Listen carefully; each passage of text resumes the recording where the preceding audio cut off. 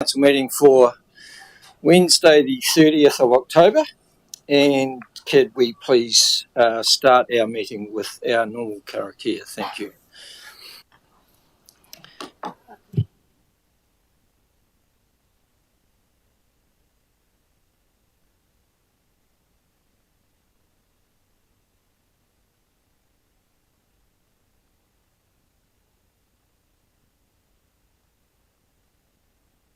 Thank you very much. Welcome to councillors, welcome to staff, and welcome to those in the public gallery and anyone listening or watching online. Welcome to you all.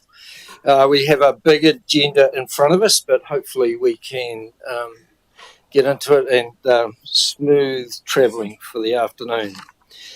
Could I ask, do we have any apologies for today? Councillor Boyle. So we have an apology from Councillor Boyle. Can I have a mover and a seconded by Deputy Mayor Allen? Will move. All those in favour? Against? Carried. Thank you.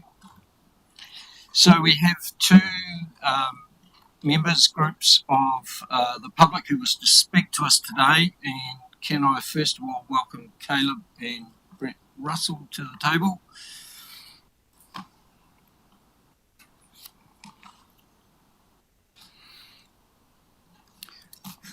Correct. So again, that right button. Thanks, Caleb. Thank you. All yours. You've got 5 minutes. Kia ora, Benny. Thank you, and appreciate everyone's got a long day, so we'll try and keep this short and sweet. For those of you who don't know me, I'm Caleb Kiriona. We came a couple of weeks ago to a council workshop to present on the Foxton War Memorial Hall, and this is just a follow-up. So, firstly, I want to thank the councillors for inviting us to their workshop that fortnight ago. The opportunity to test the business plan and to take the feedback, and that corridor around it was actually really important and helped us reshape that, particularly in some of those critical areas. So you'll have all received a final updated business plan yesterday with some minor tweaks, really minor, but we just wanted to clarify some of those key areas and better articulate how we intend to continue on our journey and include the council more closely in some key decision points. In the unlikely event that they should arise. From me, it's been a pleasure to work alongside the local hapu and the community representatives, working towards a common goal of continuing to protect this taonga as a war memorial hall and keep it available for the community as it was originally intended when it was gifted to council and they took over as kaitiaki. We recognise that this is a last effort to keep this asset for use and led by the community and for the community. Some of the other signalled intentions probably wouldn't do this, but we know we have faith that you'll give the plan and the voice of iwi and the community, the whole community, due consideration in making your decisions. So any outstanding small or minor issues we can work through with the council officers around that, and we're happy to do so. But Brett and I are just here to sort of clarify any final aspects if there are any final questions just in relation.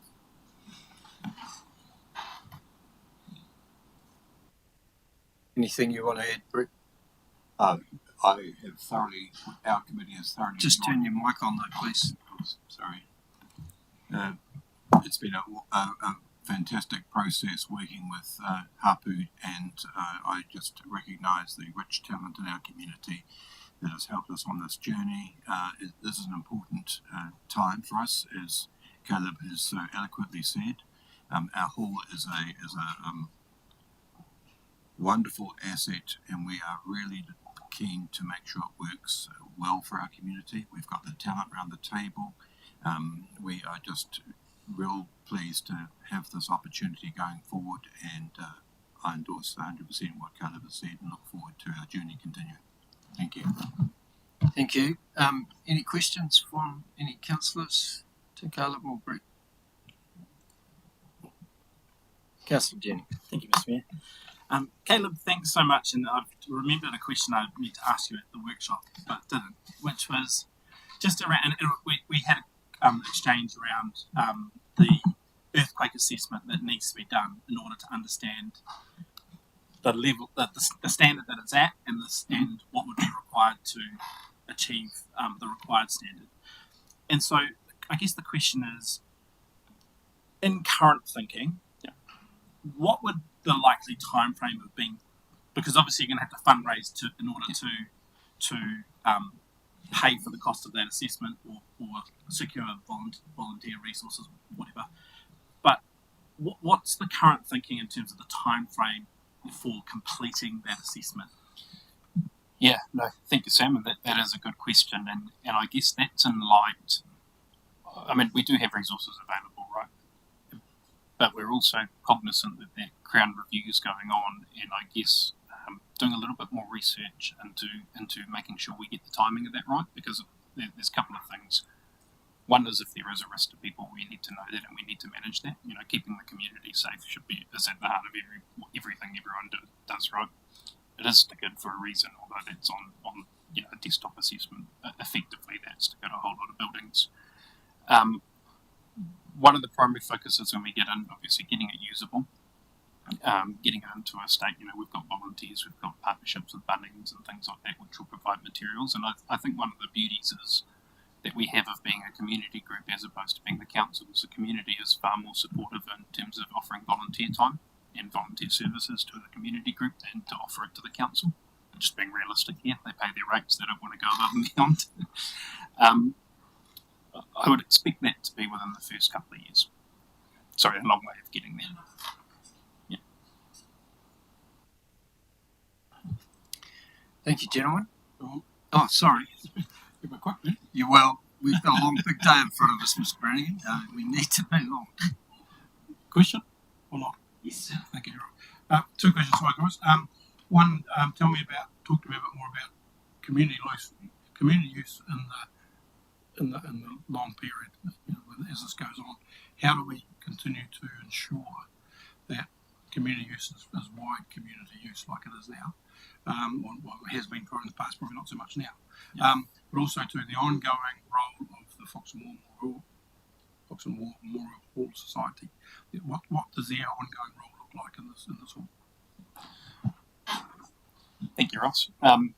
So, in terms of the ongoing role for the War Memorial Society, so we recognise it gets complicated when you have a lot of entities coming in and jumping into place. So that's part of where the MOU comes into place. The intention is that Foxton War Memorial Hall Society is the entity that runs it and looks after the day-to-day operations, and that's actually the vehicle to do that. We, having iwi doing this and this, it just doesn't work. So having representation on that is sort of key, and making sure that's reflective of the community. In terms of the ongoing use, well, like you said, it's currently not being utilised as much as it used to do, and I think it's about just like we've listed off a whole lot of different things too, but it's being active and listening to the community and making sure that we're responding to the feedback. So if there's not uptake in certain areas, how do we change that to another need that meets the community needs at the time? But to your point, keeping it accessible for everyone. It's not about ring fencing it to the society or ring fencing it to iwi, and that's something we'll need to do further consultation engagement with the community as throughout the life of the hall. Could I just say we recognise that this is a unique opportunity for partnerships and opportunity. It's a real partnership arrangement, and we've been on that journey for a while now, since June, when the resolution was made at the last council meeting, and we're very careful and determined and excited about the journey and making it worthwhile for our community and ourselves. Cheekily, I just want to add, this won't be the last you see of the community and iwi working together closely, and I think it's the start of something quite special that Foxton has, and that doesn't happen everywhere. So, Thank you.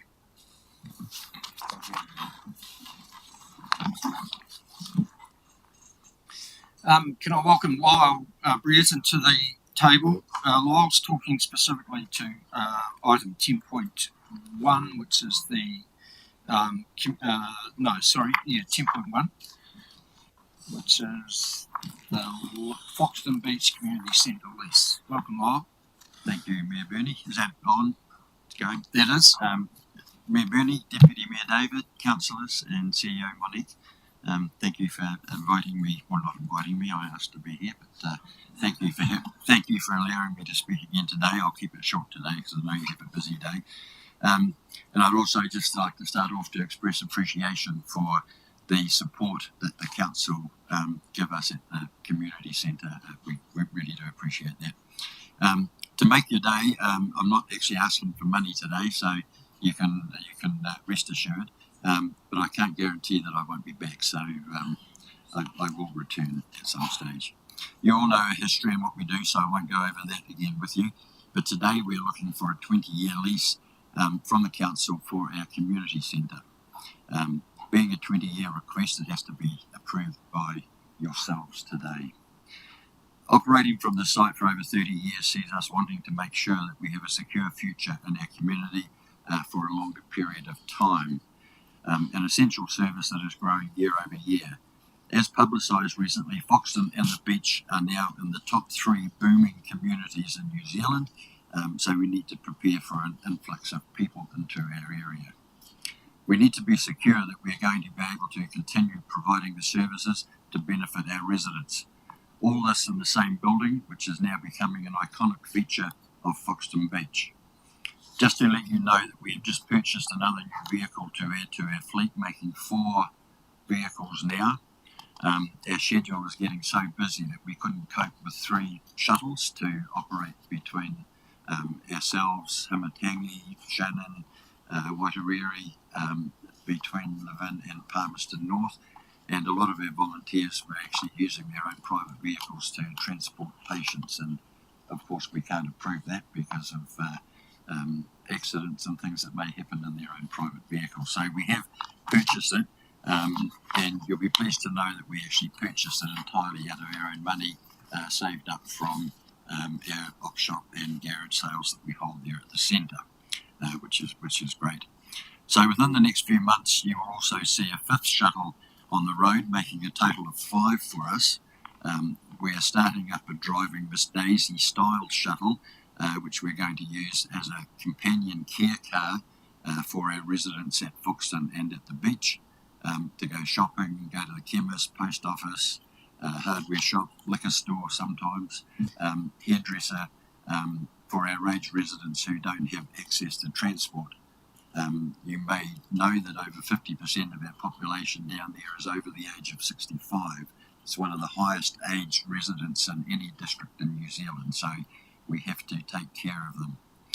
So I can also tell you now that we've received a full grant for that 5th vehicle, which is going to be paid off in full from that grant, and that is being organised at the moment. We have a car on order for that, and that whole service will be made public very soon once we have that.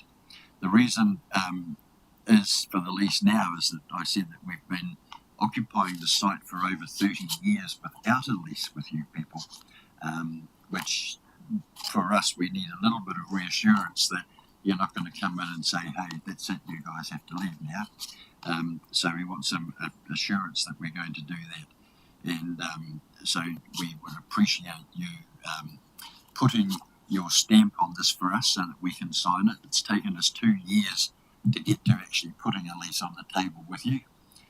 So we would like to move on from that so that we can secure our premises and make it fit for our purpose in the future. And on behalf of the centre, I would also like to pass on our thanks to Lacey and her team, who have worked very close with us, and we're ensuring that we're getting a really close relationship with the community centre and the council. So thank you, Lacey, for everything you're doing there to make that happen. And so I'd just like to thank you for your time, and you will discuss that later on when it comes up in the process. So thank you for your time this morning. I always like it when people say I'm not going to talk for long, and then I know you live far too well to know that that's never the truth. But respect everything that you've said, and we've got time for a couple of questions if people have any for Lyle. Appear not, Lyle. Thank you again for being here, and just please pass on to your fellow volunteers our respect and thanks for the work that they do. You are victims of your own success in terms of the quality of the service that you provide, but we do acknowledge everything that you do. Thank you. Absolutely. Appreciate it.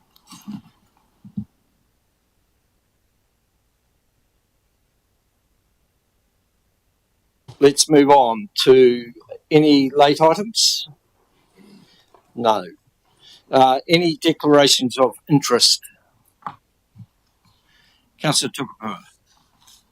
Yeah, I wish to declare for item 8.4, and that's purely on the basis or perception of my working relationship with Hayden at the marae, and nothing else. I don't believe I have an immediate connection to Te Tūmata Kāhuki, but the report and attachments speak to local hapu, which that I am part of with Hayden. So because he fronted the workshop of council, I'm going to remove myself from the table. So noted. Thank you. Councillor Tamiha. Kia ora, similar to Councillor Tukapua as well. Just wanted to clear for 7.2 and 8.4, after taking advice from our CEO and also our legal representative, that I have a historical connection as an inaugural member of Te Tūmata Kāhuki alongside my wife, who represents Kereru Marae. I also note that I'm not a member of Te Tūmata Kāhuki at all, and therefore that won't impede my ability to participate in today's hui.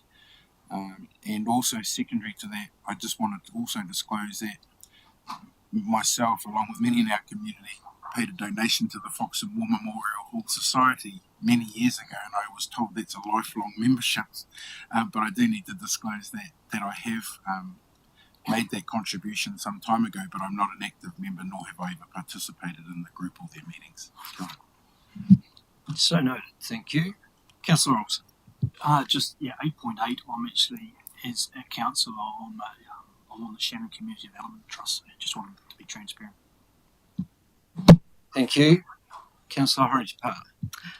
Just in line with Councillor Tukapua and Councillor Tamihana, given that Te Tūmata Kāhuki represents some of my hapu, I just want to declare that I have had no dealings with them, but that I whakapapa. Thank you. Councillor Jennings. Yeah, Mr. Mayor, just in relation to item 8.7, that relates to reallocation of councillor responsibilities. So I'm declaring an interest in relation to one of the recommendations as I'm seeking appointment, so I won't participate in the discussion about it. Councillor Proctor. In relation to 8.4, I declare that I'm an MTA board member. The MTA board has not been consulted over this issue, and therefore I've had no other interaction with this matter other than through this process. I have no conflict of interest, yet I find it repugnant that I have to make this declaration based on those outside this table who are trying to manipulate this process. So noted. Thank you. Right. That appears to be all. Thank you. Just so that people are aware, today is Councillor Tukapua's last official council meeting for her being a councillor for the Horowhenua District Council, and will be recognised and acknowledged later in the meeting. So, but just wanted to assure people who are in the audience or otherwise that we haven't forgotten that, and it will be appropriately acknowledged later on. Thank you. All right, let's move on to confirmation of our minutes. So that the meeting minutes of Council 4th September 2024 be accepted as a true and correct record, and that the meeting minutes of Public Excluded Council 4th September 2024 be accepted as a true and correct record. Seconded by Deputy Mayor Allen. All those in favour? Against? Carried. We also need to note, sorry Grayson, which number is it? The transport bylaw minutes are where? Part of the proceedings of committees that will bring forward at the appropriate time. Okay, all right. Just checking with the transport proceedings, we need to bring those forward before we actually adopt the bylaw, but we'll do that at the time we introduce that item. So now moving to 7.1, which is the mayoral report. Noting that your original documents would have had A and B on this, it really is only A. 7.2 will deal with B. So I'll move that the mayoral report be received and noted. Seconded by Councillor Jennings. All those in favour? Any items in that mayoral report that people wish to highlight or need clarification on? Councillor Jennings. Yeah, Mr. Mayor, just very briefly, I know we've got a full agenda. Just wanted to compliment the team again on the work around the submission on the tolling proposal. I think this is obviously an item that will be of considerable interest to our community. And I urge the community to read the submission because it contains some really important context to why council has adopted the position that it has and what we're trying to achieve on their behalf in terms of that sort of broader, longer term interest, and really about protecting the interests of our ratepayers and their interests. And obviously, there are some around the table that don't necessarily agree with the approach that we've taken, but I think that it is important that people read that in full context so they understand why we have taken the position that we have. And just to add to that, you'll see that I was a signatory as part of the mayoral forum that in terms of the Horizons submission on behalf of Te Aotearoa, which endorsed Tararua and Manawatu district's approach in terms of being against tolling for that road. So I believe those submissions have been received and heard, and that there will be a board meeting for NZTA in the middle of November where they will make some decisions around that tolling issue. All right. Moving on to 7.2, which is the Horowhenua District Council and Te Tūmata Kahuki Partnership Agreement. Move recommendation that the report be received and noted. Thank you. Seconded by Deputy Mayor Allen. All those in favour? So the recommendation is that Council endorse the Horowhenua District Council and Te Tūmata Kahuki Partnership for signing by the Mayor on behalf of Council. In moving that recommendation, I just do want to acknowledge the work that's gone on over 10 years to get to this point. It has been an ongoing issue where, as you know, the regular huis that we held with Te Tūmata Kahuki were always about what is happening to the partnership. And so, with the chair, Shane, who has apologised for not being here today, he is out of town, we have progressed this agreement. I think that the workshop that we had a month or so ago now was very significant in terms of getting us all around the table, and the general agreement was that we could progress such a partnership agreement. I do want to acknowledge Shane, as Shane Royal as chair of Te Tūmata Kahuki, who has always been open with us and transparent in terms of those conversations, wanting to progress that. And I've managed to, well, we have both enjoyed that relationship and worked towards getting this partnership. The report's self-explanatory, but it is quite a momentous decision. I think, you know, as I said, 10 years. I'm comforted by the fact that there are safeguards contained in the report in terms of making sure that it aligns with the Maori engagement framework that we're developing at the moment, and that we have foreshadowed that the agreement will be reviewed triennially, so that each term there will be something there that will, as a review and monitor of what is going on. There's no financial implications with this agreement, but the fundamental principles and values of working together for the betterment of Horowhenua, I think, are plain to see.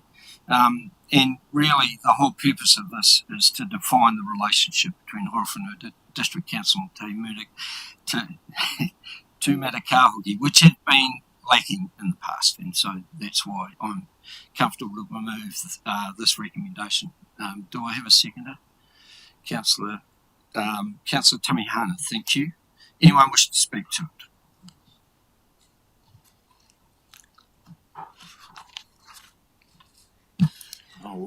Councillor Tamihana. I'll say a few words. Really just wanted to thank everyone involved to get it to this position. I think it's an important piece of work that council have worked really diligently on behalf of our community. Actually, I really wanted to thank the CEO and the staff for the time that they've given to this, and obviously all the hapu that have been involved and helped to formalise something with our council. So yeah, that's all I wanted to do, was really just celebrate today also, and the opportunity here to move forward and progress how we might work collectively across Aotearoa. Ngami. Karen Justin, Councillor James. Yeah, thank you, Mr. Mayor. Yeah, look, I was just going to be upfront and say that initially, when this agreement was first put on the table, I was cautious about proceeding with it ahead of the Māori engagement framework being concluded. But having been through the workshop I think it was about a month or 6 weeks ago, that really made it clear that in a perfect world, obviously that sequencing would have taken place, but we live in an imperfect world, and it was really important and of significant importance to both parties that we did progress this. And I think, as the Mayor has outlined, it doesn't mean that we can't revisit the agreement in future with the consent of both parties. The Māori engagement framework will obviously provide some cause to reflect on where we land with that, both in terms of resourcing and other components of that engagement framework. So I think that this is a positive thing, that we are entering into the partnership agreement, acknowledging that there will obviously be further engagement and an ability to update and revisit things as we go along further along the journey. So I'm certainly going to be supporting the motion. Councillor Brook. I'm somewhat have a different opinion to Councillor Jennings. I'm still very cautious and still very concerned the impact that this agreement will have on our overall Māori engagement framework. I believe that we should have completed our engagement framework before entering into any other agreements. There's some fundamental concerns I have over the agreement around concepts of mana whenua, exclusion of other iwi unless they're only involved in a resource management process in this agreement, which we haven't discussed or traversed as part of our Māori engagement framework. Thank you. There being no more speakers, I will put that recommendation. All those in favour? Against? Abstain. Thank you. So noted. The recommendation is carried. Thank you very much. That's a very significant milestone that we've achieved today. I appreciate that. Thank you. All right. I've just been advised that Vivian Bold had requested public participation that I was unaware of. So, Viv, welcome to the table. You've got 5 minutes.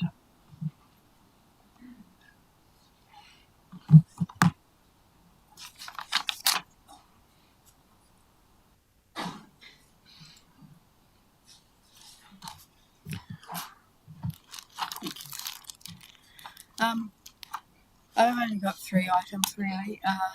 The O2 NL, page 11 and onwards. I too fear about the ongoing costs of O2NL with the tolls. The business toll transfer of O2NL will cripple the Horowhenua economy even more, I feel.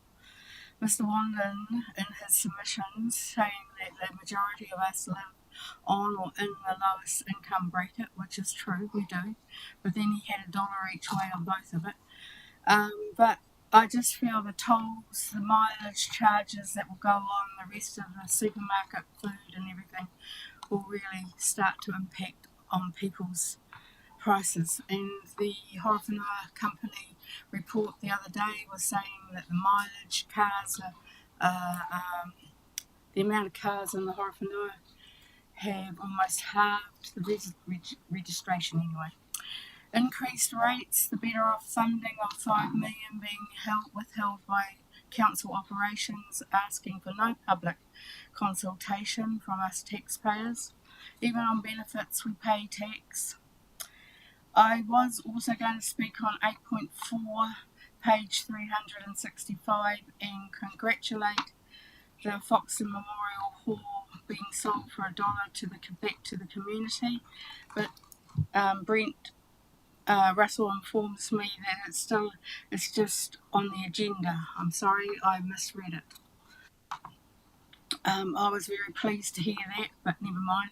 Our Memorial Hall is still being gifted away under this new plan, no community plan, unfortunately.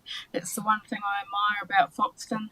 They have a community board with very active community, and they look after each other.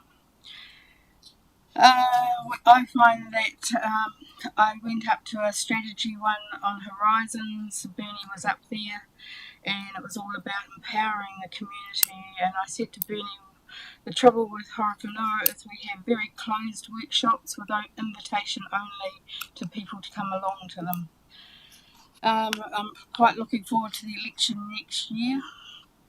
Now, the third item I have to talk about is on page 123, the stormwater. I'm afraid I wasn't here last week for risk and management, but I believe stormwater and flooding also came up then. And on page 116 plus, it does mention about, did anyone mention last week about the massive flood at Hokio in December 2021 to the audit people? Yes, it's a question, Bernie. Obviously not.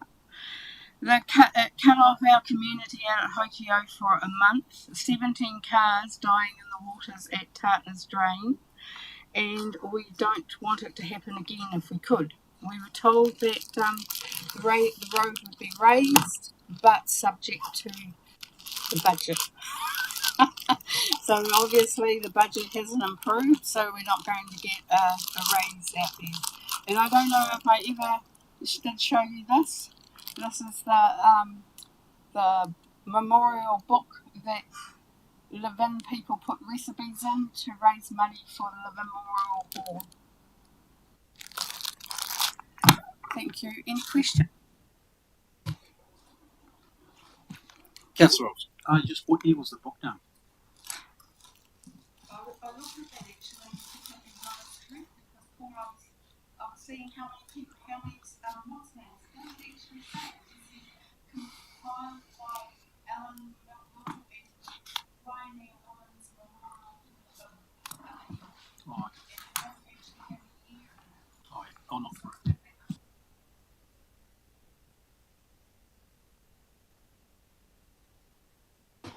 Thank you, Viv.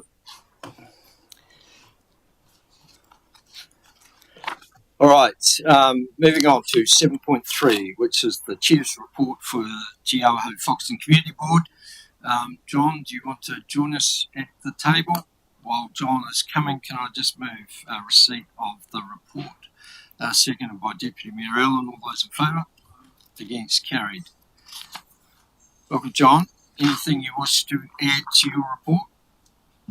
Thank you, Bernie. No, a couple of things I'd like to expand on, if I may. The Foxton Flood Resilient Governance Group is a group which is involved with Horizons Regional Council, Horowhenua District Council, and the Foxton Community Board, and we are working together on the same page very well.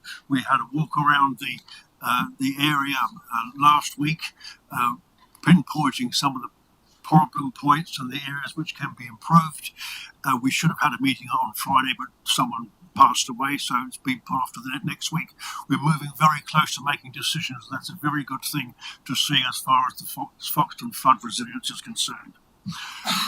Foxton Futures Group, congratulations to the two council officers who work with us, who have been working very hard on putting that together. That should be coming together next week as well. So we're coming to the end of an awful lot of work, which is coming together quite nicely. We have a plan for Foxton and Foxton Beach, which we'll be able to present and work for the future progressively for the benefit of the whole community. And the last thing I will mention is the Manawatu River Festival, which is going to go ahead in late January, and we're currently talking with a new group being formed with the business people in Foxton, the Te Awa Hau Foxton group, which are the business people, and they are looking at working with the Manawatu River Trust on the promotion of the Manawatu River Festival to make it a worthwhile event and bringing people from the whole of the Manawatu. Thank you. Any questions for John? There appear none. John, thank you very much. Appreciate it.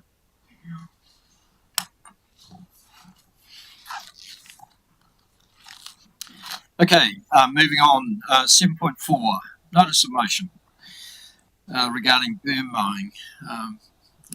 Mover of that notice of motion, Councillor Brannigan, do you wish to introduce this item? Yeah, thanks, Your Worship. I'll be pretty brief because it is a big day. And I think the motivation to bring this back to council is certainly the amount of public reaction and feedback we've had. A number of us, certainly in the northern districts, but I know around Lytton as well. And I want to make it clear to councillors around the table that this is not about me advocating, or myself or others advocating for full reinstatement of burn maintenance or mowing. It's not about that at all. It's simply about the amount of feedback we've had. In my time on council, it probably equals anything else in terms of the volume of feedback I've had from the particular community which I'm domiciled in. It's also about from council officers and the CE. There is a number of unforeseen circumstances that have arisen from this decision and the stronger levels of service. And I think driving around the district, certainly some clear anomalies and inequities in terms of what we are maintaining and what we aren't. And it comes down to council classifications around and what we mow and what we don't, what we maintain, what we don't. So the motivation is clearly for officers to go away, and if it's supported around the table, for officers to go away, bring a report back to the next November meeting with some facts and data of what has been collected since we made this decision. And no doubt the options from staff will be a range of what we could consider, and that is the right thing to do. It's not flip-flopping, it's simply addressing the reaction from our community, the volume of reaction from our community, and things that some of us are seeing as representatives of our district. So clearly, for me, it's not about full reinstatement of burn mowing. And I will be the first one to acknowledge that there has been quite some uptake around people mowing outside their own properties where they can.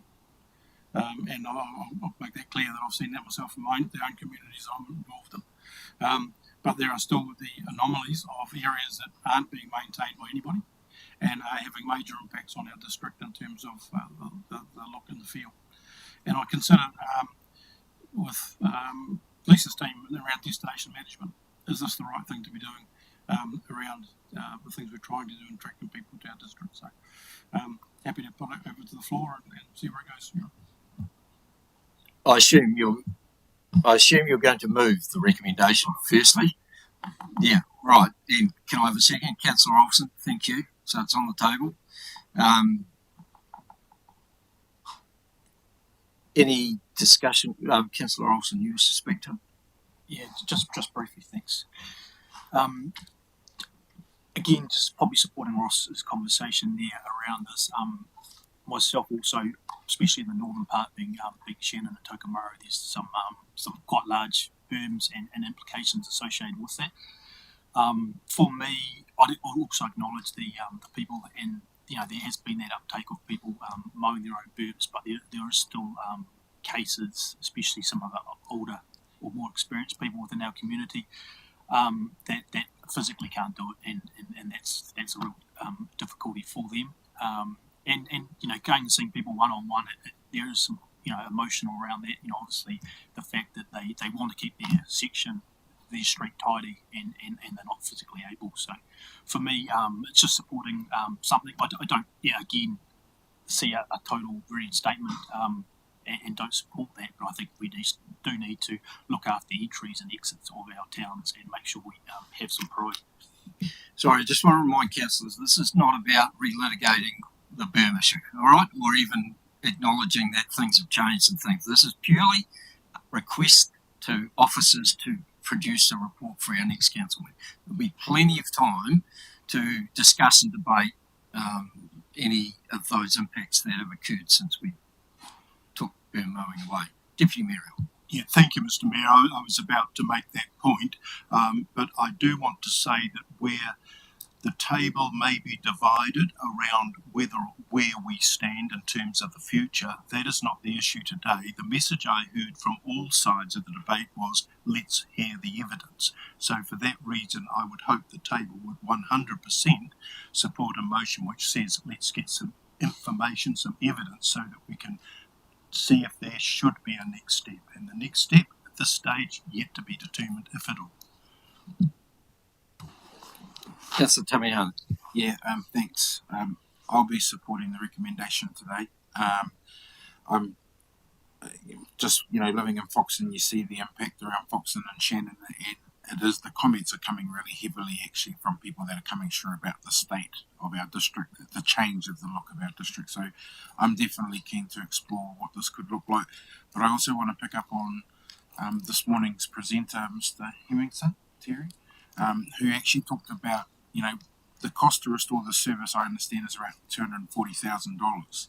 What we heard this morning from a public submitter was the potential to incentivise our community to actually take over that responsibility, and I think we should be hopefully looking at what those options could look like, as opposed to a $240,000 service. What are other things we can do to incentivise our community to pick that up? So,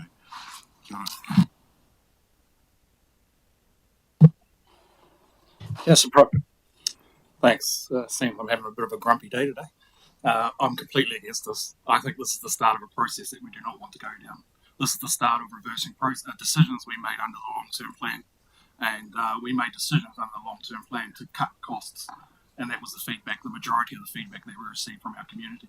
To start to revisit those decisions, to start to explore on spending more money around issues that we've already decided should not continue. It shows a complete lack of leadership and a fundamental lack of integrity in our governance role.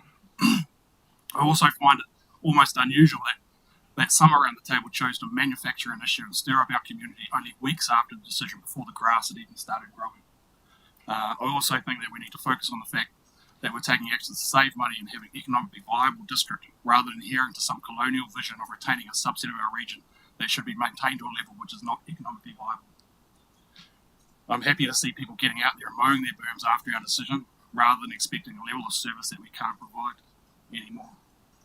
I strongly recommend that we don't start exploring or reversing or unpacking our LTP decisions, as we may as well revisit all decisions we made under our LTP. We shouldn't waste any more time or money on this issue, and it's been made quite clear from the national media that this is an issue that we need to move on from as well. Thank you. Right. There appear no further councillors who wish to speak. Therefore, the recommendation is that Councillor Tukapua. Sorry, I was wondering if we were going to bang at the same time, Sam. The easiest thing for me to do would be to abstain, yeah, because I'm on my way out. But I've got to make a decision about this and every other item today. So,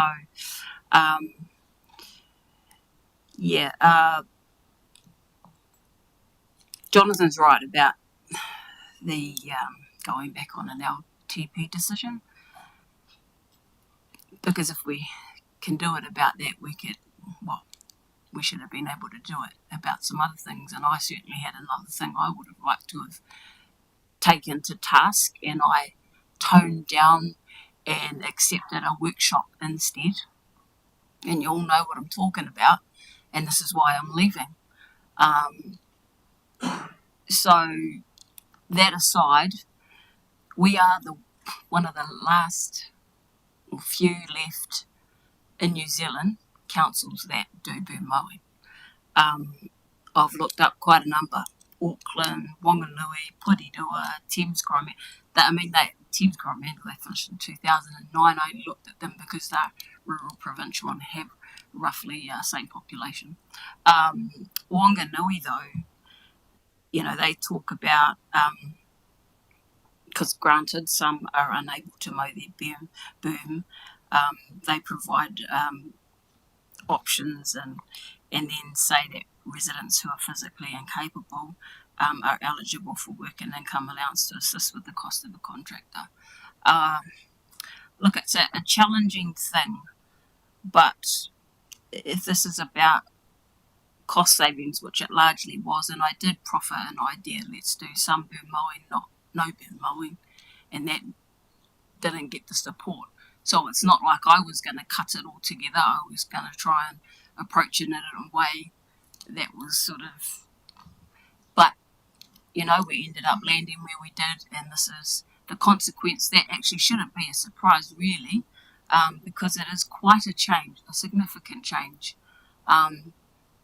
But we're one of the last to make it, and if we want to get back to the basics, well, some would argue this is, but yeah. All I'll say is, it's difficult, and I'm not quite sure. I thought boom mowing might be a regret, and I've so far not got their reaction, at least from the Levin ward, but I've heard Foxton and Shannon are quite different, their booms, so hey, let's see where this goes. Councillor Jennings. Thanks, Mr. Mayor. I'll be very brief because I do have some sympathy for some of the thinking of Councillor Proctor and Councillor Tukapua. And it is a real challenge that council does need to back decisions that it makes. However, we also need to be mature and agile enough to consider sometimes that we might have got elements wrong, or that there may be unintended consequences. And certainly I made the mistake of putting a post on social media defending the decision, and a few hundred posts later, I've got there was a good ventilation of the very polarised views on this issue, and so look, I am going to support the motion for a report around what is the feedback, what are the unintended consequences, allow for that to be articulated, and then present options. I accept that yes, that's going to require a little bit of effort and staff time, but I think that it's important that we demonstrate to both sides or both schools of thought on this issue that we're at least taking another look and considering whether there are some exceptional cases or unintended consequences that might require a council response or intervention. So that's what I'm interested in. I'm certainly, I'll leave it there. Call for a division, Mr. A division. Thank you. So division is called for. Want to reply? I don't think so. No, I think we're. We are a democracy, I thought. Well, I'm just conscious that I'm going to make it really brief because I'm conscious that we're getting into a do we or don't we argument, and I'm just mindful that all we're seeking is a report. yes, that's right.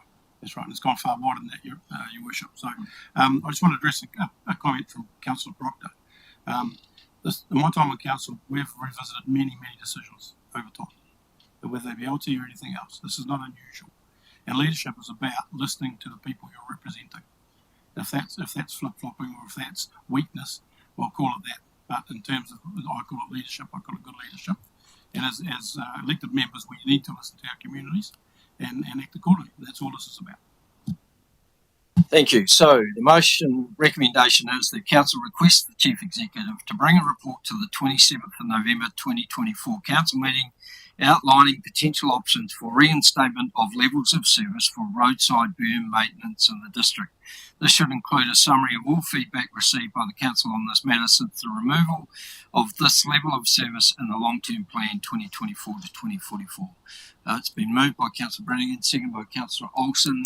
I'll have to start on my left. Councillor Grimstone. No. Councillor Tukapua. Support. Councillor Olsen. For. Councillor Jennings. For. Councillor Brannigan. For. Councillor Horridge-Parr. Councillor Proctor. Against. Councillor Young. For. Councillor Tamihana. Aye. Councillor Barker. Yes. Councillor Deputy Mayor Allen. Aye. And I will also vote for.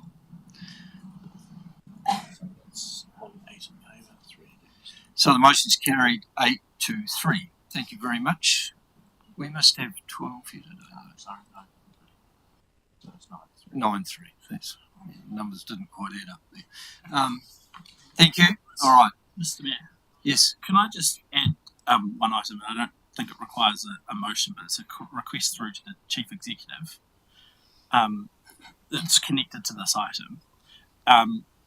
Obviously, some of the feedback that's come through on this particular issue is actually around people seeking greater clarity around what they can and can't do with their berms, or the berms outside their properties.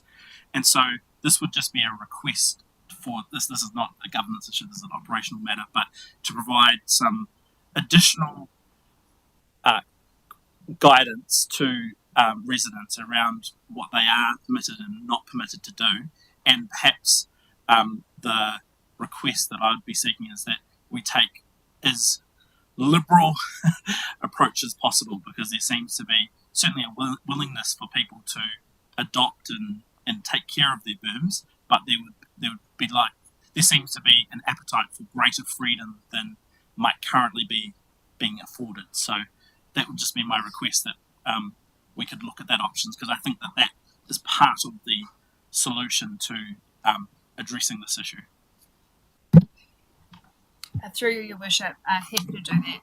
Councillors, also noting, of course, that today on your agenda is the Land Transport Bylaw and upcoming is the Public Places Bylaw, both of which the legal mechanisms which Council has the ability to set the scene on that. And I'll make sure that when Vi introduces the Land Transport Bylaw today, she just makes any comment on the interface with berms in that bylaw.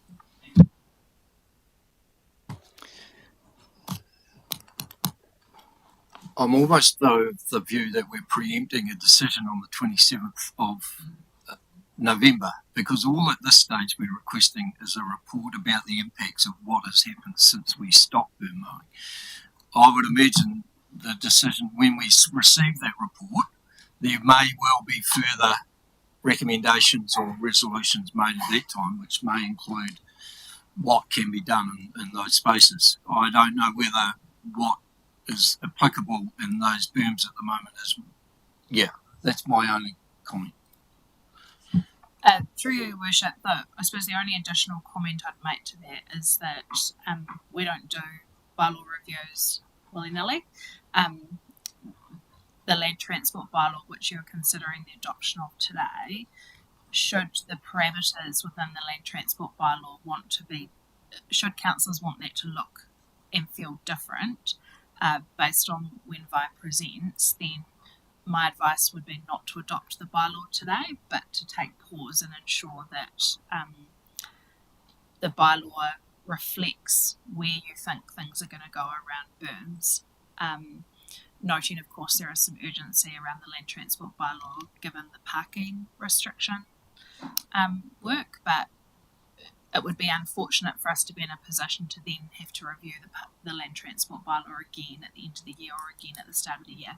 But I'm confident that Vi will speak to that when she introduces that report.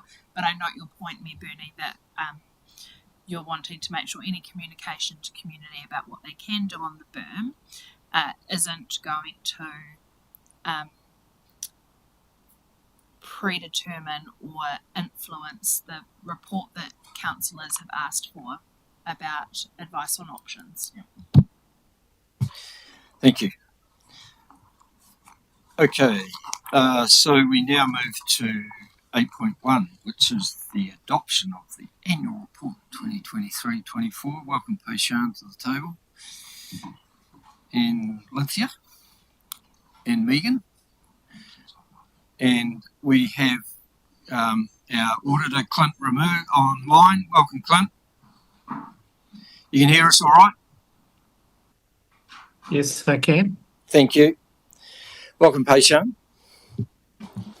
Thank you, through your worship. The purpose of this report is for the Horowhenua District Council to adopt the auditor's annual report covering the financial year from 1st July 2023 to 30th of June 2024. The draft annual report was distributed to the Risk and Assurance Committee and the councillors prior to this agenda on 24th of September. Following that, on the 25th of September, we held a council workshop session to go through the process, the timelines, and the financials. And that was an opportunity to share that information, and Risk and Assurance Committee members were also invited to the workshop to ask any questions that they may have. Subsequent to that, on the 16th of October, the draft annual report was also presented at the Risk and Assurance Committee. The meeting was attended in person by Clint, who provided information about the progress of our audit and also answered questions that the committee members have. During the process, officers have planned, prepared, and provided all necessary information, supporting information as well, to assist with the audit in a timely manner. There has also been substantive review process built into the annual report document. We provided the initial draft copy to Audit New Zealand on 19th of September, and subsequent to that, a full design copy was provided to Audit New Zealand on the 22nd of October. 28th of October is when we received audit feedback on the overall annual report. We have today received an unmodified audit opinion from Audit New Zealand, from Clint, and that's why we have Clint here, who has joined us online to be able to present to us on the opinion that he's provided us today. Clint. Thank you, Pei-Sian. Thank you, Mayor and councillors and management. It's always a momentous occasion to get to this point. It's been a lot of hard yards, both on the council's team side and our side. So I think I just want to acknowledge the support that we've received from the management team and the finance team and actually most of the people across the council who contribute to the annual report. Councillors, I think a couple of things just want to raise. It's a bit of a repeat of the audit committee discussions, but the things that did exercise our mind is the revaluation, specifically around the three waters. At a unit rate level, we found that the rates were within our range, but when you took it all over at an overall level, the uplift of about 30%, 33% on the three water assets was a lot higher when you consider that the valuation took place 2 years ago. So we've had to do quite a bit of work to satisfy ourselves that some of the uplift that the values have included in the report was appropriate. So there's a lot of comparisons to other councils where we could get access to the information, to some indexing, and then ultimately to council's own contracts. With all of that, we've able to land, up until last week, I had indicated to Jacinta that we were heading towards an emphasis of matter or some modification of the audit report. But I'm pleased to say that we think these increases are supportable. It's a reflection of the market. Some prices have been paid back, and we're comfortable with that. So that's I think a good outcome for everyone. The second bit was in respect of just, the annual report, and as Pei-Sian's noted, it's been through some internal reviews. I think, again, and I've raised this previously, the size of the annual report and the amount of information it's quite extensive, over 200 pages for a council this size. Again, I just put the question to council is, is that a good engagement document, and how do you start to address that? Can ratepayers realistically pick it up and understand? Now, having said that, I'll contradict myself immediately and say there's some things you cannot get away with in terms of the accounting standards and the disclosures and the LGA that you have to disclose, but there's no consideration about are the other things that you could potentially omit. What that does lend itself to is a whole lot of reworks, and as you go through the document and changes, it just puts a lot of pressure on the system. And I would say in some respects, even delays council getting it early because of the work that happens. I don't have an answer. It's a similar conversation I had at the regional council last week. On the service performance stuff, last year, this was an issue for us in terms of obtaining the information, getting the support, etc. It's gone a lot smoother this year. We really were able to get through this work and get the right level of assurance that we were looking for. Commitments is one thing that we've done a bit of work on again this year. And I think, my main observation around that is that as council goes more and more into larger contracts, bringing things in-house as well through the alliance, managing and keeping an eye on those contracts and how they're tracking in terms of cost, etc., and council's commitments to that, because that has the added impact of managing cash flow, I think is quite important. We have struggled with that a bit this year, but I think we'll get there on it. Or we've got there, actually. It's a bit too late to get there on it. The next item, councillors, last item was just around, this year, as we mentioned at the audit committee, around the prior period error for the cash flow. My advice on that, if it ever does occur again, is to try and do that early. It's a learning for both ourselves and for the finance team, because those disclosures can be a bit complex. I think that was it from my side. I'm happy to take questions. Thank you, Clint. Has anyone got any questions or clarifications for Clint or the team?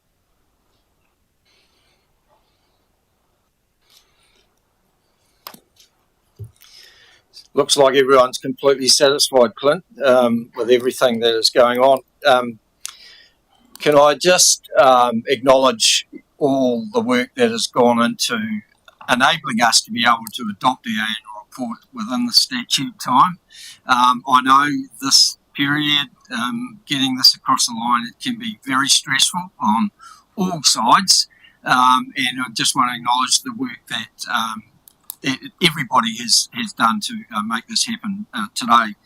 I do want to acknowledge the work, especially around, it's interesting that we're still talking about revaluations. We're still talking about the size of an annual report, when I know this has been a regular sort of issue that has been raised. But it is reassuring that we have got an unqualified audit and with no emphasis of matter. It is fantastic that the work that has gone on to enable us to be able to achieve that is very significant. I know it's been a year of some challenging times, but I also don't want to lose sight of the many, if you like, celebrations that we should be making that have happened during the year. It's all very well to concentrate on some of those financial issues, but some of the community things that we've done in terms of the Wairau Surf Club building, the Foxton pools, the start of installing water meters, all those sorts of things indicate to me that we're doing things in the right way. And the fact that our resident survey satisfaction rate has significantly climbed, I think is a good indication that we're on the path. But I know there are many parts that make up all that, and while the report may be long, I think it does need to celebrate the many good things that go on within this district. So I appreciate everything. So thank you. Councillor Jennings. Yeah, can I just add something to that? Because I was thinking we were going to move the motion and then go into commentary, but rather than questions. So apologies. Yeah, look, I just again wanted to thank staff for all of the huge amount of work that goes into this accountability reporting. It's a huge effort. So that's your team and all the teams that have inputted. This obviously did come through risk and assurance, and we obviously considered it, including our independent members, and are very assured with the process that's been undertaken as well. I just wanted to talk about the numbers briefly, and actually, because you've celebrated some of the key highlights in there in terms of some of the facilities that have been delivered, but also some of the other key infrastructure aspects. But just to highlight that at the beginning of last financial year, we set the Chief Executive a target, $1 million operational savings target. And the organisation and our CEO delivered a $1.9 million operational saving. And I think that needs to be applauded. And we've set the Chief Executive another challenge this year in terms of operational saving, and that's forcing some really challenging decisions. But I particularly wanted to reflect on that because I think it is an achievement worth noting. Thank you.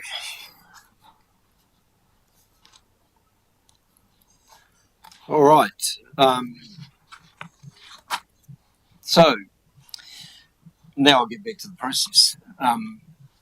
So first of all, recommendation A, that the report, the adoption of the annual report be received for 2023-24, and that this matter is recognised as not significant in terms of Section 76 of the Local Government Act. I'll just move those. Thank you, Deputy Mayor Allen.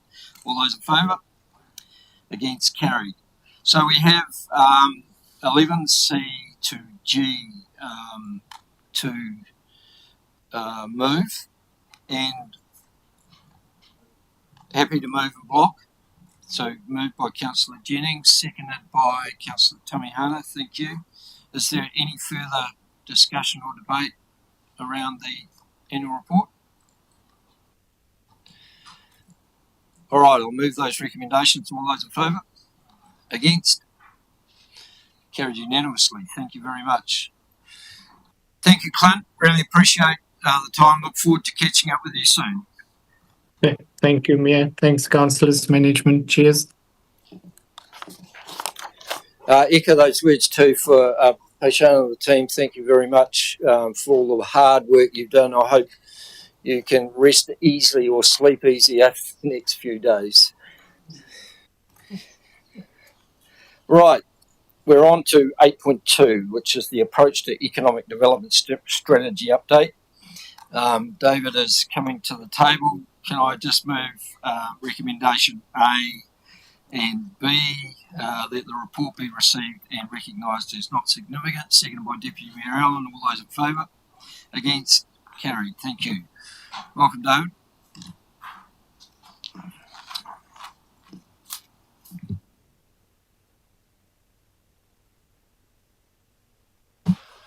Thank you, Mr. Mayor. Councillors, this afternoon I would like to introduce the report around the approach to economic development and the review of the economic development strategy. Earlier this year, Council and the Horowhenua Company Limited jointly commissioned an independent report from Sage Bush to explore the current economic development strategy and the benefits of economic development in Horowhenua. The Sage Bush report has provided a timely review of the current economic development strategy and identified a number of recommendations, some of which reflect the district's changing context. This council report seeks Council's consideration of updating Council's economic development strategy to reflect the findings of the Sage Bush report and to take a 10-year view out to 2035. Council laws have had the opportunity to feed into the Sagebush report and also as part of a workshop on the report findings. Officers have recommended advancing this work between now and the end of March 2025. The work to be undertaken together with Horowhenua Company Limited and within current budgets. In terms of why the recommendation has been highlighted by some of the recent discussion by elected members that councillors are potentially unclear on what our economic development role is as a council or what our focus should be. The strategy update could help ensure that council have that understanding of what economic development is in our context. Happy to take any questions. David, could you just give some clarity around why we're doing this now when the Section 17A report, so that, you know, I just don't want to see councillors maybe get a little confused about what we're doing on one hand and the other. So thank you. Yes, so the report does touch on the fact that currently Council has committed to and is undergoing the Section 17A service delivery review of economic development. That's a decision which we hope to be in the position to bring a report to Council later this year to make a decision on how economic development services might be delivered from 1 July next year. One of the benefits of doing this work in parallel or the update of the strategy is that when Council makes that or having an understanding of what's in the Sagebush report will allow Council to then consider the future form and function, I guess. Having understood that function, can then consider the appropriate form that it might want to actually deliver that going forward. So they are two separate processes, but there is clearly a linkage in terms of, you know, what you're trying to do by way of economic development, and that might guide some of your thinking about how best to deliver it. Thank you. Any further questions for David?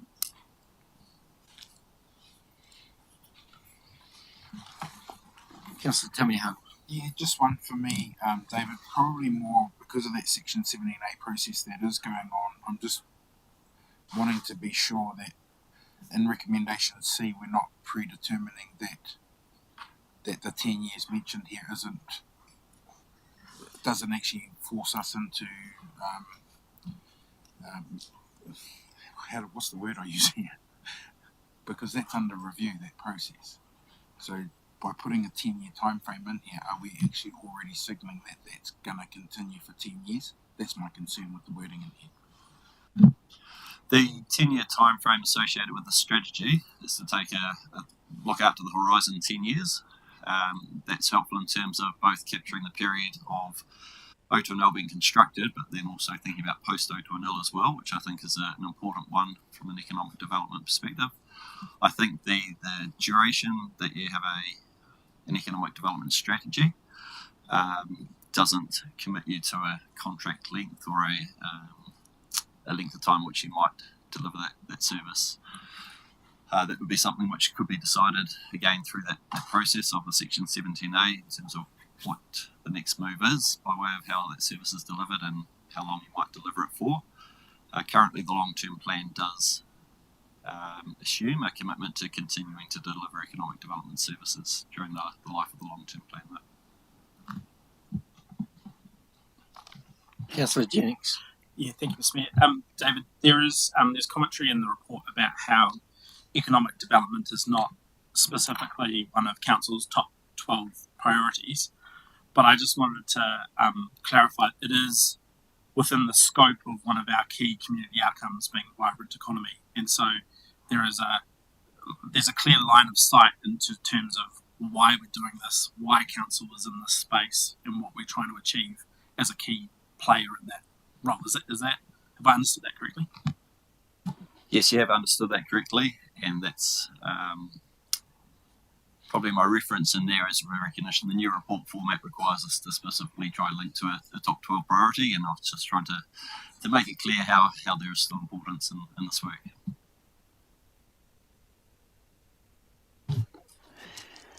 Thank you, David.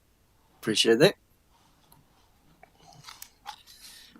Okay, so the recommendation is that Council agree to updating the existing economic development strategy by 31st of March 2025 to reflect the findings of the Sagebush report and to take a 10-year view out to 2035. Do I have a mover? Moved by Councillor Brannigan, seconded by Councillor Jennings. Any further discussion or debate?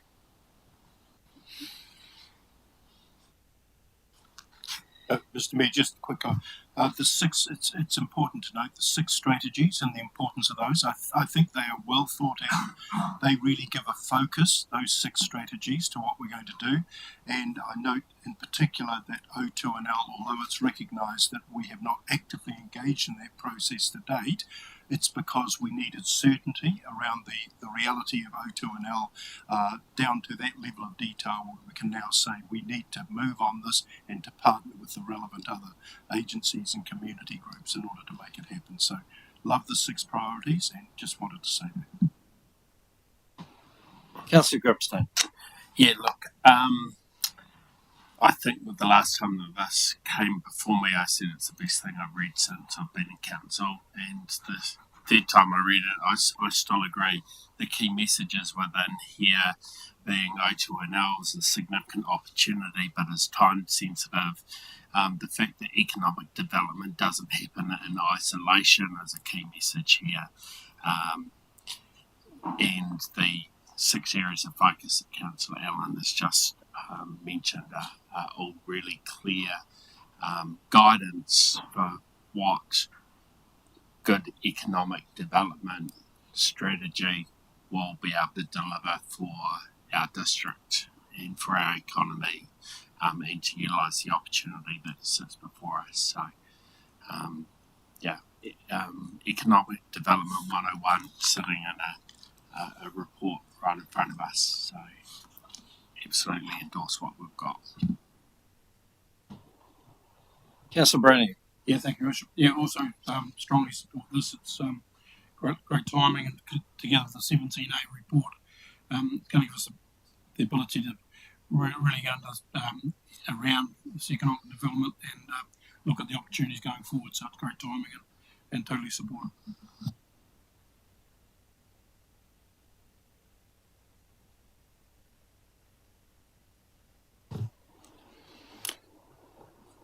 Okay. The motion's on the table. Put that. All those in favour? Against? Carried unanimously. Thank you. All right, moving on to 8.3, which is the private plan change request 6A Riley Crescent / Kalia Road. And Lisa and Lauren are coming to the table. While they do so, can I just move A and B, that the report be received and recognised as significant in terms of Section 76. Seconded by Deputy Mayor Allen. All those in favour? Against? Carried. Thank you. Welcome, Lisa. Welcome, Lauren. Kia ora tātou. The purpose of this report is to request a decision under Schedule 1, Clause 25 of the Resource Management Act to either accept or adopt the private plan change request received on the 8th of October. Plan change 6A is aligned with Council's strategic planning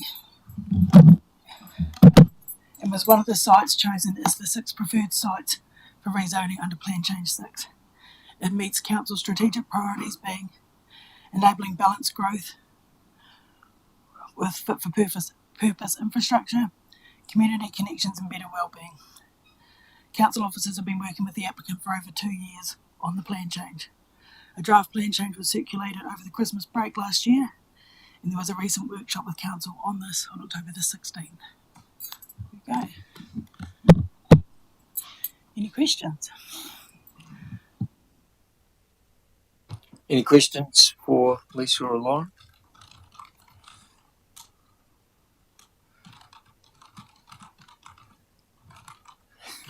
Councillor Jennings. Thank you, Spear. Hey team, during the previous workshop and subsequent to that, there's been some email correspondence just about Western Park, and I just wanted to give you the opportunity if you wanted to provide sort of some headlines in terms of what had been profiled previously by councillors or a couple of councillors around their aspirations or ambitions for Western Park, and so just what each of the options gives us, each of the options allows us to do in terms of Western Park. So the current structure plan doesn't include Western Park because, as per the report, with a private plan change, basically the application tends to only deal with the land that is within the applicant's control, and Western Park is not within that control. But if council was of a mind to adopt the plan change, that would give the option for council to direct officers to make changes to either the plan change provisions and or the structure plan to include some provision for access over Western Park if that's what council would like to see.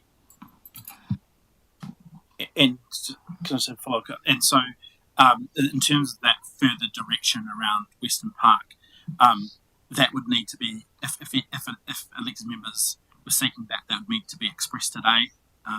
That's correct. It's not something that we can. What is ideal to do further down the track? Would be ideal to do it today, yes.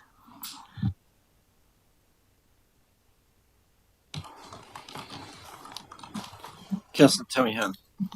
Just really following up on those comments because I am one of the councillors that raised the issues. So I suppose I will signal that I still raise those issues strongly that I would like to see. And I understand it's a private plan change, but they were very open when they came and presented to us about ensuring there was accessibility to Western Park. So whatever that looks like, I just hope that we continue to work with the private plan change people to consider future access to Western Park from their development.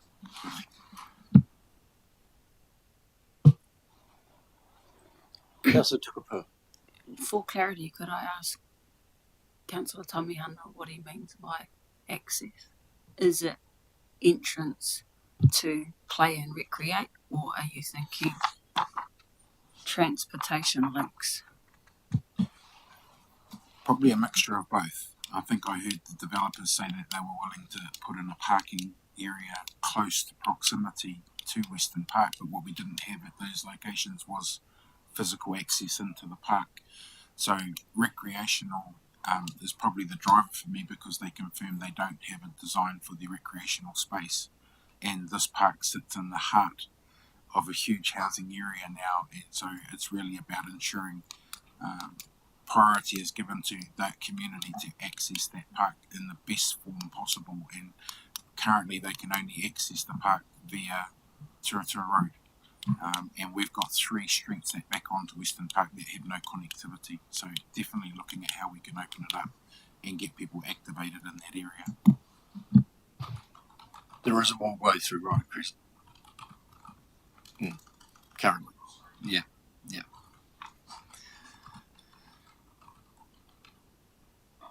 Okay.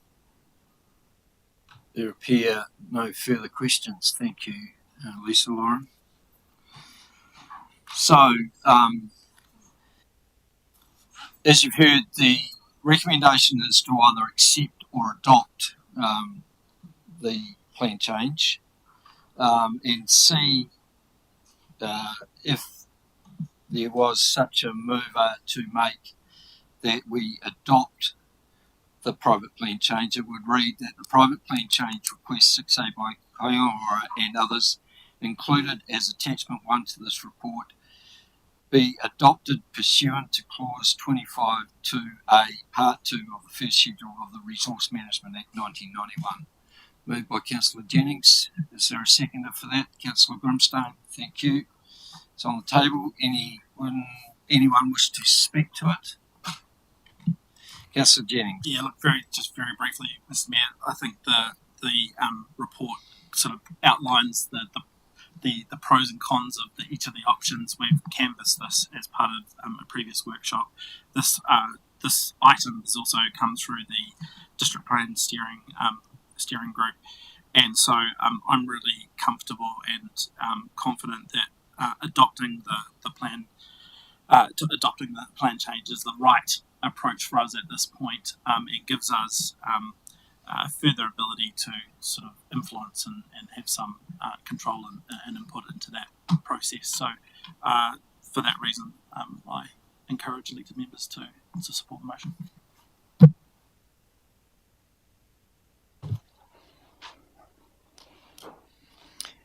If there's no one else, I will put the motion. All those in favour? Against? Carried. Thank you. So moving then to recommendation D, that Council instructs officers to commence the plan change process for the proposed private plan change as outlined in Part 2 of the first schedule of the Resource Management Act 1991, including the private plan change request 6A by Kaingaora and others, be publicly notified in accordance with Clause 26, Part 2 of the first schedule of the RMA Act 1991. Do I have a mover and a seconder for that? Councillor Jennings. Councillor Young, thank you. Again, any further discussion or debate? Put the motion. All those in favour? Against? Carried. Thank you. And finally, the Council authorises the Chief Executive to make any minor non-policy changes to the details of the proposed private plan change as required. Happy to move. Seconded, Councillor Olsen. All those in favour? Against? Carried. Thank you very much. All right, Councillor Jennings. Sorry. So, Mr. Mayor, I think this, if there was elected members like Councillor Tamihana who wanted to capture anything in terms of Western Park, this would be it needs to be captured as a motion. So, otherwise, that's not necessarily going to be reflected. So probably a question for the Chief Executive, how would you like that to be captured? Just by...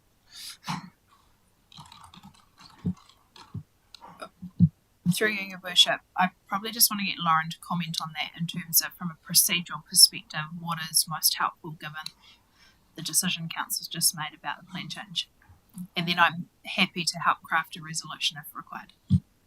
So I think if we added an additional decision in there that said something to the effect of that, along with adopting the plan change, that officers amend the structure plan to provide suitable access into Western Park. Probably the question mark is around being clear enough about what is meant by access, whether that is just walking and cycling access, like for pedestrians, or access to facilitate recreation outcomes, or if it is intended that that access would be, I guess, broader, like a full transport connection, for example, would be that would need to be articulated into the decision so that it was sufficiently clear in the resolution what it was the officers were doing to amend the structure plan.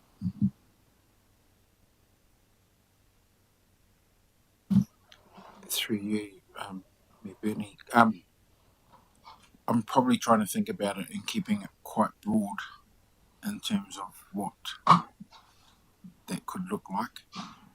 I'm just thinking.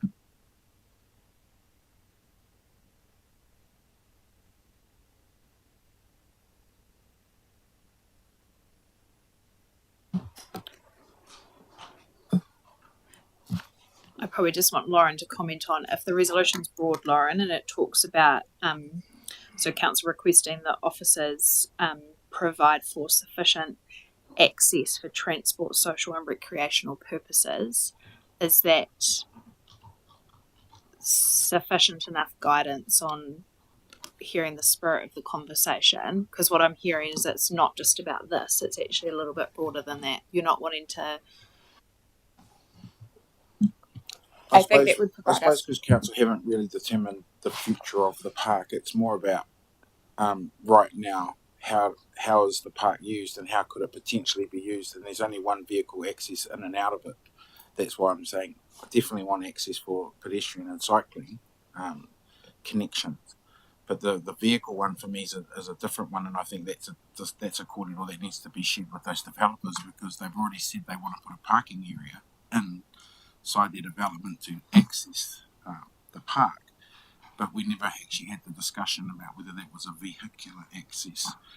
So is that something, in scope that we should be considering so that you actually can drive through the whole place and come out of Ryder Crescent? I'm not sure.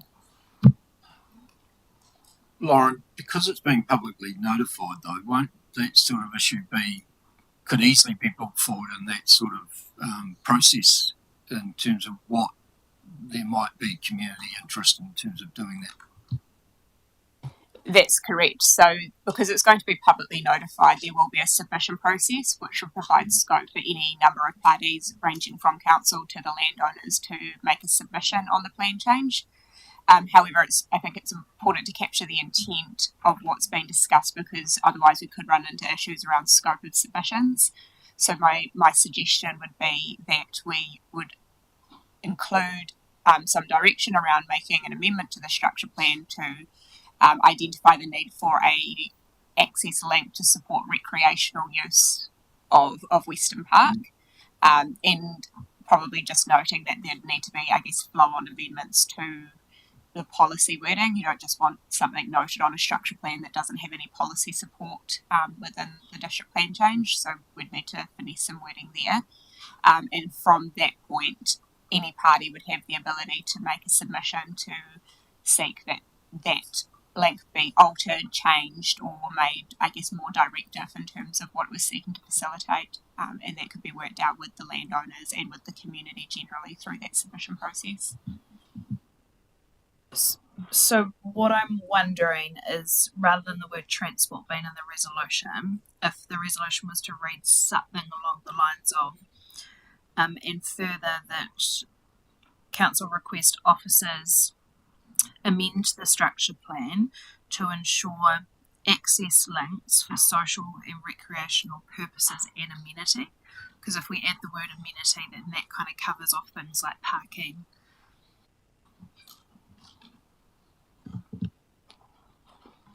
I'd just make one suggestion, that amend the structure plan and any consequential amendments to the district plan provisions.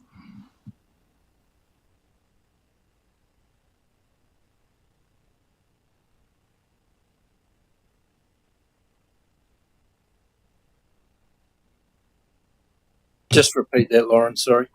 Amend the structure plan and make any consequential amendments to the plan provisions, proposed plan provisions.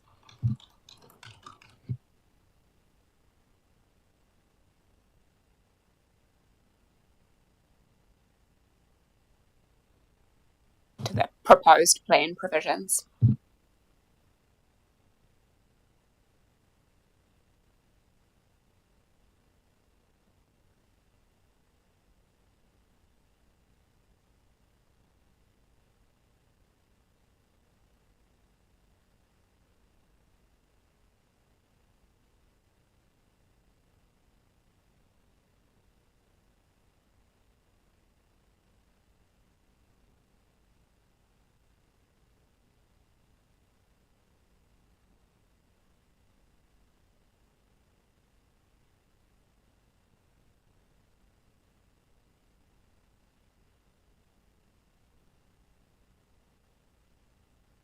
Okay, so do we have a mover and a seconder for that? So Councillor Tamiana is moving.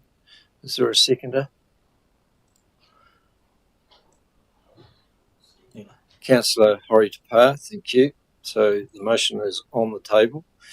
Any Councillor Jennings? Yeah, look, I probably won't support the motion, but I wanted to give fair opportunity for it to be put. The reason I didn't put anything on the table was because I probably have greater aspirations for Western Park in terms of both some partial residential development, perhaps some stronger transport, land transport links.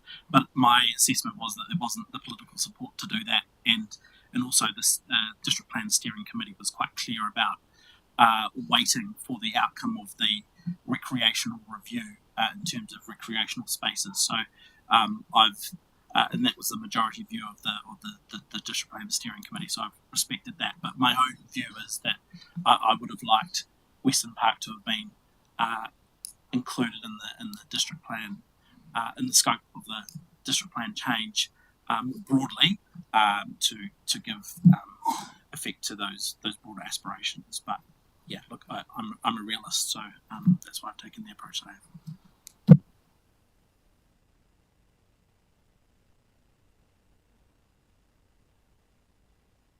All right, no further commentary. Put the motion. Sorry. Yeah, Grayson, can we just move that? Thank you. The council instruct officers to amend the structure plan and make any consequential amendments to the proposed plan provisions to ensure access links for social and recreational amenity at Western Park. Councillor Tukapua. Are you having a discussion or? Yes, before we're voting? in discussion. Debate, yes. Okay, so I will be supporting the motion. I wouldn't have supported Sam's suggestion because I don't want to see residential housing on Western Park, and I certainly do not want a road going through the middle of it. This particular private plan change, according to the report, will yield 400 to 500 dwellings, and I think for that corner of town, just for the next, well, at least 20 years in this time frame, is sufficient. And we are slowly but surely running out of our green spaces. And if you look bird's eye view at that particular corner of Levin, that is the last green space. And I would like to see baseball, patong, and other sports to remain there. They enjoy it there, they've grown there, and they continue to grow. So, yes to this.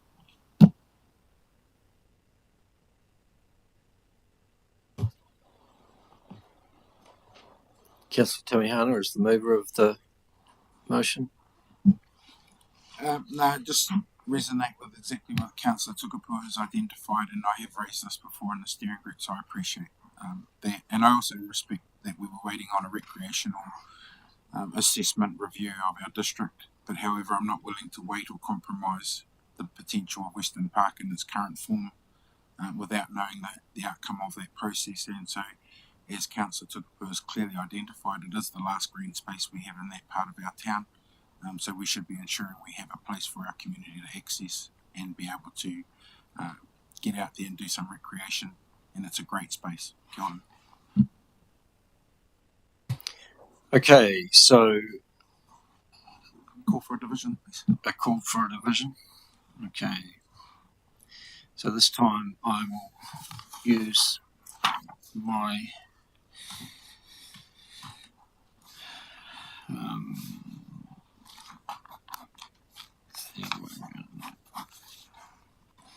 Deputy Mayor Allen. For or against? Against? Against Councillor Barker? Or Councillor Tamihana? Aye. Councillor Young? Aye. Councillor Proctor? Against. Councillor Horridipar? For. Councillor Brannigan? Against. Councillor Jennings? Against. Councillor Olsen? Against. Councillor Tukapua? For. Councillor Grimstone? For. And I will vote for. Councillor Proctor. Against.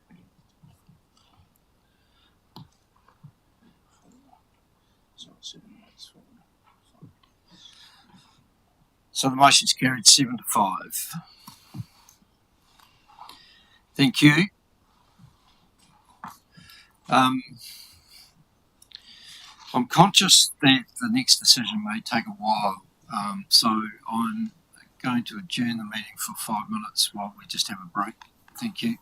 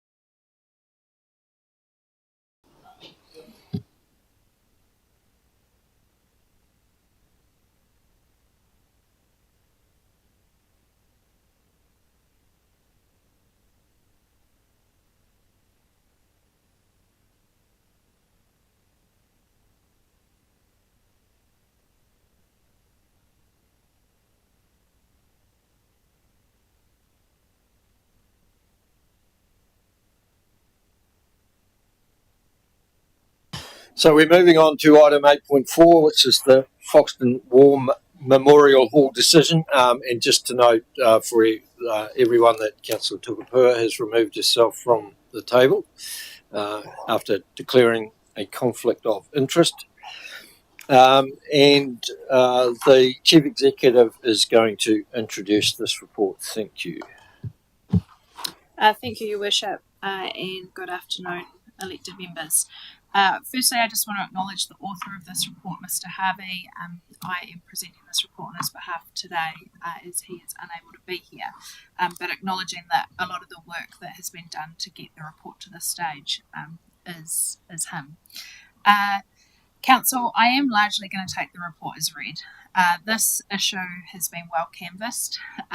It goes back to 2018 when Council consulted with the community as part of the long-term plan, and it's since 2018 that Council have been consistent in its views that it was not appropriate that Council remained the owner of the Foxton War Memorial Hall. Since that time, community have continued to voice their concern about the future of the hall, and Council have in good faith worked with community and tried to look at alternative options, including showing some real patience in seeking a business case about the future of the hall and what that would look like for it to remain in community ownership. I draw Council's particular attention to the decisions that it made earlier this year. We are following further work with the Foxton War Memorial Hall Society Incorporated. It sought out some resolutions which is set out in your report.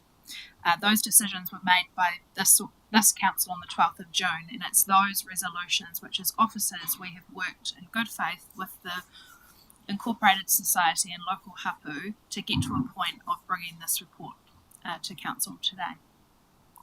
I want to make it really clear that the decision in front of Council today is whether on receiving the business case, whether Council is satisfied, and if Council is satisfied, looking to execute the resolutions as set out on page 367 of your agenda, but then set out in recommendations A to E, which is page 366.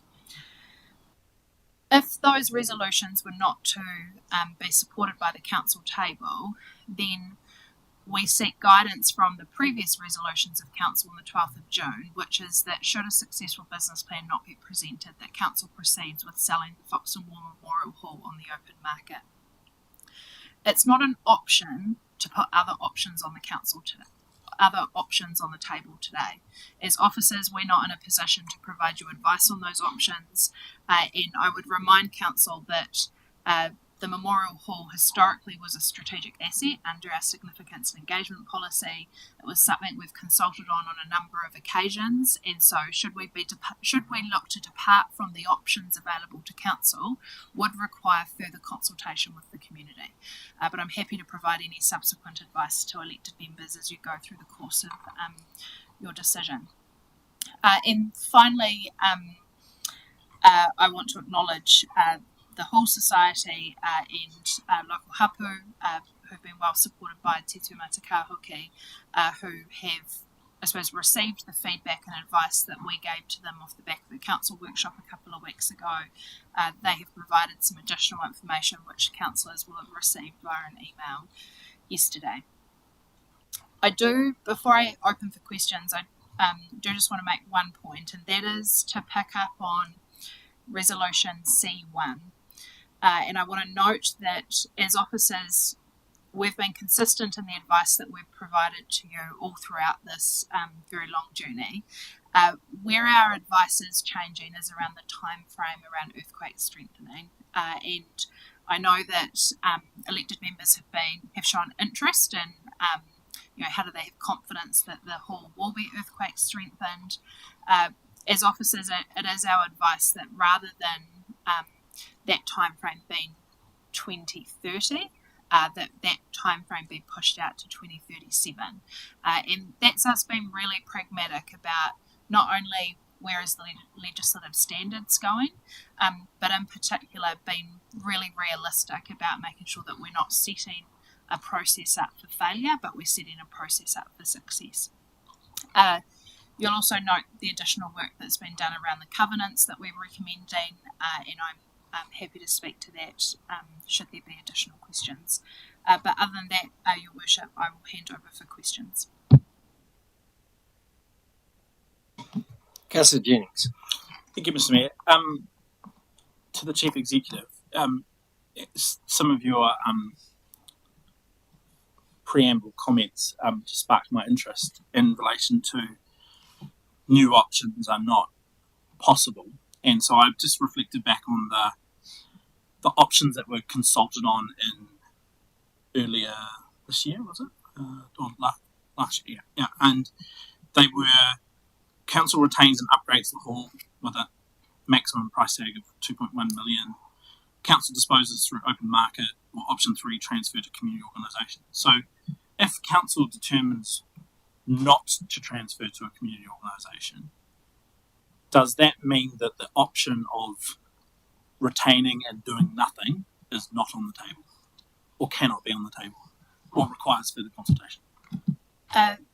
Through you, Your Worship, my advice is that your resolution on 12th of June 2024 stands, which is that should a successful business plan not be presented, council proceeds with selling the Memorial Hall on the open market.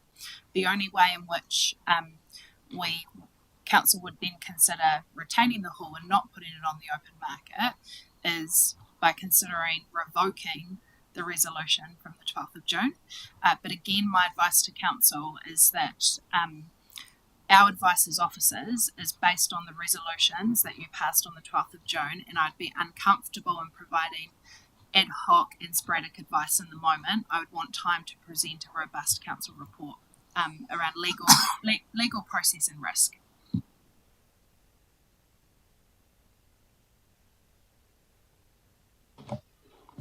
Councillor Branning. Mate, in terms of the callback option, if this doesn't succeed, any or the other circumstances, it says the council could buy back. Is that for $1, or is that for what is the? Correct. Unless we're in a position where the owner have spent money on earthquake strengthening the building, in which case there would be within the agreement essentially some methodology we would apply where we would buy it back for kind of the amount of money that had been spent on earthquake strengthening it. I'll follow up if I could. One of the sticking points for me has long been in this business case, those words demolish. And I challenged the team when they were here a couple of weeks ago, and I think at least one other councillor did as well, around why is that there? And I noticed it's still there.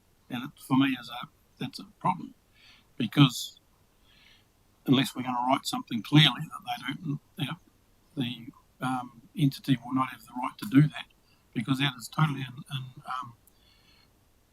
in opposition to the whole realm about this hall. For 6 years now, it's been the emotion of saving this beautiful taonga, which I get that. But in the business cases, it then talks about, but if it doesn't work, we'll demolish it. Now, that's being rather flippant, I agree, but that's what it says. To me, can you talk to me about that? Because if that's the case, if that's the option, I can't support it, and I think a lot of people in our community would not support that. And again, it's against the whole, I think, integrity of this debate right from the start in terms of the community having this facility. So, interested in your comments. Yeah, through your worship. I think, to be fair, that was probably a question that should have been asked of Caleb and Mr. Russell. However, what I will comment is my understanding is it then reads to talk about with council's permission. I'm confident that the covenants that we're recommending put in place, where it talks about that the property must continue to be used for community purposes, protects that However, what I would say is that I'm happy to, and without kind of influencing where this debate is going to go, I'm happy at the right time to offer some suggestions around any additional resolutions council might want to consider that give a stronger direction to the chief executive about the protection of ensuring that the building is not demolished. I think my take on that, because you did ask Caleb that and he did give an answer, and the answer that he did provide to me falls into that same reason that we're pragmatically proposing a delay in enforcing the earthquake standards from 2030 to 2037 was foreseeing a situation where economically it's not affordable to complete that work. That an alternative course may be the way to go. I think it's really clear within what's presented to us that the intent here is for it to be held retained within community need, and the pragmatism around that piece around bowling it would be, well, it's unaffordable, it doesn't work, we'll bowl it and we'll build something better that still fits that remit of that community need, albeit sometime in 2037.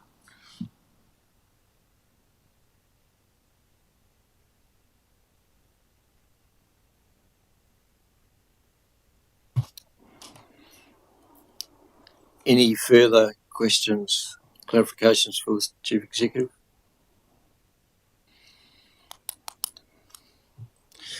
All right, let's move on. Can I first of all move recommendations A and B, that the report be received and that this matter is recognised as significant?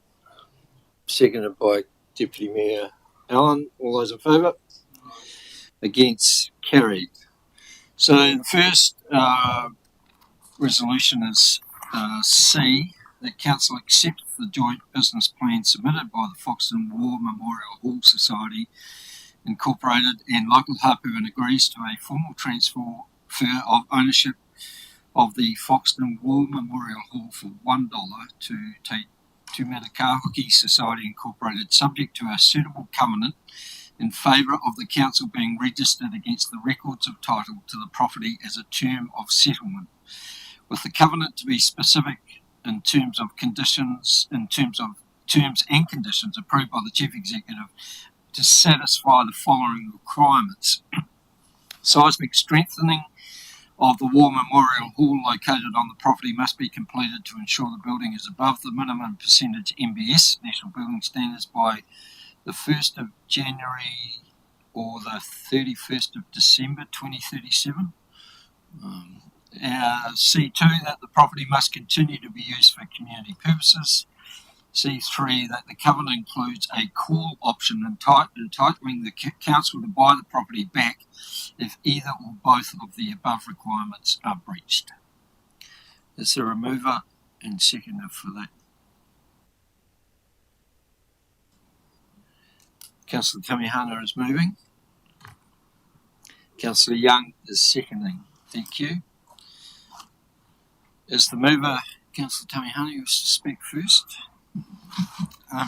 Good on, Benny. Thank you very much, everyone. Look, this is a significant decision today, particularly for our Foxton and Foxton Beach community.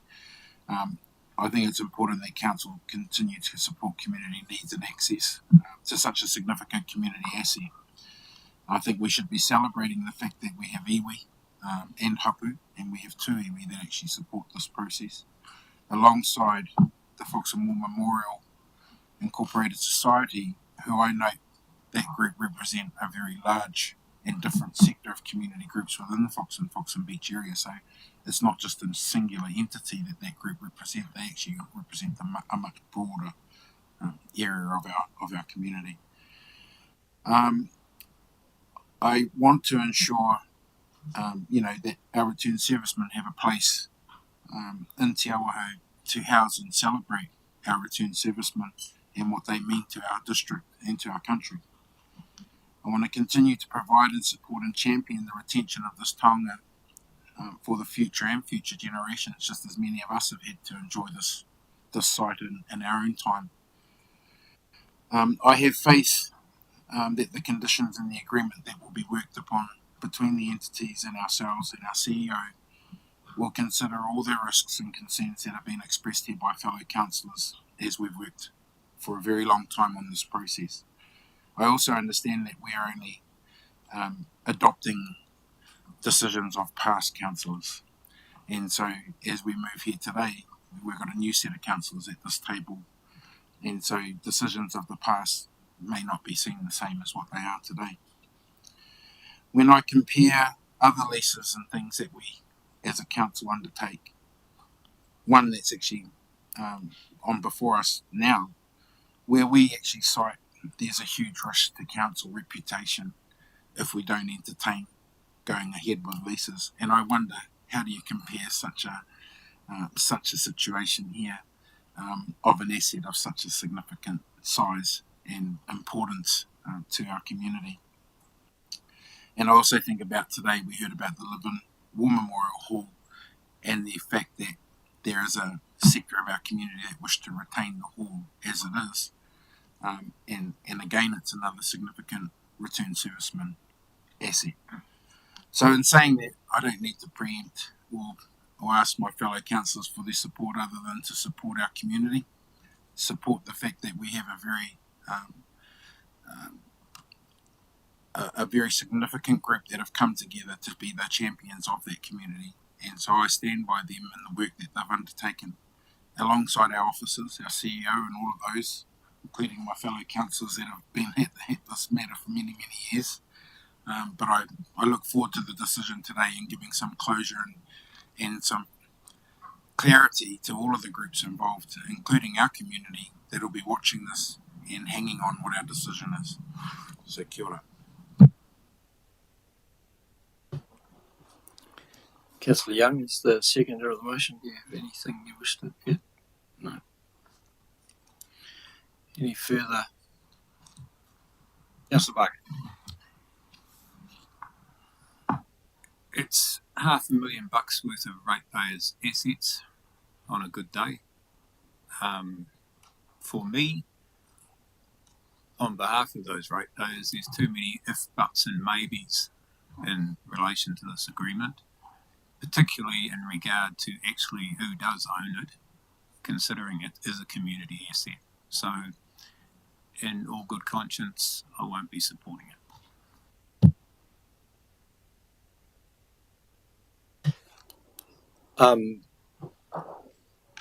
I intend to support the recommendation. This is an issue that has gone on for a number of years, and I'm surprised, to be honest, that it's still on the table. But I recognise the fact that it has been community that have asked us to revisit it, and some people may think that revisiting the Boom issue is, not to be done. But again, it's recognising what community have done, regardless of the assessment of whether there is total community support for it. I still believe that we actually have to recognise that community have asked us to maintain this facility as a community asset. I don't want to demean the efforts in any way of the Hall Society, who previously, have campaigned for us to keep this as a community asset. But I'm actually encouraged by the partnership with local hapu. I do believe it adds credibility to the whole, to the efforts to keep the hall in community use. I do believe it gives the group much more chance of actually succeeding in making the future use of the hall viable and sustainable. We did ask iwi and the society to work together, and they have done that, and they have come back with a business plan that, sure, I have serious reservations about as well. But there's some really ambitious targets that they have set themselves. But I'm also of the mind that we do have to, I believe, give this partnership an opportunity to succeed. and make it work. We can build covenants and conditions into the sale to ensure, as Councillor Brannigan was asking, that protects the interests of community and council sufficiently to ensure that if there are issues further down the track, then we have those covenants and conditions to make things happen in a different way. I'm also mindful that while Councillor Barker says we've got an asset that is worth $500,000, last year we spent nearly $40,000 maintaining that building. We've got no budget to reinstate that, and ongoing costs would need to be somehow managed within the budgets that we've got, which I don't believe we should be doing anyway. So, and while that may not be a primary reason to endorse the sale, I do believe that this group deserves the opportunity to actually make the facility a sustainable and viable contribution to the community. Because if we don't, we're back to square one. And I don't think there will always be those what-ifs, and I think they deserve that opportunity to try and make it happen. So that's where I sit. Anyone else? Councillor Jeff. Yeah, thank you, Mr. Mayor. Look, I'm genuinely on the fence, and I was really hoping to hear from around the table the full 12 elected members around their views, because on the one hand, I think, like you do, Mr. Mayor, that let's give them a go. Let's give them a go. Let's give them a chance with suitable safeguards. But then there's another piece of me that says we'll be setting them up for failure, because this has always been an issue around the viability of this, continuing to operate the hall in the same manner that it has been, continuing with this dream that there's going to be the building's going to be able to be earthquake strengthened at some minimal cost. I mean, running through the numbers is what. So yeah, for me, looking at the numbers, it just doesn't stack up at the moment. We're talking about a building that has a capital value of $590,000, land value of $310,000. It's going to cost $75,000-ish to do an earthquake assessment to determine the viability of what's actually required. What standard is it up to? What's required? What's the cost estimate to get it up to strength? Back in 2014, there was a $600,000 cost assessment. That's 2014 numbers. This year, when we did the consultation, our rough estimate was $1.5 to $2.1 million to strengthen and upgrade and retain the hall. So far from setting up the group with an asset, I actually think we're saddling them with a liability. And I feel like we might just be kicking the can down the road and end up in exactly the same position where we come to the sudden and abrupt realisation, well, that group does, that it's just simply not viable to upgrade and retain the hall as it is. And so I'm really conflicted, because I do want to give the group a go, but the numbers for me just do not stack up, and I just can't see that long-term viability. I also have some concerns about the business case in terms of some of that, what I would probably phrase as ambitious revenue assumptions, and I think that there will certainly be some challenges in meeting that cost of operation. Certainly trying to apply the same model that council has in terms of a fee for use. But I'm keen to hear the views of others around the table, and so I hope you speak up and articulate your thinking and prepare to persuade me. Councillor Proctor. I have to agree with Councillor Jennings that for me, the business plan was fundamentally flawed. I do not believe that we have the protection and the ability to actually enact a callback function as outlined by the officers. There's assumptions within the business plan which make it very difficult to do that. which we raised during the workshop and were, in my opinion, not answered very well. Alongside that, it's also fundamentally flawed along the numbers. I find the numbers are very creative and not backed up by much evidence in terms of operating a successful community facility. Also, coming back to some of your points, Mayor Burney, I believe that the council does do a good job in offering community facilities in Foxton. There are already a number of community facilities there that are able to be used and undertake a variety of events. So I don't think we're doing a disservice to the community by not going ahead with this proposal. I think we're actually doing a service for our entire district by realising the value of the asset that we have and wanting it to see developed in a more robust manner. And I take on board that Councillor Tamihana here mentioned the Live-In War Memorial Hall and the progressive stance that we've taken with that facility as well, and the services that that will provide to our community and whole district as well. And I don't see why we should be making an exception within Foxton for having a different process around managing our earthquake-prone war memorial halls.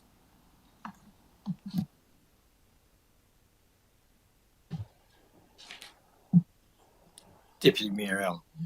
Yeah, Mr. Mayor, I've held back because uncharacteristically I don't have a firm opinion at this stage.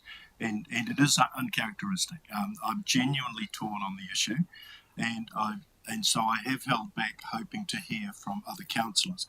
The other thing I need to note for the record is that I wasn't there for the Q&A presentation, where there was the opportunity for the combined groups to answer the challenges such as have been raised by Councillor Brannigan, by Councillor Proctor and others. To me, and it's been mentioned already, one of the anchors in our decision, one of the anchors is the robustness or otherwise of the business case. So this is heart and head stuff. I acknowledge the passion, the profound passion and commitment of those advocates for the retention of the hall, but I think we need to make a balanced decision, and so I want to point out where I'm going in my thinking, but I will leave my vote until the last minute. So first of all, just in response to Councillor Tamihana, I do have to challenge the extent to which the whole society represents the community of Foxton. They are passionate people, and I absolutely respect that passion, but I know through, and it's anecdotal, through the couple with the council and other forums, that there are other views which are often views of indifference around the continuation of the hall. Also, I note that on the Facebook pages, that it is not a page which attracts enormous traffic when the issues are raised. So, with respect, I just can't say, hand on heart, that the position of the advocates for the retention of the hall is that of the community as a whole. When it comes to the hall itself, to me there are two clear and separate issues. There is the issue of that which drove the construction of the hall, which is honouring the fallen and recognising the returned soldiers, the returned service people. That issue was dealt with in the first iteration, where we talked about putting aside the sum of $10,000 to make sure that that aspect of the hall was respected. Although a site wasn't identified, the general conversation was around Te Auahu Nuestrum, and it occurs to me that to realise the aspirations around honouring that aspect, Te Auahu Nuestrum will get a lot more traffic and a lot more people seeing and acknowledging that than happens in the hall at the moment, hall which is dreadfully underutilised. And for those who say that if we give the transfer over to the society into Hapuiwi, even then you have to wonder where the focus will be. Will it be on that versus the focus it would tend to get in a high profile environment such as that? So I really want to tease out the issues.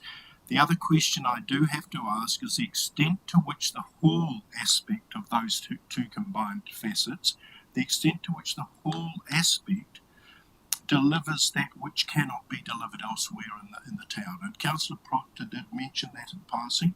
And look, I acknowledge there are some things that the size of that hall, there will be some things, but how many and how well utilised? So these are the question marks, and I'm openly sharing them with you. So those are my questions. The things that give me comfort are the two bottom lines about strengthening, the requirement to strengthen by 2037, and that it must be continued to be used for community use. And I think those are two very appropriate bottom lines. What community use looks like is debatable. The definition is up for question, but the goal is a good one. The other thing that where I support, I can see a logic in supporting the retention of the hall is around this heritage precinct, so that as councillors are aware to a greater or lesser extent, that northern end of Main Street is very, very special. It's special not just to Foxton, but to the district as a whole. The courthouse itself, which council has been very supportive of through the Better Off funding, top level must be retained. E Hākura Gardens, the history there, that partnership between Māori and Pākehā, hugely important. The Coronation Hall with Mavtech, what a beautiful combination, an old hall and old technology. What a fit that is, very important. The Cenotaph, of course, the old and the privately owned, the Racing Club Manawatu Herald buildings, those fit nicely in that landscape. And I can see how the Memorial Hall does fit within that landscape. The question is how vitally it is part of the mix. So I leave that also for consideration. And so, Mr. Mayor, the final thing I want to say is I do like the idea of that partnership. The partnership between the Hall Society and between Hapu Iwi. And we've got a very clear message from them, or I did today, that they are true partners and they really want to work together and to make it up. So I'm sharing those ideas with you. I'll hold my vote until the end, but I finish by saying this. I will vote with integrity with what I believe is in the best interests of Foxton and the greater district. I won't do it because I want to get this off the table. That's my final comment. Councillor Olsen. For me, this certainly comes down to some numbers, the economics. The earthquake strengthening, for me, the cost of that versus income as a whole, I have some pretty severe reservations around. Obviously, a 900k value. I see a lot of positivity in the group coming together and the community coming together, and that partnership, and I think that's been well demonstrated today, and I do acknowledge this. I struggle with the content of the business plan and just those finer details around, what happens if it does fall over. Some of the options I suppose I struggle with. So I still have reservations, and I guess at the end of the day, good governance is voting accordingly. So that's the way.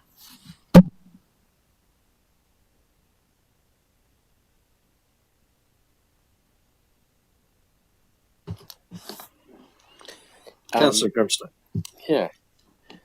Talk about $1 each way, right? So thank you for your thoughts, Deputy Mayor Allen. It was similar to our conversation we had yesterday.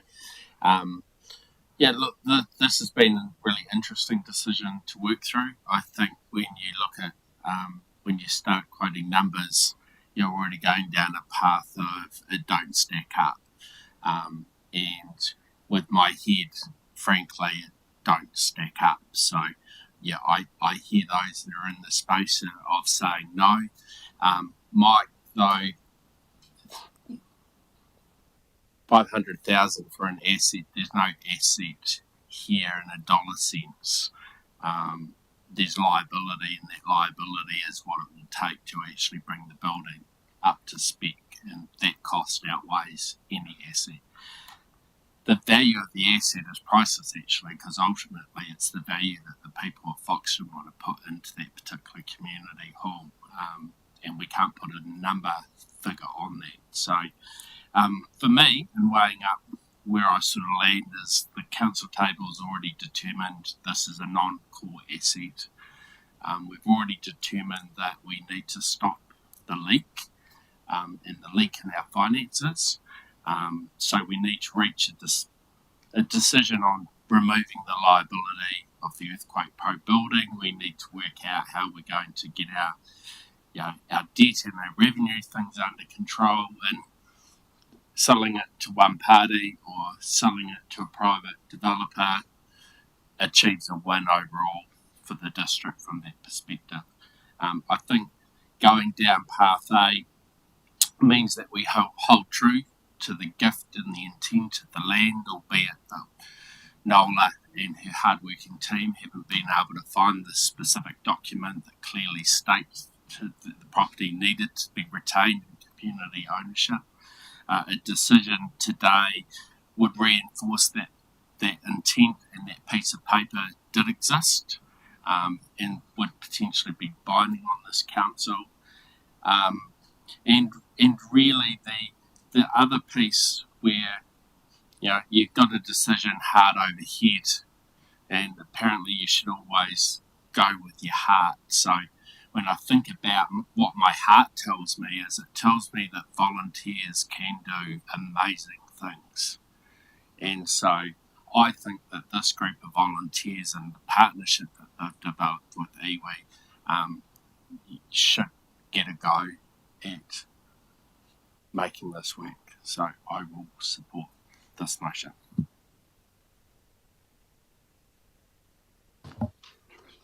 Councillor Brannigan.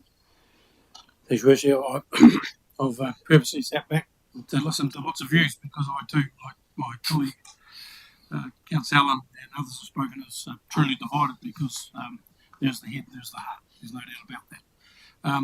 My concerns right through have been the protection of what I see as a strategic asset for our community.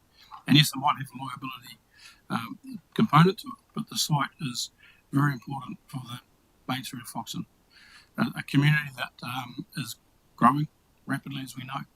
That is the first cab off the rank. We know Tuanel was completed, so the opportunities abound for that community and for that location. And you've got a strategic site sitting there, currently not doing a lot, absolutely. So balance those things with, and on top of that, of course, we've got currently doing a community plan. Where do those assets sit in with our community plan in terms of what they all look like and for the future of Foxton, the role they all play. So that's and there's a lot more, there's certainly a lot more head stuff too. But then there's the heart stuff, and the heart stuff is Councillor Grimstone very well outlined, is equally as important. That is the attachment the community has to that facility, or some in the community have to that facility, and I acknowledge the words of Councillor Allen. I too share that I've spent 6 years talking to people in our community about that facility, and there's very mixed views, and it's certainly not representative of the whole community who want that all retained. That is certainly not the case, but there's still a heart in there, where I am absolutely confident if the hall does not carry on as currently is, or according to this business plan, that the returned servicemen memorabilia stuff will be well and truly looked after in a fantastic facility we've got just down the road. And Foxton's done a huge, council and community have done a huge lot of work in the last 10, 12 years in remodelling what Foxton looks like in terms of all those facilities we now have and the things that are progressing up there.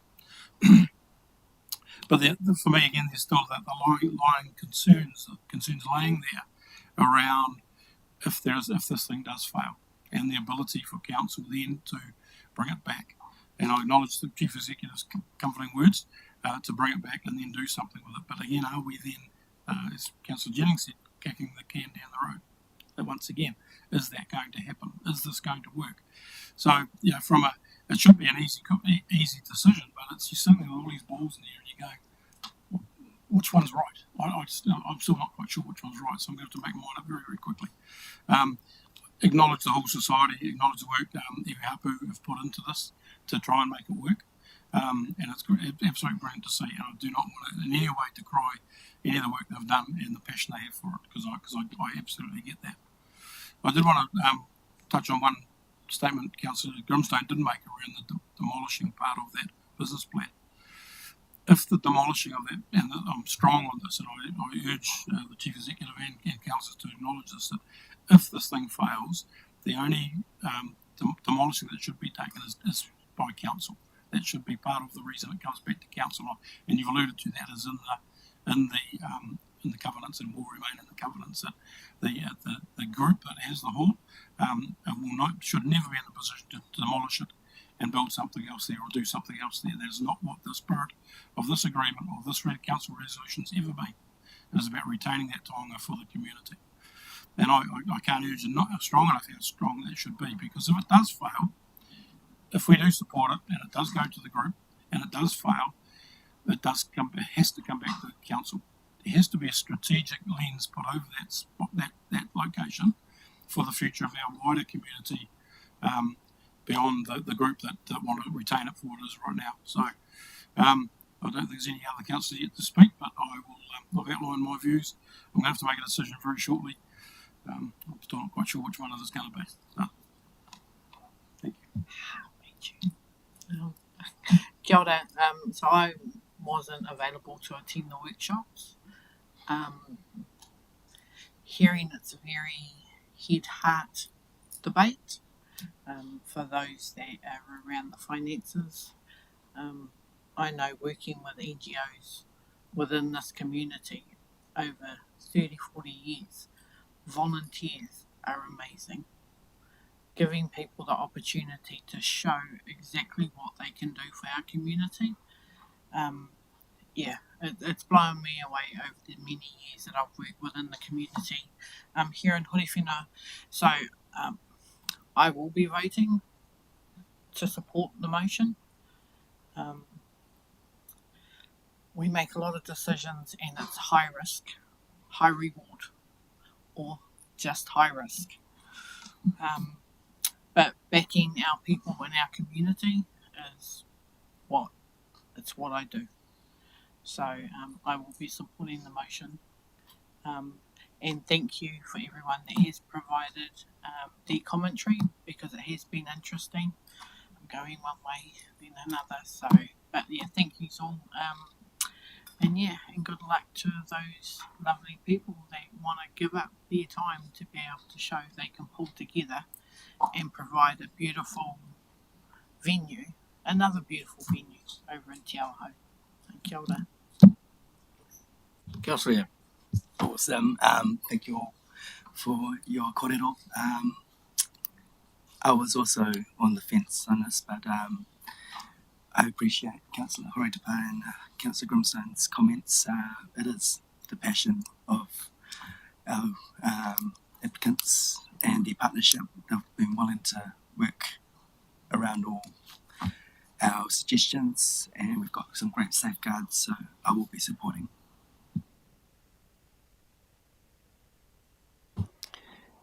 Councillor Tamihana, you as the mover of the motion, you have a right of reply. Thank you, Mayor Benny. I just wanted to thank all my fellow councillors actually for their considered feedback today, and encourage them to continue to support our community to lead their destiny. I don't mean to be negative, but I do almost feel as a council we'd almost predetermined an outcome here by not having a maintenance attachment to this asset that we still hold and had never made a decision around. So that's just the only negative I have about the process we've undertaken. I'm grateful for the feedback we've given in the earthquake strengthening that's been raised. I suppose in my own mind, it's a sort of a shame that we didn't undertake some of the earthquake reviewing stuff ourselves, so that the group were clearly aware of the deeper impacts or decisions around that process. But I know that they'll work that through with our CEO. I have no doubt about that. And I also remind us that this asset was gifted to the community of Foxton. It only became into the hands of the council to be guardians of it on behalf of the Foxton community, and I'm very clear about that in my mind. So I would always resonate towards the Foxton and Foxton Beach community and their vision and their views over the district, and that's just because that's where I know this asset sits. I thank Councillor Deputy Mayor Allen and all those councillors for your considered feedback, especially the reminder of the heritage precinct that we have in Te Aho Foxton, and also Clint too for your very calming words around heart in business. And it is a hard decision today. I also thank the person that's emailed me this morning reminding me about the 28th Mighty Battalion and the 21st Supply Company memorabilia that is sitting homeless right now in our town. And I also remind us that we don't have a Whakasonari say anymore, so there's memorabilia that's already been lost to our community. And the $10,000 that we had set aside as a council to rehouse the memorabilia that sits in the hall, while it had good intent, there was no actual place to place that taonga. And I can tell you now, Te Awaho Newsroom is not a given, because it's not a space that can just take anything. There's a lot more work to find a home for any memorabilia in Foxton than just thinking that it will end up at Tens. So with that though, I'm heartened by what I've heard today. I truly, genuinely appreciate the efforts of the community group, the whole society, the hapu and the iwi that have shared in this process together and supported and leaned on one another. And hopefully today we'll make a decision for our community and make the right decision. So kia ora everyone. Thank you. Look, before we vote on it, I do want to foreshadow that if the resolutions do pass, then I would seek a resolution in line with Councillor Brannigan's thoughts around proposed demolition of the building to prevent that happening, that it is an actual condition that is included within the covenant. And I'd just say that before, so that there is some consideration of that as a special part of the covenant and conditions that if we do pass this. So we will have a division, obviously, and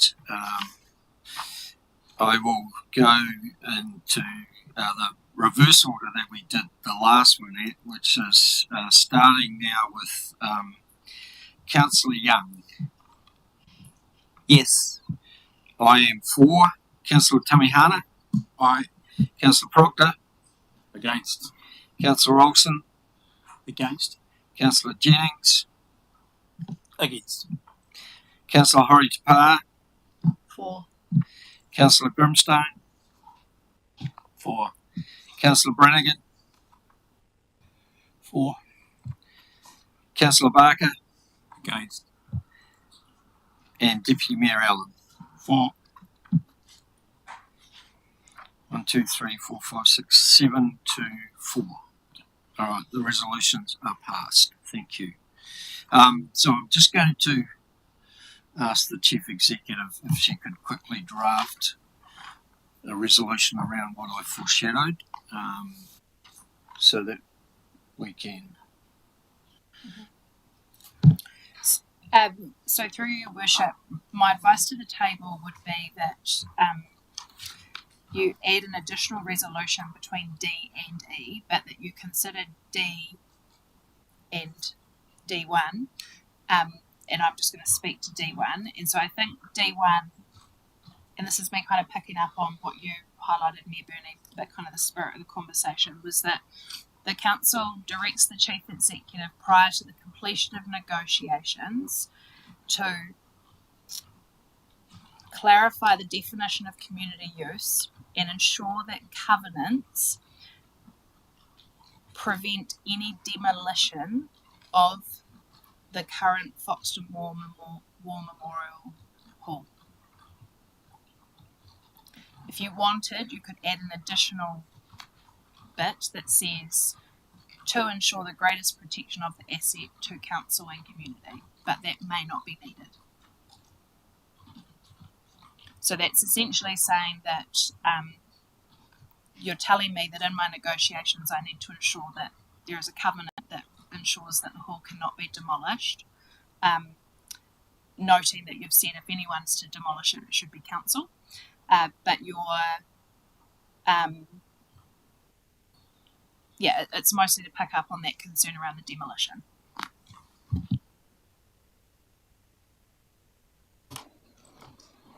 So just wait for Grayson to bring that up onto our screens.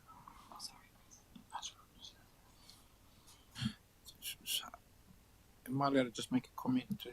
No, not yet. Not yet. Not unless you're adding to the amendment. Well, wait till we get it up.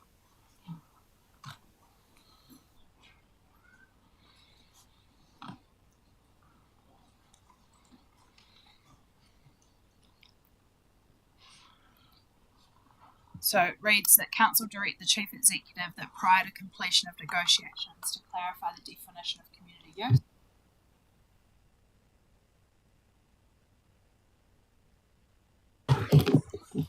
Covenants prevent any demolition of the Fox and War Memorial Hall to ensure the greatest protection of the asset for Council and community. I just wonder, Grayson, prevent that demolition of the Fox and War Memorial Hall without agreement or decision of council.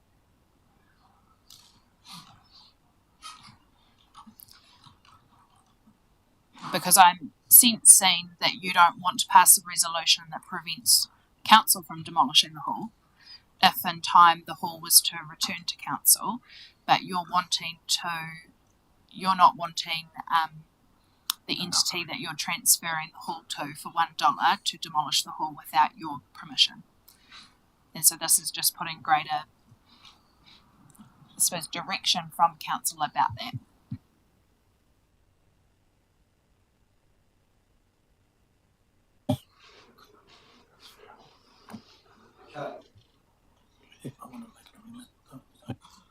Councillor Jennings. Yeah, Mr. Mayor, I'd like to make an amendment to C3. C3? Yeah. Okay. Talking to the proposed addition. Well, hang on a minute. No, let's so we've got a resolution that hasn't been put onto the table yet. So just want to make sure that all right, so we've got D, the council instructs the chief executive to approve and enter into a sale and purchase agreement with the purchaser on the above terms and to otherwise take all steps necessary to give effect to the transfer of the property to the purchaser and registration of the covenant. And then D1, that council direct the chief executive prior to completion of negotiations to clarify the definition of community use and ensure the covenant preventing the demolition of the Foxton War Memorial Hall. And ensure a covenant prevents the demolition of the Foxton War Memorial Hall without agreement or decision of council to ensure the greatest protection of the asset for council and the community.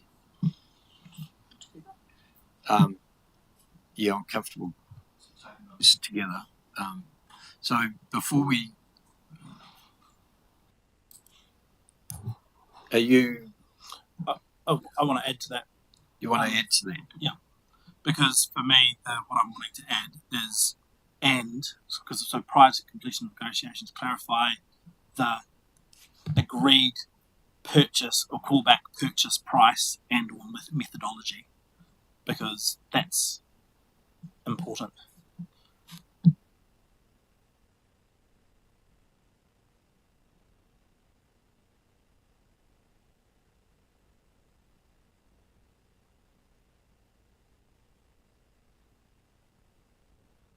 Sorry. Brent again.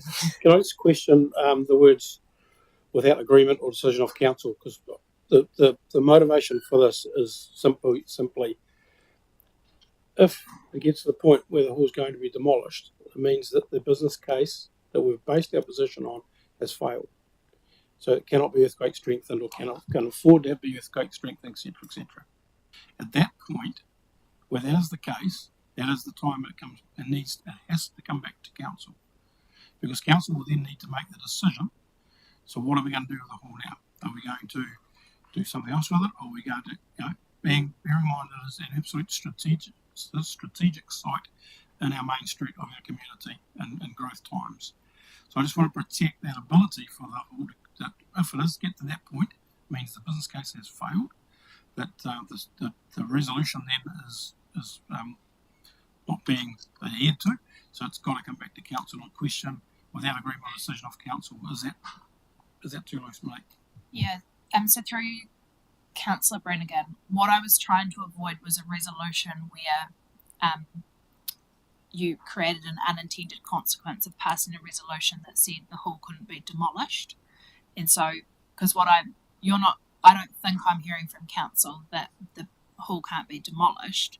You're saying that the hall can't be demolished by Te Tūmata Kahuki, and if it needs to be demolished, then actually the site returns to council. But when the site returns to council, council may be in a position where actually your only option is to demolish the building. And if you've got a resolution that said you can't demolish, you've created an unintended consequence. So I'm just thinking how that could be worded to make that clearer, that so prevents the demolition of the Fox and Moore Memorial Hall without first the transfer of the hall back to council ownership.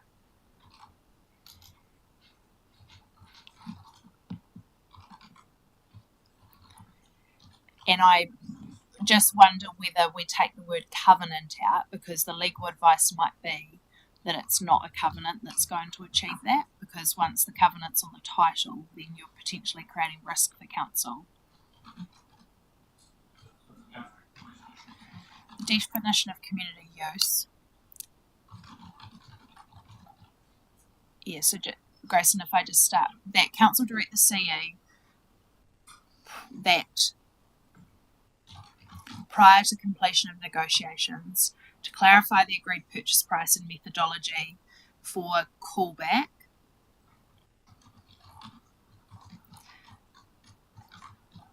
the definition of community use, and to ensure the agreement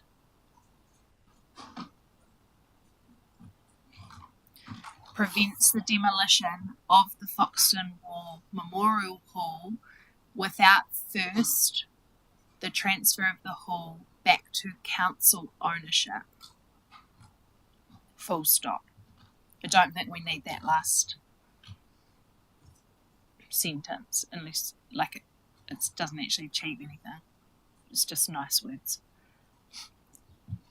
meaningful words.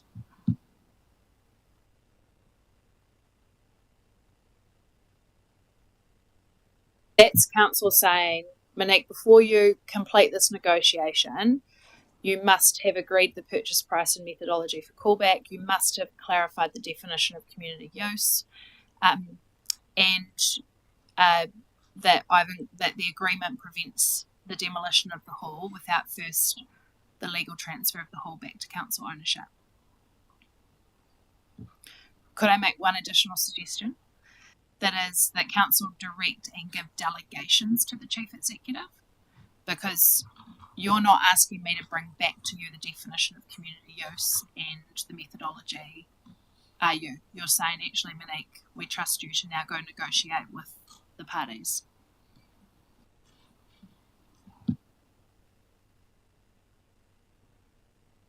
Any further before we... The only hesitation I've just outlined, the only hesitation to that, and I do have trust and confidence in you, but is that we could be creating an unknown future liability in terms of the callback. Because, for example, if the hall's strengthened to the cost of $1 million, and then it comes back to council, then arguably we're up for $1 million. So. Which would exceed CEO delegation. So, I mean, that's unlikely, but yeah, could there be some sort of...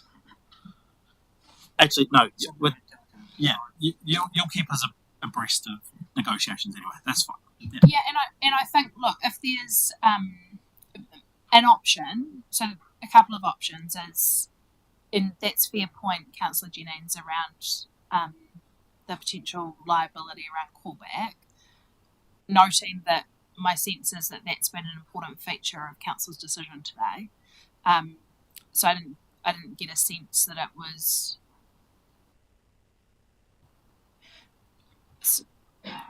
an option is that you add the 2 councillors that were initially appointed to the working group, because it was the working group that were to work with the CE, or alternatively that you add an additional resolution that is like if there's any kind of significant risk outside the CE delegations, that it be reported back to council before final execution.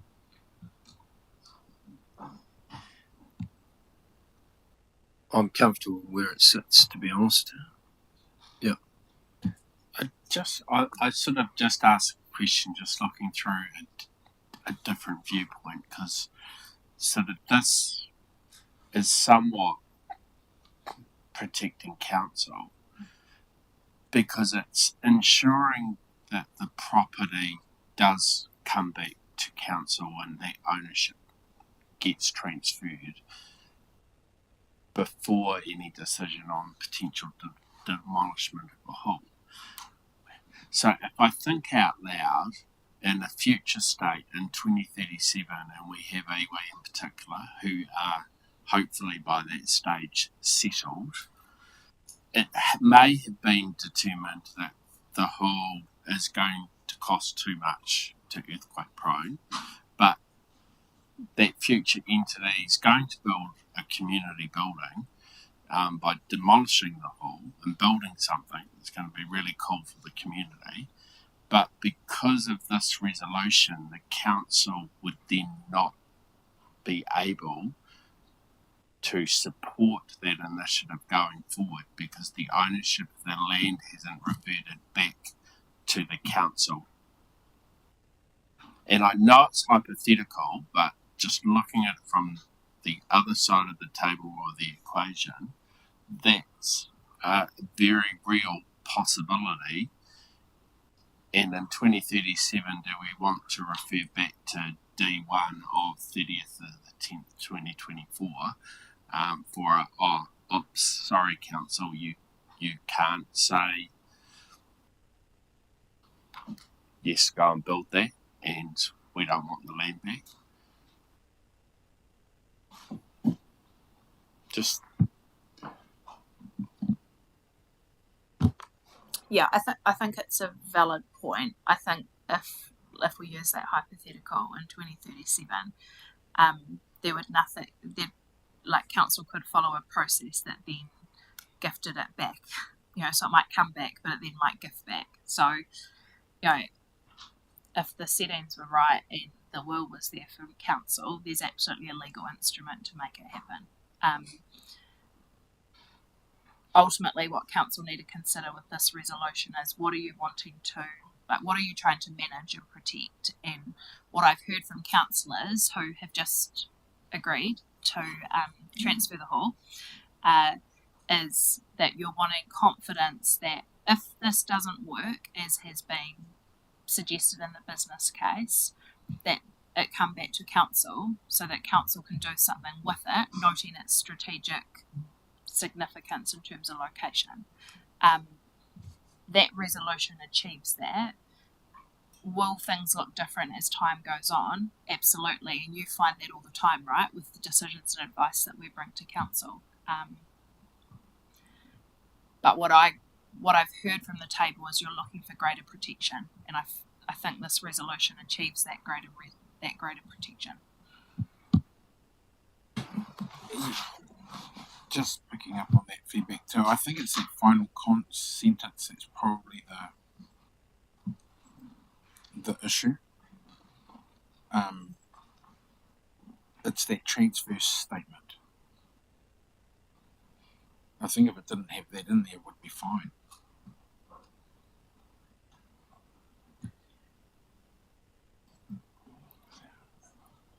So your other option would be to have what we had previously, which was that without agreement of council.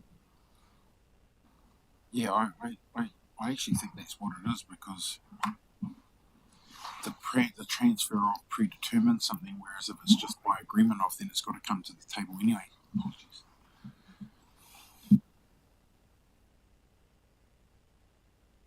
But this in my view, this resolution protects council, but it also protects the community in terms of what that asset could be one day, or need to be one day, if this fell.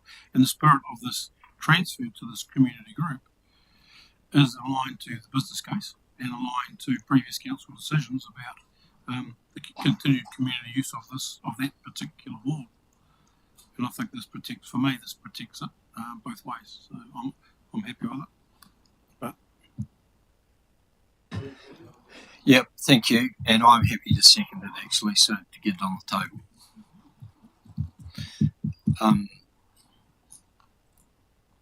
So, is there any further debate or discussion on this? Councillor Proctor.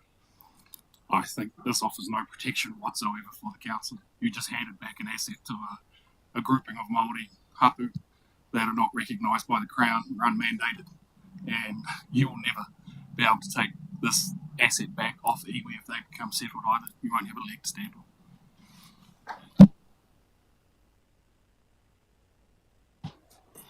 Councillor Olsen. These amendments, they ease any concern I sort of had around what I sort of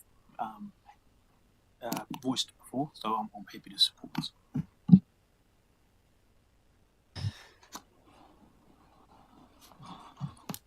All right, so I'll move the recommendation. All those in favour? Against? Councillor Proctor? Only. Thank you. The motion is carried.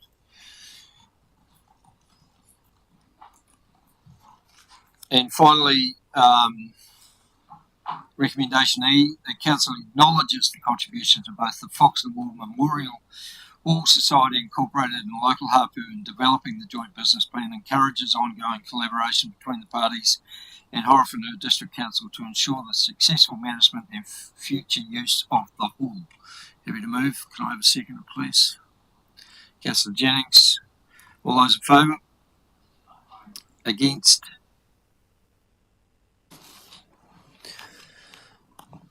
Right. Let's move on.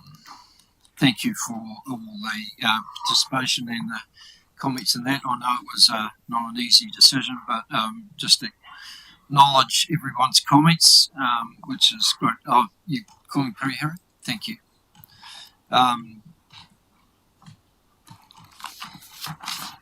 So we're now moving to 8.5, which is the Land Transport Budget Reprioritisation Report, and James is coming to the table. While he does so, just move A and B, the report be received, seconded by Councillor Young. All those in favour? Against? Carried.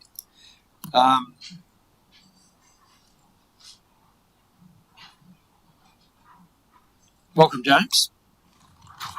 Thank you, Your Worship. I'll be as succinct as I can here. So, as you'll be aware, Council's available funding support through the National Land Transport Program is being reduced by over $6 million for the 2024 to 27 period. The funding shortfall will result in a corresponding reduction in land transport expenditure across this period. The report goes into some detail about the variation between the long-term plan budgets and the timing of the National Land Transport Program, its relationships with the government policy statement.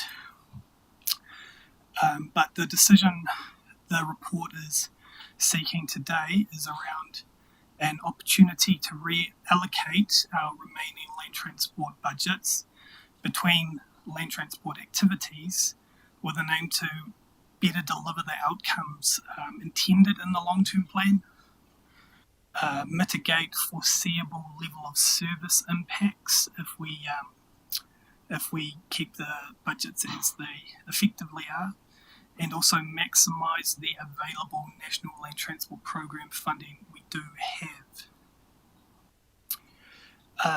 So we developed the recommended reprioritised option with feedback from Council in over 3 workshops, and we also briefly discussed it at the Risk and Assurance Committee meeting on the 16th of this month. And the reprioritised option, which is the recommended option in the report, is developed, represents that work that we developed with your assistance. Our current capital expenditure forecasting for this financial year indicates that there will be no increase to our borrowing with the recommended option.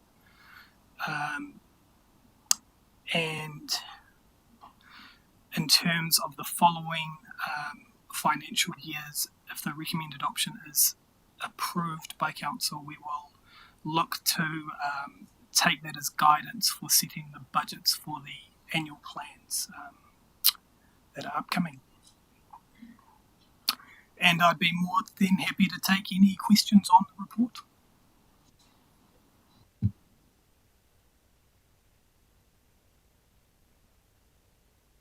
Thank you, James.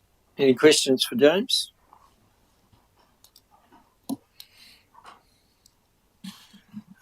Not really any questions, Councillor. James. Sorry, probably more comments just to say thanks for the diligent report and the fact of how you've prioritised what we do have and what we can deliver. So I'll certainly be supporting the recommendation today as you presented.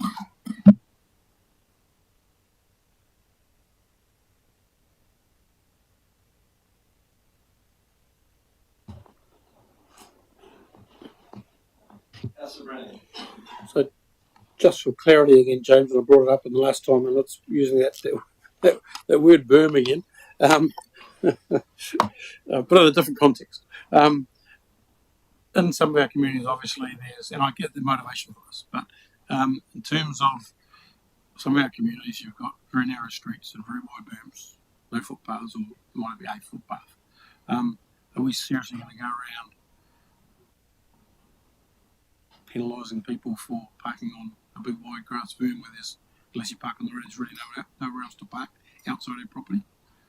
Can you give me some context around that? Yeah, sorry, you've jumped the gun there, Councillor Brannigan.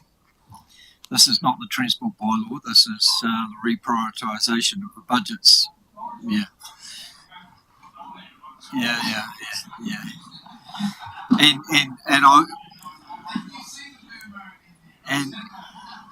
And I won't insist that you've already spoken about it either. Foreshadow. Okay. Thank you, James. Can I just echo the words of Councillor Tamiana in terms of that? It can't be easy in a job like yours when you spend months and months, setting budgets and projects and everything like that, and then the rug's pulled out from under you, like it has been. So to then go back and revisit and reprioritise, I'm sure you've got much better things to do than that. So appreciate all the work that you've done in this. Thank you.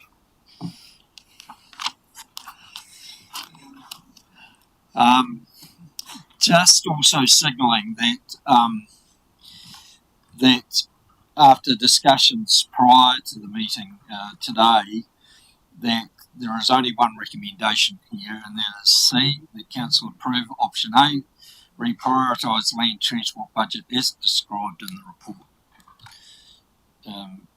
And happy to move by Councillor Tamiana and seconded by Deputy Mayor Allen. Any further discussion? Put the motion, all those in favour? Against? Carried. Thank you. Right, now moving to 8.6, the adoption of the Land Transport Bylaw 2024. And while Vi comes to the table, can I just, we need to actually go to 10.4 and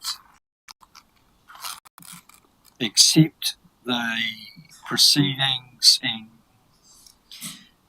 of the Hearings and Regulatory Committee on the 9th of October, and the minutes be received and noted. So I'll be happy, moved by the Deputy Mayor, seconded by Councillor Olsen. All those in favour? Against? Carried. So now moving back to 8.6, and we'll just get organised that we accept the report and B, the decision is recognised as significant. Happy to move, and Deputy Mayor Allen seconding. All those in favour? Against? Carried. Thank you. Sorry, Vi. Good afternoon, Member and Councillors. This report is to present the final draft of the Land Transport Bylaw 2024 for adoption.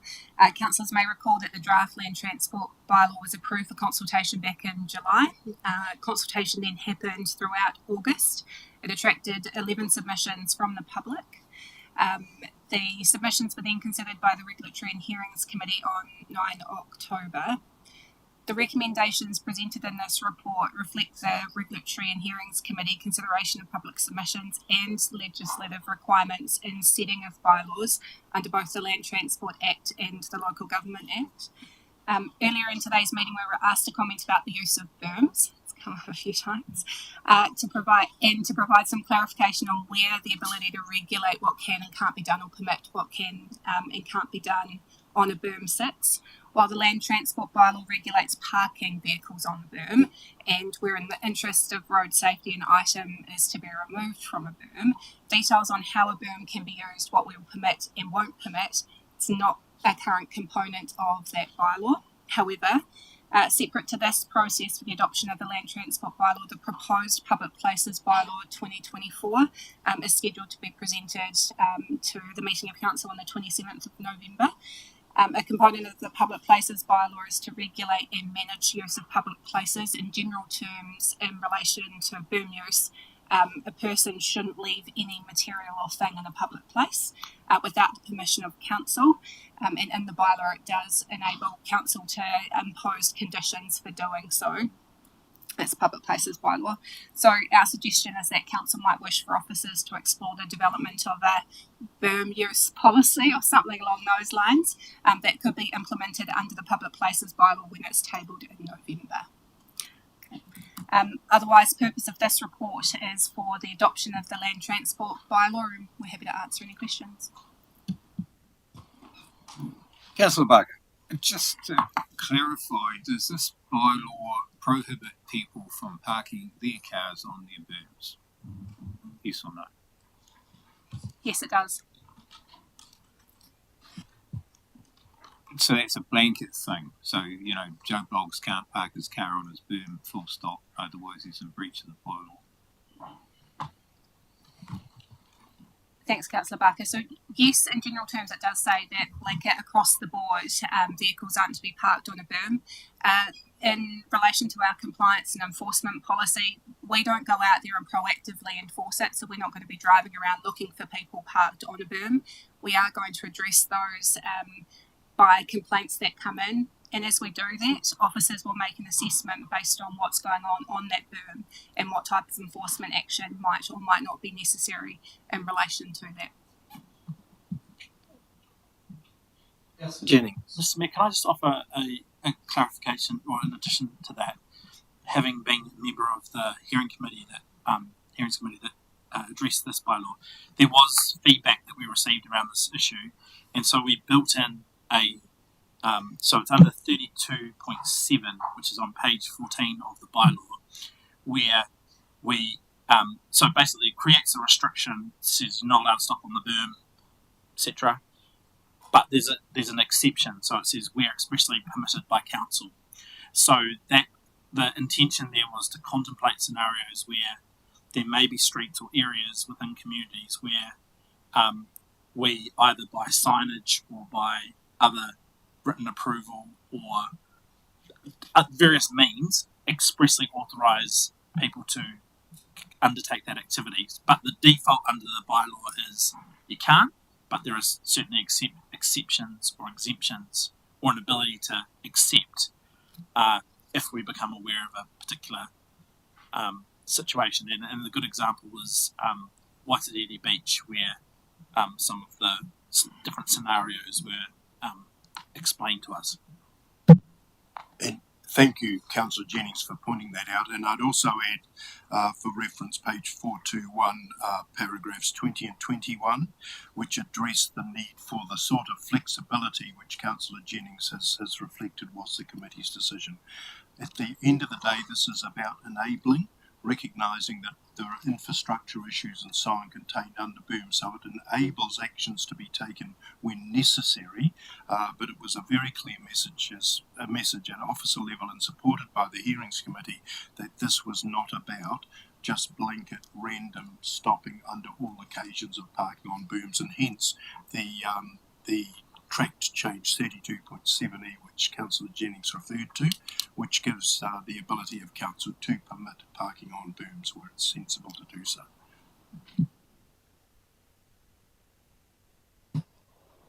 Councillor Brannigan, did you want to ask a question, or has that been satisfied? I think it's been well covered. Thank you, Your Honour.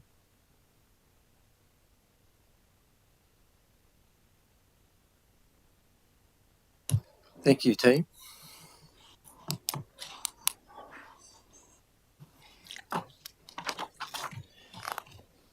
All right, so we have recommendation C, that Council resolved to adopt the Land Transport Bylaw 2024 attached as Attachment A as an operative bylaw of Council effective 1 November 2024, and in doing so determines that C1, a bylaw, is still the most appropriate way of addressing the perceived problems of regulating land transport matters, and C2, that the draft bylaw is the most appropriate form of bylaw and does not give rise to implications under the New Zealand Bill of Rights Act 1990, and C3, that the Land Transport Bylaw 2017 is superseded and therefore revoked.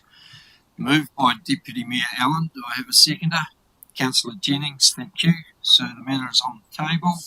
Any discussion or debate? Councillor Barker. I'm no fan of making regulations or imposing regulations on people where it's not necessary, and although it might seem on the face of it a small thing, I think that's a glaring one. So, yeah.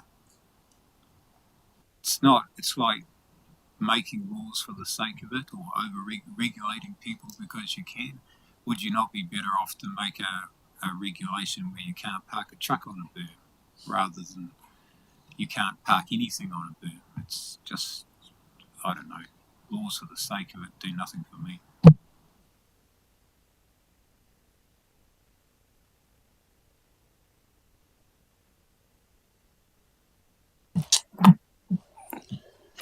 That's the Tammy.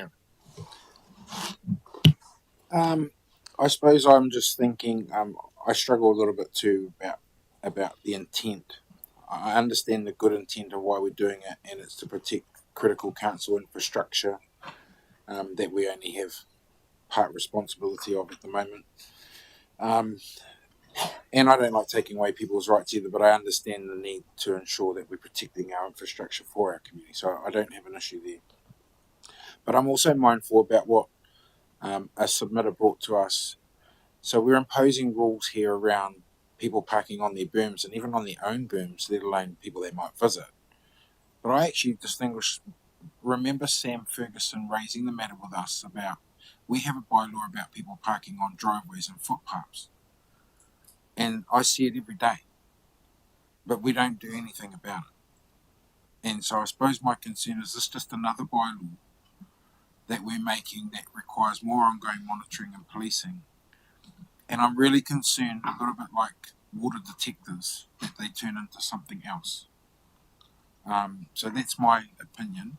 I did ask in this process and even at the hearings of regulatory committee exactly what Councillor Barker raised around why isn't the rule actually about heavy transport and vehicles that are imposing actual damage instead of a blanket proposal, and I still maintain that today. But for purposes of good governance, I'll support today's recommendations, but I would hope through the CEO and what Vi's provided to us today, the clarity and the explanations that were shared to us are clearly articulated in the Bible. and it doesn't turn into a revenue generating or something that dysfunctions our community from using their spaces. The other thing I raised was I had suggested that the council adopted a situation where we had those 3 days a year perhaps where booms were made available for public to put stuff out onto their boom, to do that exchange, bartering, swap, whatever you want to call it.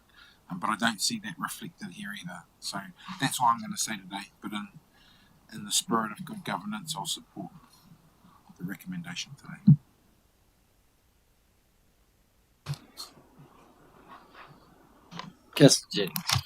Yeah, probably just to cover off this issue is that the school of thought that Councillor Barker has articulated, I absolutely have some sympathy for the view that we don't want to make rules for the sake of making rules. We certainly don't want to make rules that we have no intention of ever enforcing. However, we canvassed this, including with a number of submitters that express similar views, and I think the assurance that and hopefully I think the hearings committee took, was that the way in which council utilises bylaws is on largely in alignment with our compliance policy, but it's a reactive approach. So we are not going to see tomorrow people, council staff going around proactively ticketing vehicles on berms. It's a very reactive, graduated response in terms of how we deal with compliance issues, and you only have to read the compliance policy to realise how we do approach these issues. And so this bylaw, including the berm aspect, is about giving council the tools to deal with situations that come up.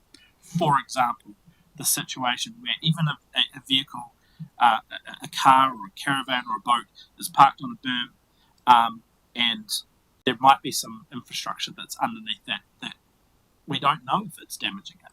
And so by creating a default position that allows us to interact with that person that says, actually, there's a real problem here, then unless there is a default setting in the bylaw,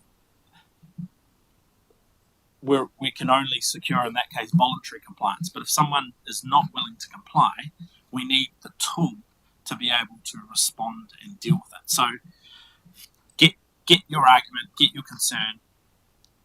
I think we've addressed it and considered it, and by having that exception and taking the view that, yes, there will be absolutely some different scenarios where we can be quite clear about what we're accepting and what we do want and what we don't want. I think that the bylaw, you can take comfort that the bylaw is not going to see some sort of over-officious council all of a sudden going and attacking our own population to raise revenue or whatever. I just take comfort that we have thought about this and tried to reflect those concerns which you've articulated in the bylaw.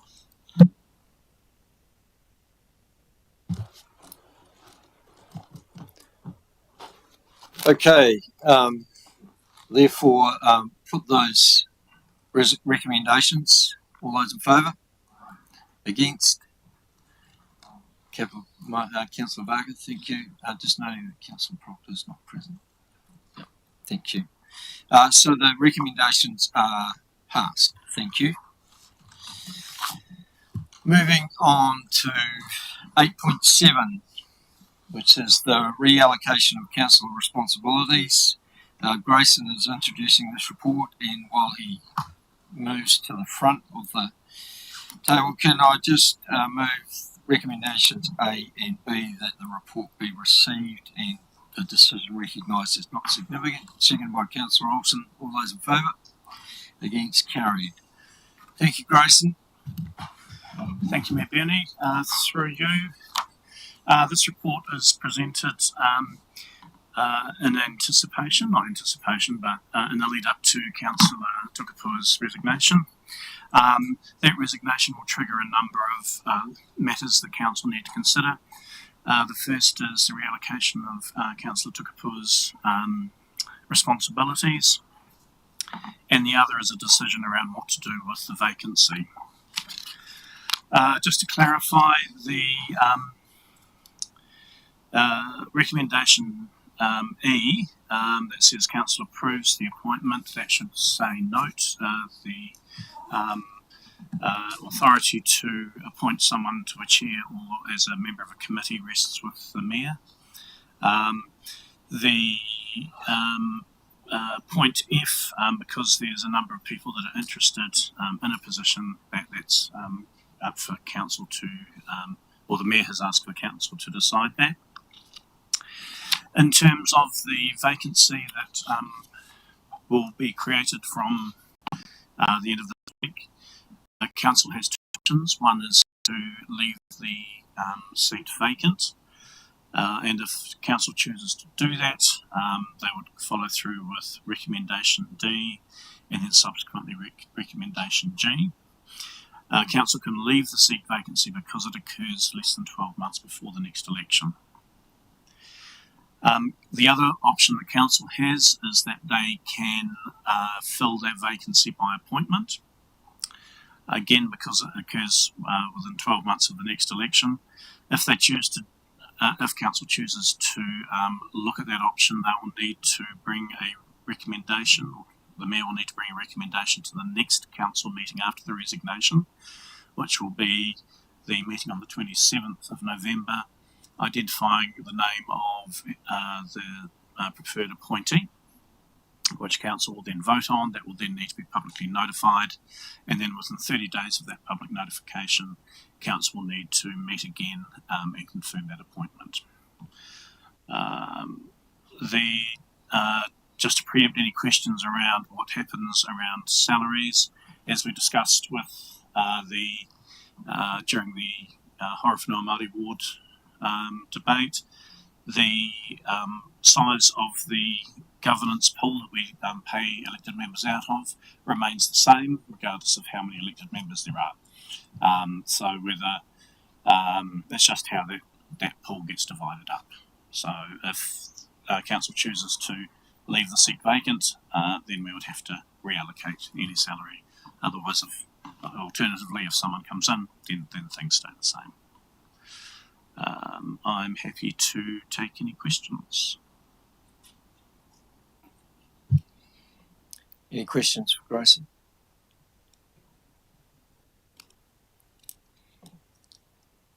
There's not, Grayson. Thank you.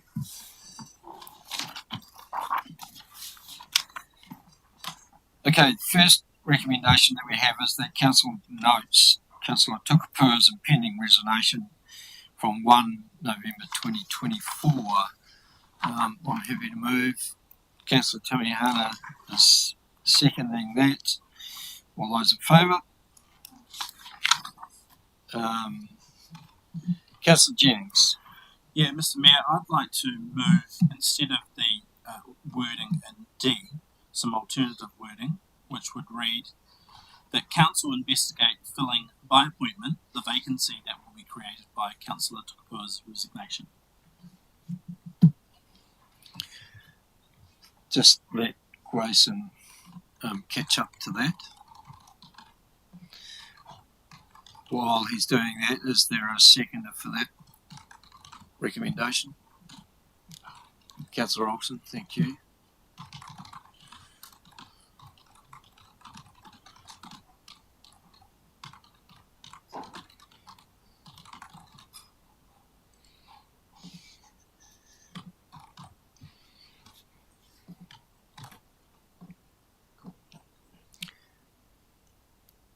Can that just go on the screen?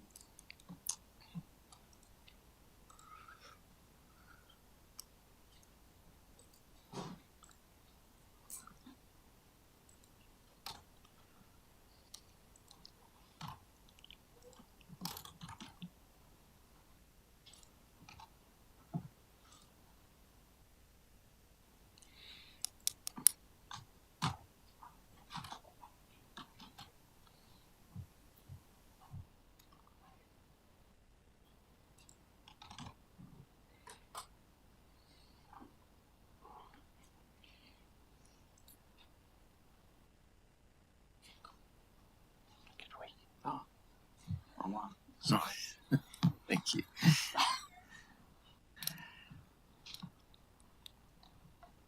So, the recommendation D is that Council investigate filling by appointment the vacancy created by Councillor Tukapua's resignation.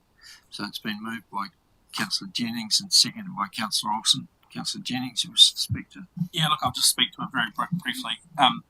Yeah, Mr. Mayor, from my perspective, this is something we should be turning our minds to. I have engaged with Councillor Tukapua and others around the table in terms of at least considering the option.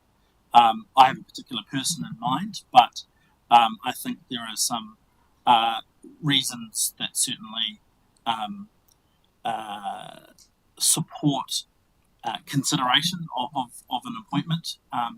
And I think that this motion simply signposts to a process where we will allow those considerations to be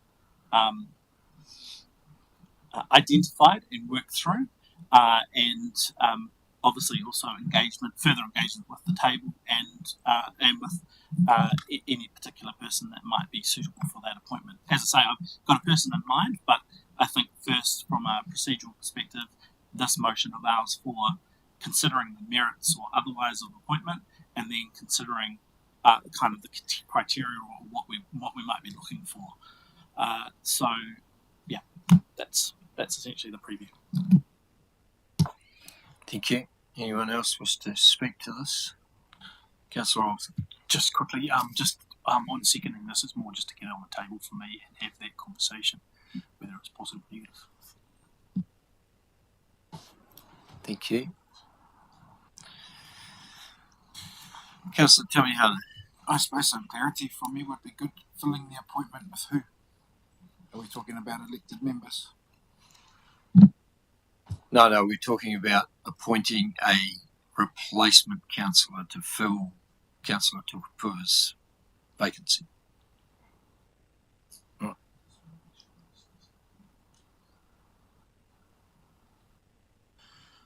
Okay, I'll put that, Councillor Tukapua, sorry.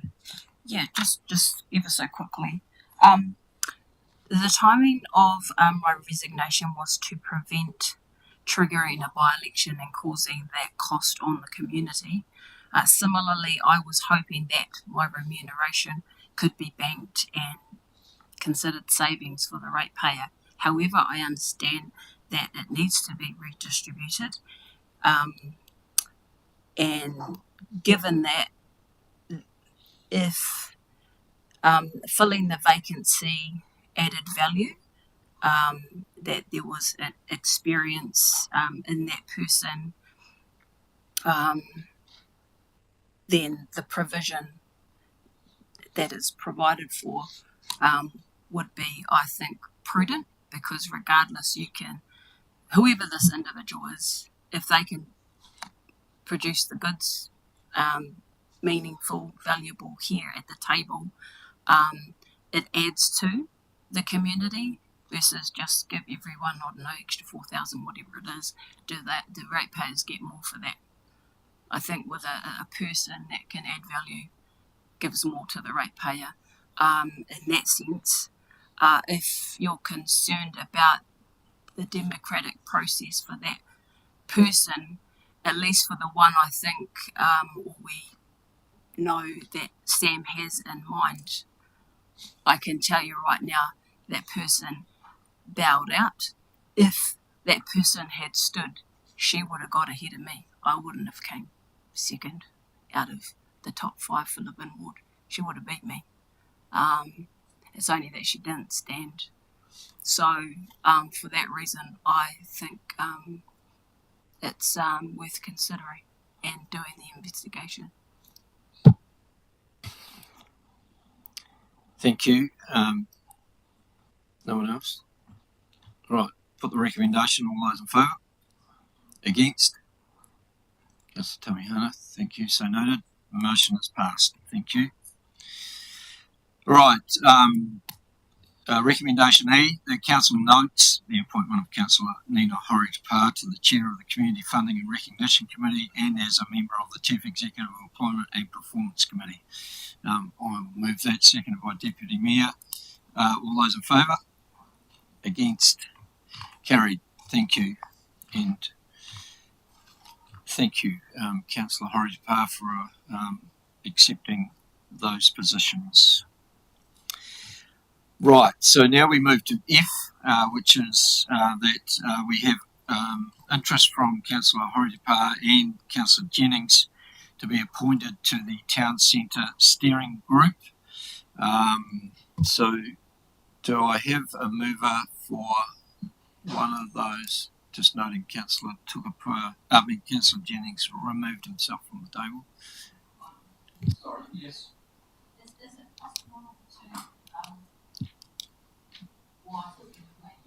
but I'll leave that for someone else to mention. But I'll be keen to hear from each member to understand why, or like the difference, or why we. Good suggestion. Yep. Good suggestion. Who wants to go first? Councillor Horry-Tapar. Kia ora, Sam. Well, firstly, apologies that I didn't declare my conflict when I did it at the beginning, because I was moving away as well. But my interest position was initially when it was presented to us when we started in the council. Councillor Tamihana and I were appointed as Māori liaison. We'd indicated then that we had an interest in being on that panel. For myself, it's I have a vested interest in the whenua and making sure that what we do to this whenua, the aesthetics, what it looks like, what the impact is on our tile, are important to me. So from that perspective, ensuring that I'm a good kaitiaki for the whenua and for the people that reside here.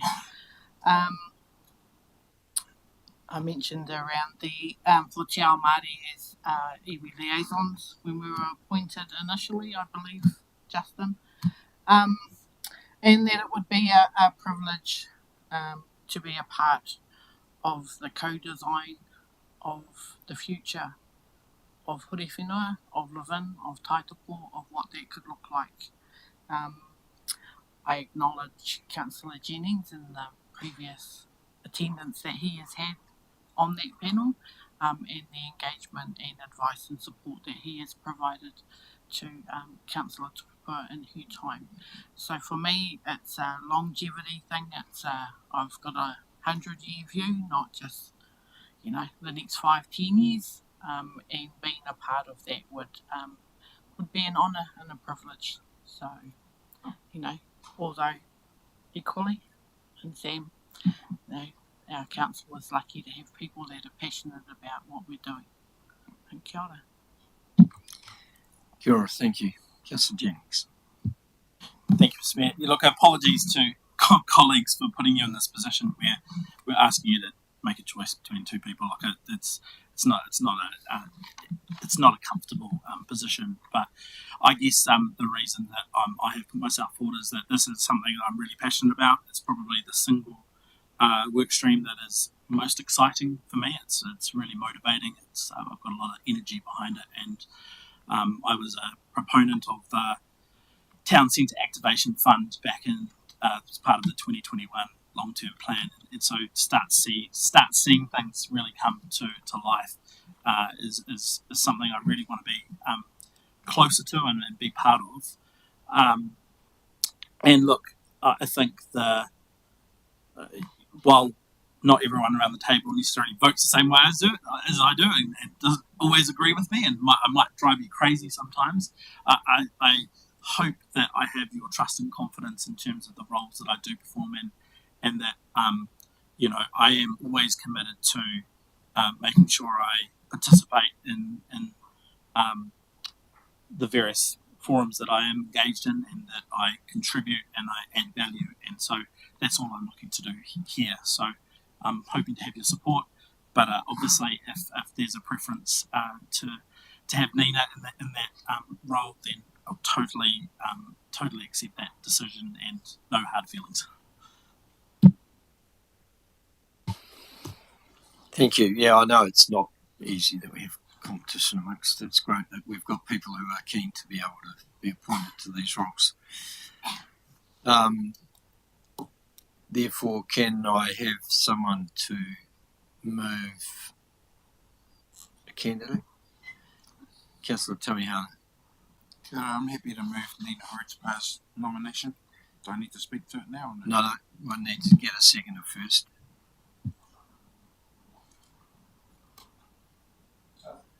Councillor Young. Okay. You can speak to it now. Thank you. Thank you, Benny. Look, thank you both for putting your names up. But first and foremost, thank you, Perry, for what you've done and the time you've served, not only in council but on that group. And I see the value in what you do and what you bring to everything you bring into this community and this space. So my first acknowledgements to you first and foremost. Thank you to both that have signalled your names as well.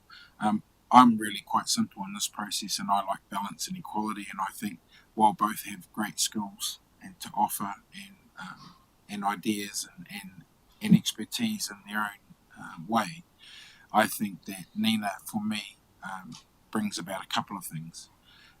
One is he mana wahine. Two, mai te whenua nei. She's from here. She belongs to our iwi and our hapu of the district.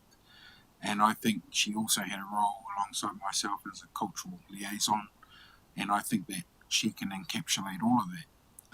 I think we're very lucky that with Nina's tohu or her gifts, and as well as Clint with his financial background, I have absolute confidence that they'd make two great representatives going forward for us. And I know the rest of us councillors would support whoever we select today. And I also want to ensure that the role of the cultural liaison remains in place as well as. So good luck to both of you, but I appreciate what both of you do.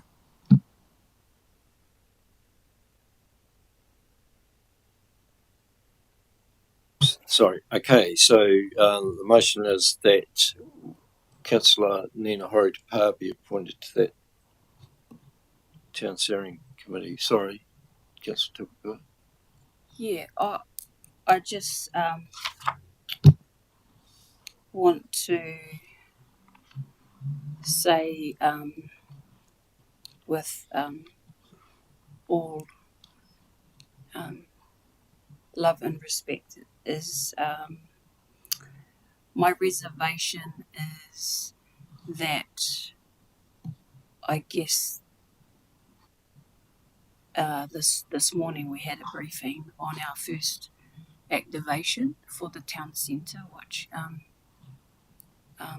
Nina missed, and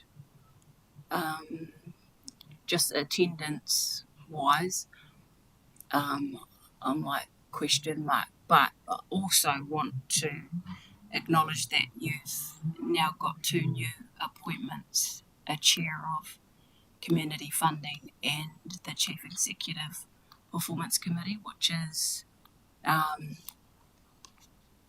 well, the chief executive can be quite chunky and needs, that bit of time and focus. So for those reasons, I think great for that, and maybe not a third. This is only 1 year, and I believe you'll be staying on. So wondered if taking on more in the next term might be. So yeah, so that you're not surprised when I vote a certain way. Yeah, I've explained why, but otherwise, cut away. Councillor Buck. Perry's a hard act to follow, goes without saying, so why can't we have two? Is there a reason we can't do that? I think we had this debate when we appointed the two members in the first place, and I'm comfortable that that remains as it is, to be honest. I think there is obviously an opportunity in workshops and other bits and pieces that there is a ability to feed into the town centre future and vision.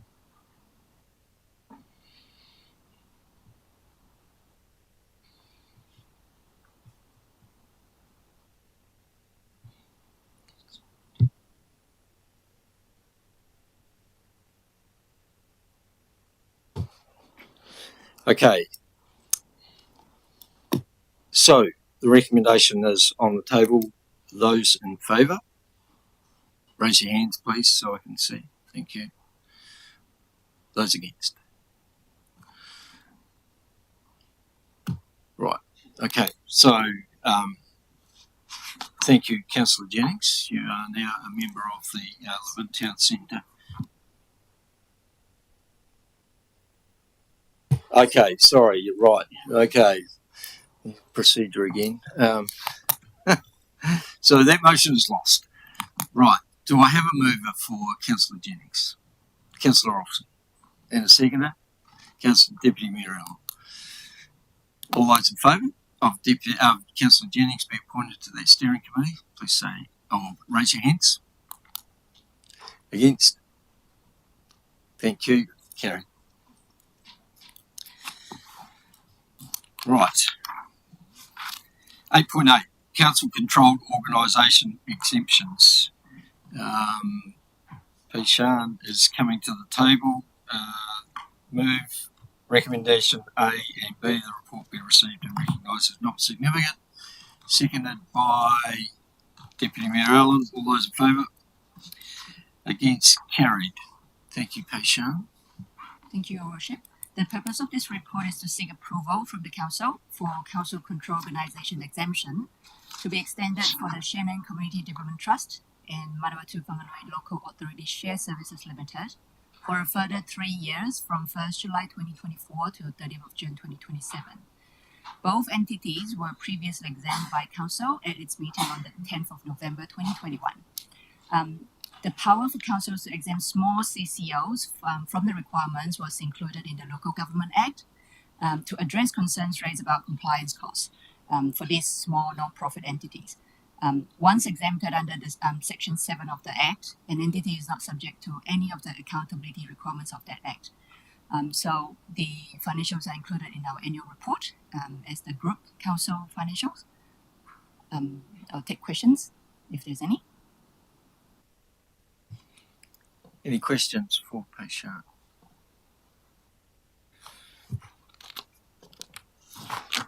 I'd be surprised if there were, Pishan, to be honest. I'll move recommendation D. Right, Deputy Mayor Allen is moving recommendation C and D? Yep. Yes. Do I have a second? Councillor Jennings, thank you. Any further discussion? Just briefly, page 538, paragraph 6 explains it all. Thank you. I'll put the recommendations. All those in favour? Against? Carried. Thank you. Now moving to 9.1, the Long-Term Plan 2024-2044 Monitoring Report for October. Are there any items? Oh, just moving the report be received and noted. Thank you, Deputy Mayor Allen. Seconded by Councillor Young. All those in favour? Against? Carried. Any items there that councillors need to ask questions on or clarification sought? Councillor Jennings. Thank you, Mr. Mayor. And look, sorry for not doing this ahead of the meeting.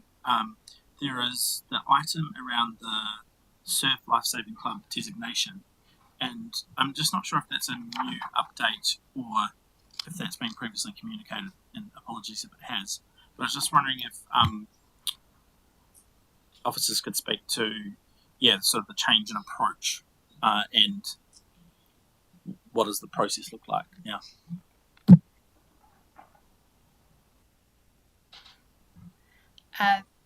I wonder if I could follow up with an email to elected members. I'm looking to David McCorkindale, whose name is against that item, but I suspect it's an update from Brent Harvey, who's not here at the moment. And so if I could just give you assurance, I'll follow up with an update. So apologies, if I should have raised it before. So I can follow up after.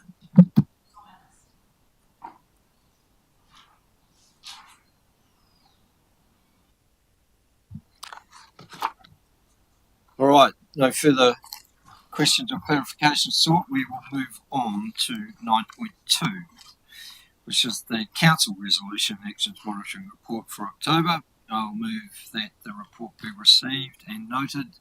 Seconded by Deputy Mayor Allen. Are there any questions or clarifications sought on any items in this report?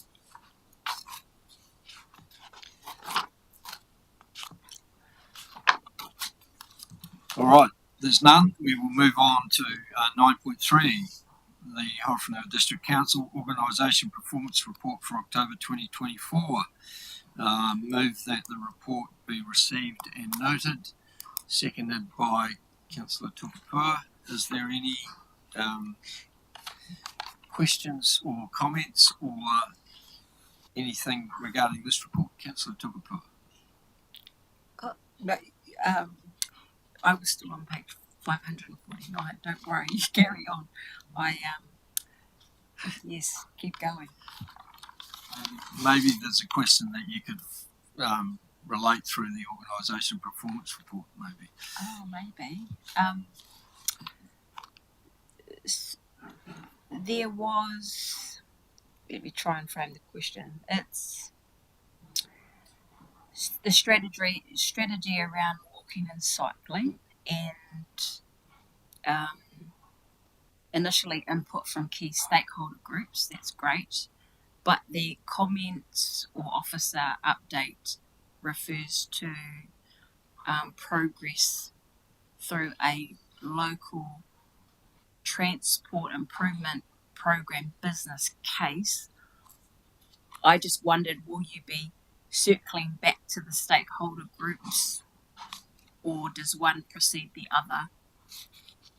And if so, why? We are just in review of the first draft of that business case, and then it will be circulated back through stakeholders, and certainly a briefing for elected members where there'll be an opportunity to input into the final draft and review. Just in addition to that, Councillor Tukapua, I think off the back of the decision Council's made today to support the reprioritisation of land transport and where we're sitting in terms of our fiscal environment around land transport, even just some conversations with those stakeholder groups about managing expectations, because actually that vision around shared pathways is so much more limited now because of the available funds we have.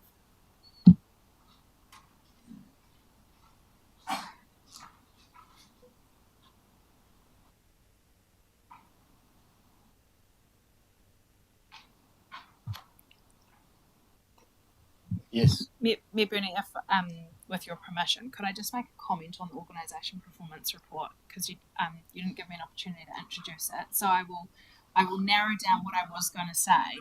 But what I was told that Jacinda was going to introduce it. Jacinda's here to talk about financials, if Council would like to talk about financials, because obviously that's a core component of the OPR.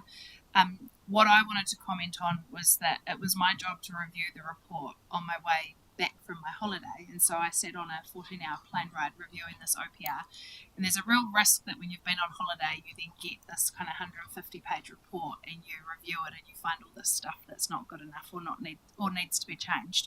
And there's very, very, very little that needs to be changed, but actually my comment to the team was like, and I think you commented, Mayor Bernie, that it's been a bit quiet. Like, it's not been quiet. There's so much progress that the team are making, and yes, there's some of our strategic priorities where some particular things are not quite there yet, but to see how much the organisation is just often behind the scenes, just getting on and making stuff happen that you've said are important. There are top 12 priorities, or in particular the delivery of the LTP.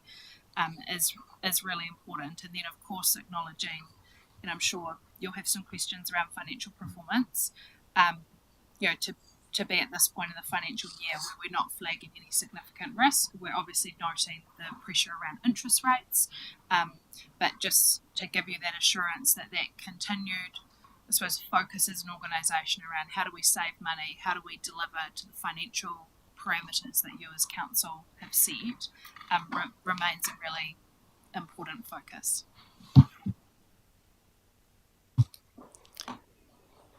I wasn't making any references to the fact that while you're away that things were quiet at all. In fact, it was reassuring to see the amount of work taken up. And I too want to acknowledge the report. When you think that we've actually just adopted our annual report for 23-24 today, yet when you see another substantial and comprehensive report that is only reflective of the first 2 months or 3 months of the financial year, there's already a significant amount of work being done, and I for one want to congratulate the infrastructure team on being able to complete Tyne Street and York Street already, despite some inconvenience. I think it's been a fantastic piece of work, and it's great to see those sorts of major infrastructure works being completed. But there's also some very cool stories in here about a whole lot of different things. I particularly resonated with Joyce Corrin. I've known Joyce for many, many years, and so for her to be recognised in this is really great. And that's what I like so much about the organisation performance report. It's not only about the financials and the infrastructure stuff, it is about what is going on in our community and how it shows how connected we are and how supportive we are of our community. So acknowledge all those that have put it together. Deputy Mayor Allen. Could I, Mr. Mayor, refer to, it's a non-financial, it's on page 600, the heritage strategy, and I just want to challenge the statement contained under the heading of heritage strategy. It identifies that the strategy is currently fit for purpose, and therefore any remaining actions lie with groups and individuals, not with Horowhenua District Council.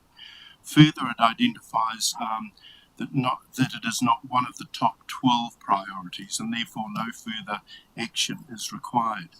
But just as was identified earlier today under the economic development strategy, I think by Councillor Jennings, that it wasn't one of the top 12 priorities, but it sits under the vibrant economy argument. I think we could also say that when it comes to the heritage strategy, under the community connections and better well-being priority, there sits the action initiate a community plan in Foxton. So you see where I'm going in terms of heritage, which is linked naturally to Foxton with its heritage values.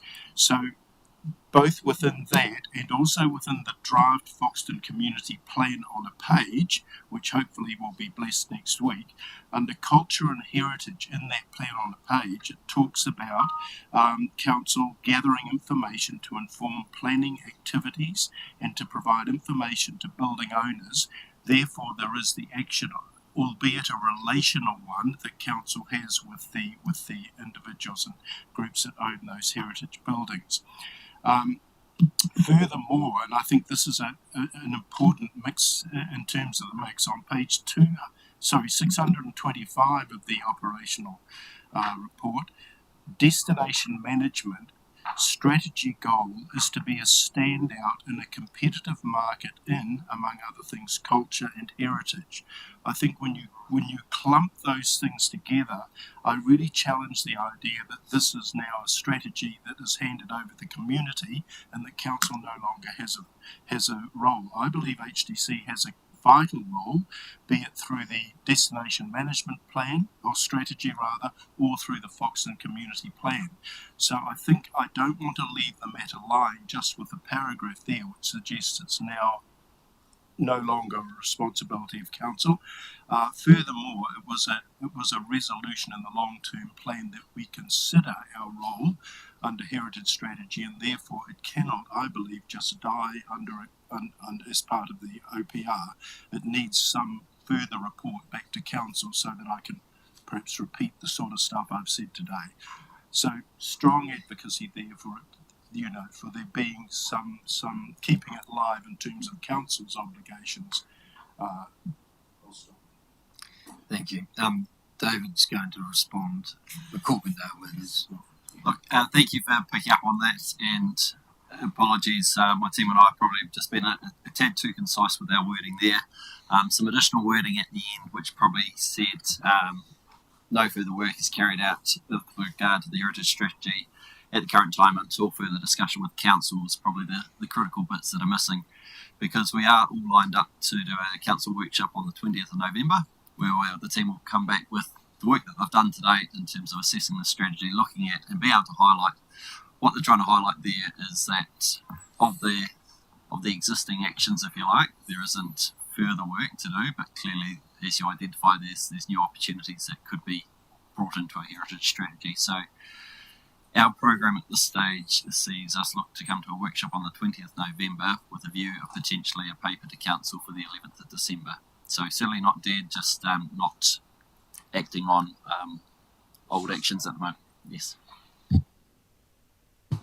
You satisfied, Deputy Mayor? Profoundly. It's very deep then. Thank you. Any other questions or queries about the organisation performance report? Councillor Tamiana. Yeah, hi. Look, great report. One of the things I sometimes feel like is missing is aligning costings and where we show it in our LTP and stuff. So I just think sometimes when we're putting these projects in here, it's always good to show how we're funding those things. Same with the transport one. Like for me, there's probably not enough clarity around some of these things, like how are we funding Tara Road, how are we funding East West, how are we funding those types of things. I just don't think it tells the tale. So that's my only feedback to that section anyway.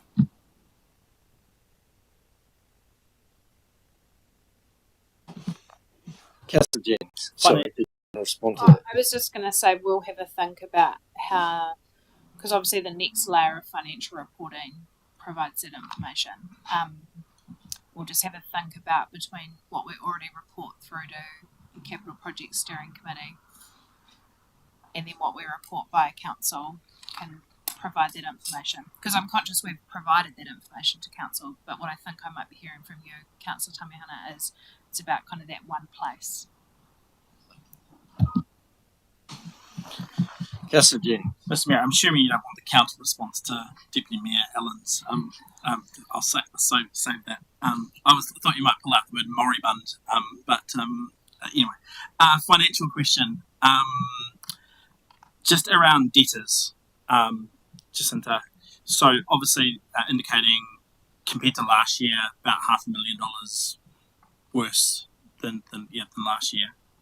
920 properties with outstanding rates who didn't have it last year. And you might not know this off the top of your head, but is there any alignment with some of those properties or a proportion of those properties being in areas where we've done the rezoning? So there's been a revaluation effect because of a change in rezoning as well. So there's been like a significant uplift in rates. Do you know? Thanks, Councillor Jennings, through you, Your Worship. I think I don't know specifically the properties, but if you look at, there are a couple of areas. So Levin is one area where there's those 900 properties. Levin is one, and also Levin Rural. So there will be some of the more rural properties within there. And anecdotally, in terms of the significant increase in challenging conversations that we've been having, remissions and the lowering of, or the fact that many of the district who would have received a full remission before are now receiving a 50% remission, for example, that has had a significant impact on a number. So that definitely is a factor, and it has been challenging for the team, both throughout the customer services team and through the finance team, in terms of the conversations that we've been having with people around the payment of the rates. But it is something that is being very closely managed by the team and a focus area. And definitely one of the key areas that we're working on as well is around the water debt, and making sure any old ones where there may have been issues in the past is cleared up now that we have some resource on board as we move into the meter. So making sure that that's all rectified and tidied up. So there is a real focus on that at the moment, but we're not yet fully on top of it, but we are actively, that's a space where there's a real focus. And another one, just to give some clarification as well, is in the growth space. So some areas, interest rates, as Monique mentioned, is an area of focus for us, and in the growth space as well, making sure we really understand how the growth is tracking to where we intended. So debtors, growth, and interest rates would probably be the three things, the key focus areas for us.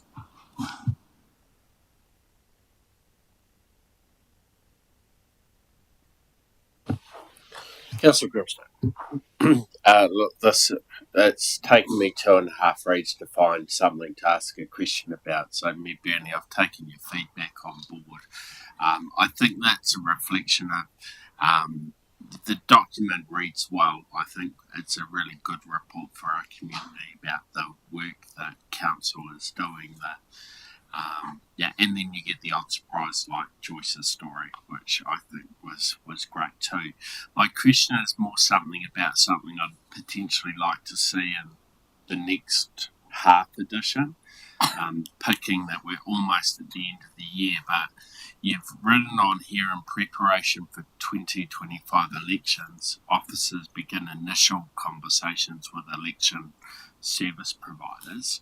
And I know some work's been going on within the organisation about how we identify members of our community that may be wanting to think about standing for election and how we might be able to support those conversations or those thought patterns. And I'd like to see sort of that, I guess, expanded on into what else we may be doing in early 2025 to support, encourage that thought pattern for those members of our community that may have a what next or I may. Yeah, we can certainly provide some information about the work that we're doing to fulfil our electoral responsibilities.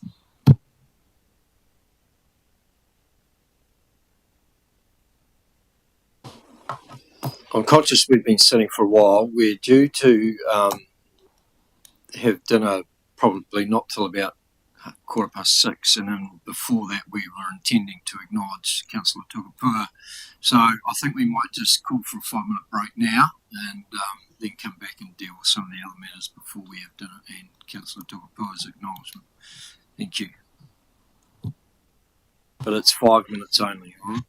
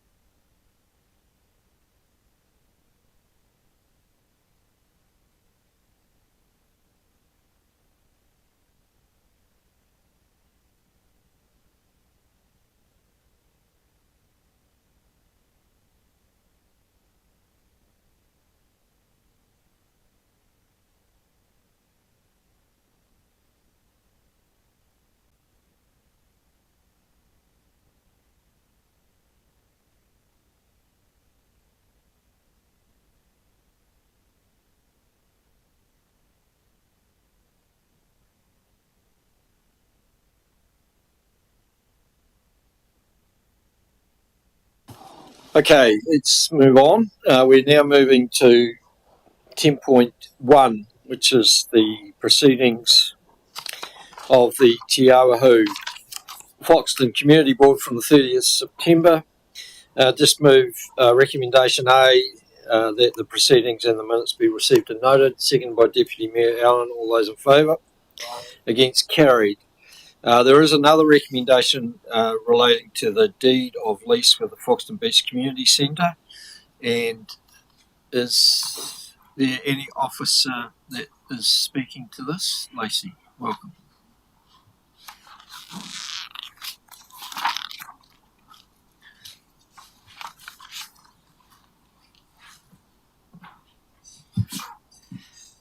Kia ora. Yeah.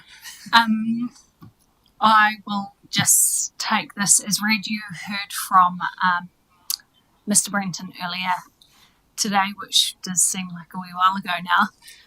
But we have been working with the Foxton Beach Community Centre for the past few months on this lease. The Community Centre have been on a section of council-owned land for about 30 years now without a lease. So we're really happy to be getting to this point. I have noted some of the comments made during the leasing workshop, which happened after we had drafted this lease alongside the community centre. So if you were wondering why those aren't incorporated in there, that is why. Yeah, happy to take any questions. Yeah. And so through your worship, just adding to that, councillors noting the amendment which we've emailed to councillors today, just clarifying the area in which we are recommending the lease on. So you'll note that change in the slight change in recommendation, which is in your emails, and no doubt Alice will have up on the screen.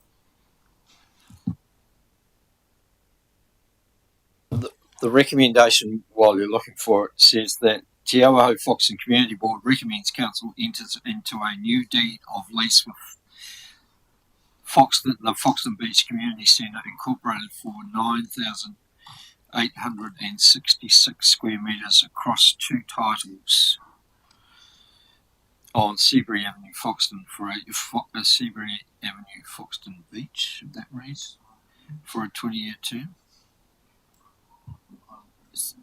Yeah, so just for clarity, that is as is in your agenda. Oh, but what we've written to you is just clarifying that there's a factual inaccuracy around the lease area, and so the resolution should read that Te Awahu Foxton Community Board recommends council enters into a new deed of lease with Foxton Beach Community Centre Incorporated for 882 square metres across 2 titles. On Seabury Avenue, Foxton Beach, for a 20-year term with the right of renewal, with the annual rent to be $200 per annum and a rent review every 3 years as per the policy. Councillor Tukupa. I'd like to, and maybe I'm jumping the gun, but to seek an amendment to that. I know you don't have a mover yet, but there's only one change I'd like to float. You just tell me when's the right time. You can signal that now. So I would change $200 per annum to rent to be determined under the review of the new policy, as in leaving the amount to be determined consistent with everything that's underway. Yeah, that's all I'm looking for, because otherwise this will turn into a historic situation that we all saw last week. There's lists and lists of it, and it's time to tidy up. So we are doing this simultaneously. So I'm saying, yes, we can secure that for you, 20 plus years there, but the amount, look, I won't go into the debate part, but really just to focus on we're doing a reviewing and updating the policy, and the price should reflect that. That's all. So if Councillor Tukupu is moving that, I'm happy to second it. Okay, thank you. So, Sorry, can we just add Foxton, Beach to Foxton there? Yep, thanks.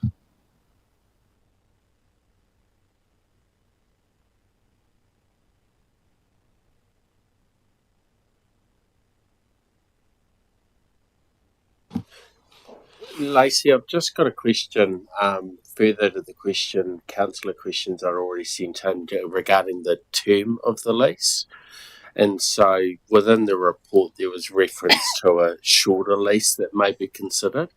And I've raised an opinion that potentially that could be something that council might like to review or have a look at in terms of shortening, given the positioning within Foxton, the time frame for a future development in Foxton Beach and Foxton in general, the strategic importance of this piece of land at the beach. That I'm a little wary around the 20-year lease. So keen to, I guess, understand from discussions so far what an acceptable minimum lease would look like from the organisation's perspective.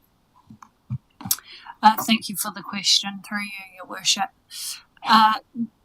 From our point of view, it is a decision of council. The 20-year lease was something that the Foxton Beach Community Centre asked for.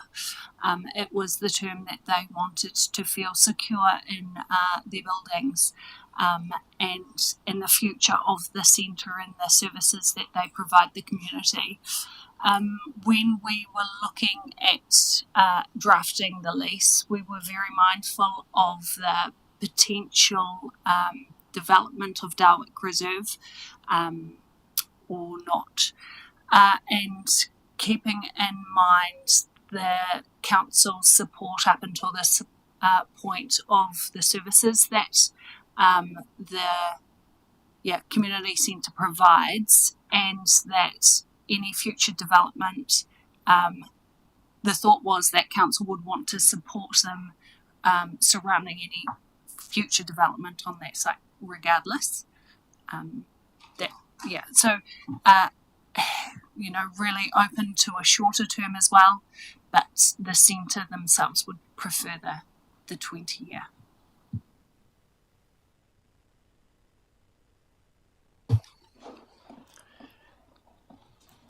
Any other further questions for Lacey?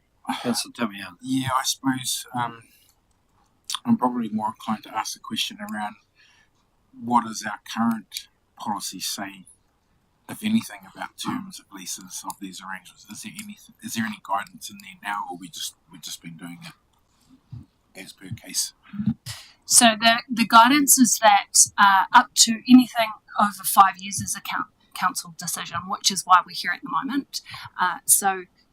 It's completely up to the table as to what the time frame is over and above 5 years.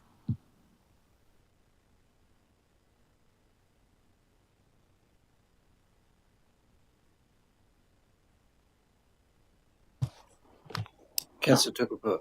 Last question. Would the review 3 yearly, do you think that will be consistent with the way the new policy might read?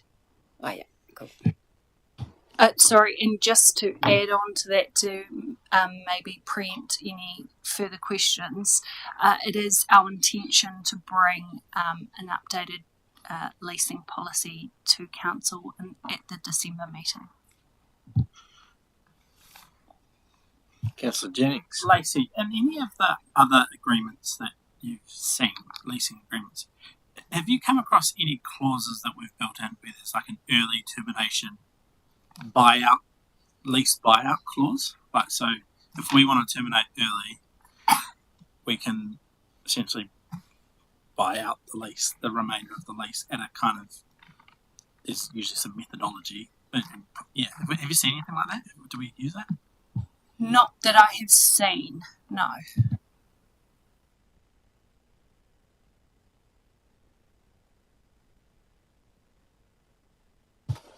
Councillor. Sorry, last question, promise. You're not sorry. 5.7, the rates piece, $2,847, which we as council cover. So effectively, this is a side added benefit, call it that, to the group. How do we treat that? Remind me, because I know council's utilities or our treatment plants and things are remitted, rates remitted. Are these part of that? No, it's different. Okay. Yeah, so at the moment it is, we do pay rates on this parcel of land, and up until this point, without the lease, council have been paying the rates and some of the utilities as well as some of the maintenance on the building and section.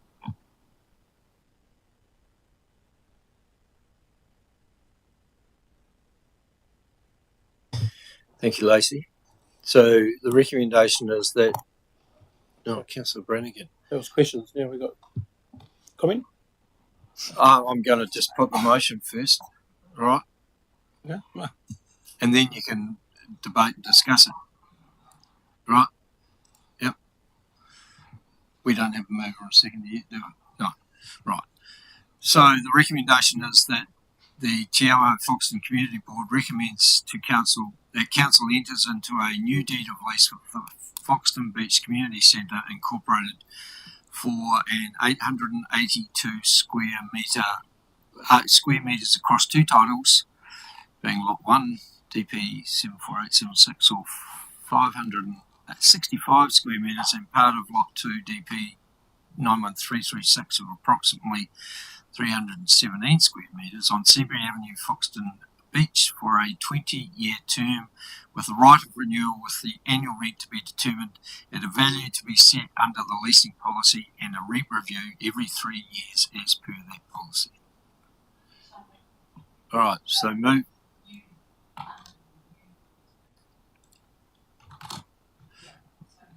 Right, moved by Councillor Tukapua, seconded by Councillor Brannigan. Any further discussion or debate? Councillor Tukapua. Yeah, just obviously I was hesitant around the $200 amount, and that's because of 5.7 and 5.8, which indicates we've been paying for, or ratepayers have been paying the rates of over 2,800, but also some of the maintenance. And I think even if at the very least they were to cover that rather than $200 a year, that would be still a minimal amount of $237.25 a month for a reasonable sized property in a great location. But granted, it is providing a return. So yeah, it will be treated like a community lease, but consistent with the others in due course. Councillor Breen. Yeah, just a couple comments around the tenure of the lease and that parcel of land. Pretty sure it was after the last term of council when we activated that the extension of that property to allow the community centre to build the garage, etc. And part of that debate was clearly bearing in mind or considering the future use of Darwick Street Reserve, Darwick Street land, in terms of the deferred commercial status of it. And that was taken into account that the parcel of land that this sits on is tiny, as you can see in the aerial photos on there, compared to the rest, and the impact of the view of the previous council that passed that resolution was that it would in no way impede any future development of that site. So just wanted to make that clear across the 20 years. For me is absolutely suitable. This group, you can see how motivated and well led they are, how coordinated they are, and what they do provide to that community, which we've said time and time again. So I'd like to see them have security of tenure, and I think 20 years is quite appropriate.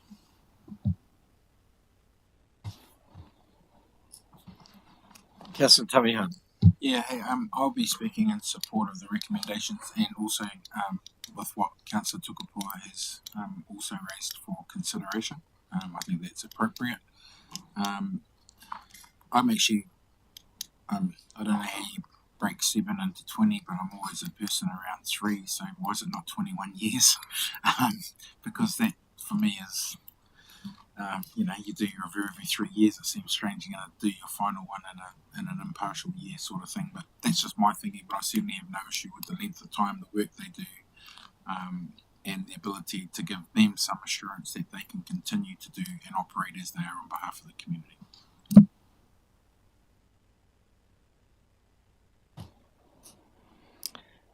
All right, so I'll put that recommendation. All those in favour? Against? Carried. Thank you. Right, moving to 10.2, proceedings of the Community Funding and Recognition Committee from the 18th of September 2024. Move the report be received and the minutes noted.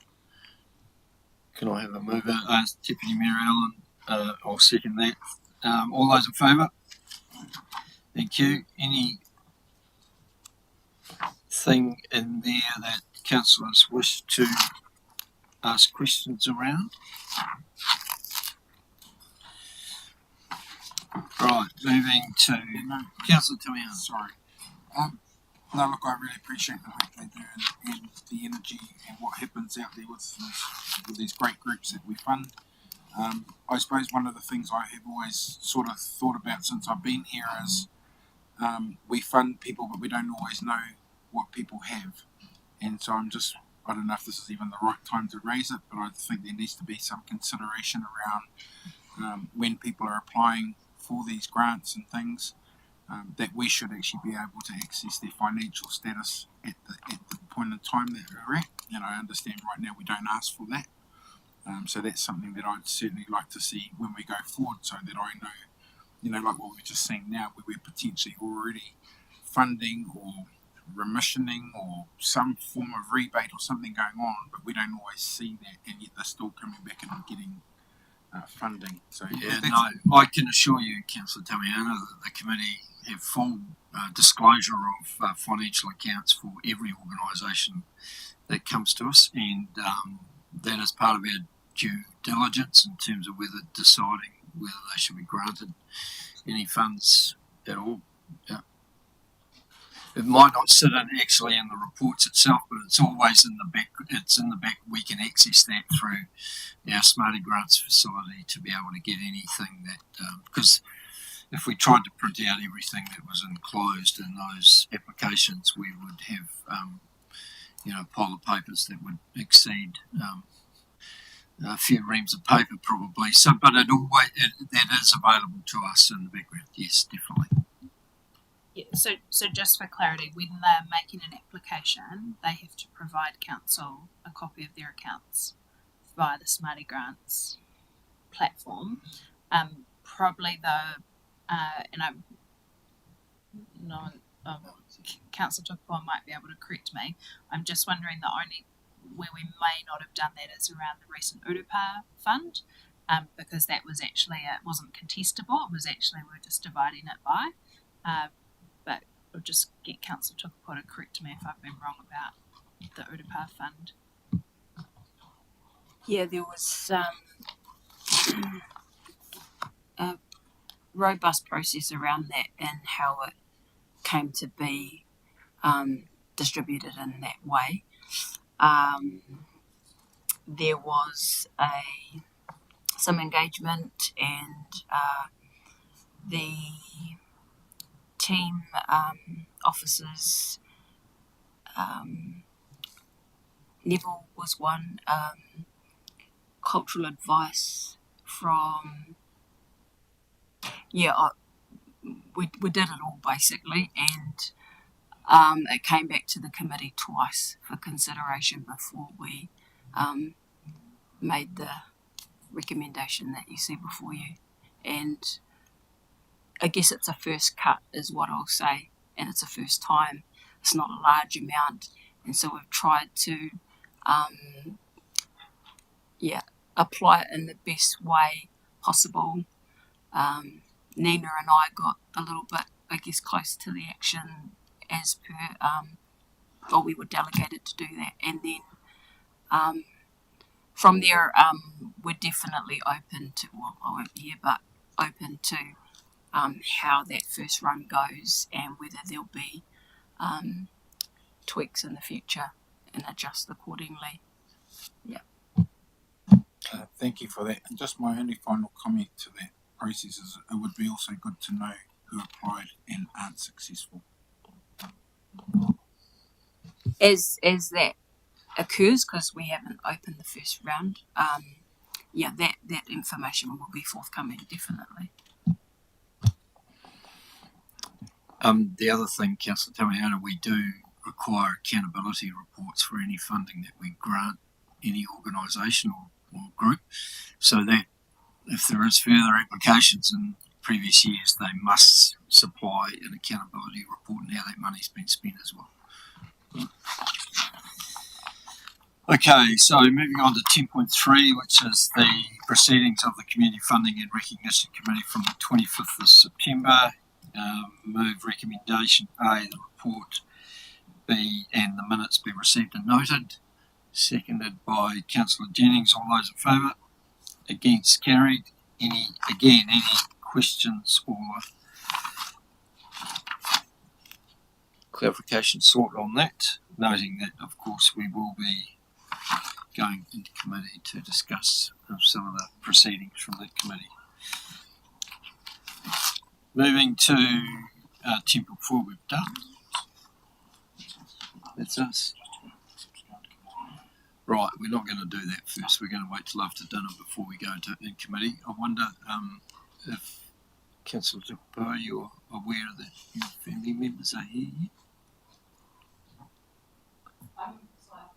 Only because I thought it was 6. I told them to come at 6:45. Okay. Is that sorry? That's all right. We can have another break for 5 minutes while they get here. Yep, that's fine. So we'll adjourn the meeting at this stage. I'll tell them, hurry. Come now.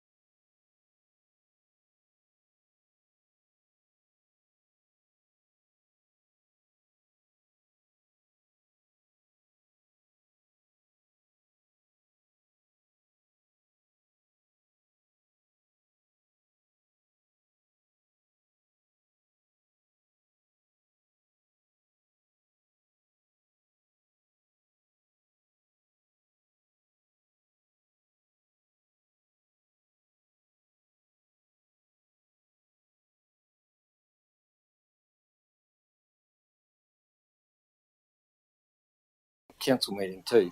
But I thought it was appropriate that what have I done?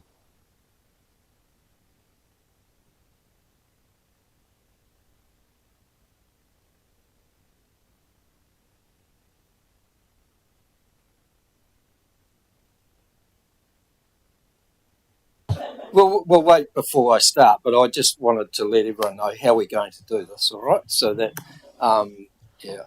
the chief executive doesn't trust me to be able to make decisions by myself sometimes. So I'm going to say a few words shortly, and then I will open it up to the table to say anything that they wish to as well. We will then present Piri with a parting gift, and then we'll ask the wider group, who thank you for your attendance today, to respond, and then we'll give Piri the right of reply to finish off. So we will wait for Mark before I start. So talk amongst yourselves in 30 seconds.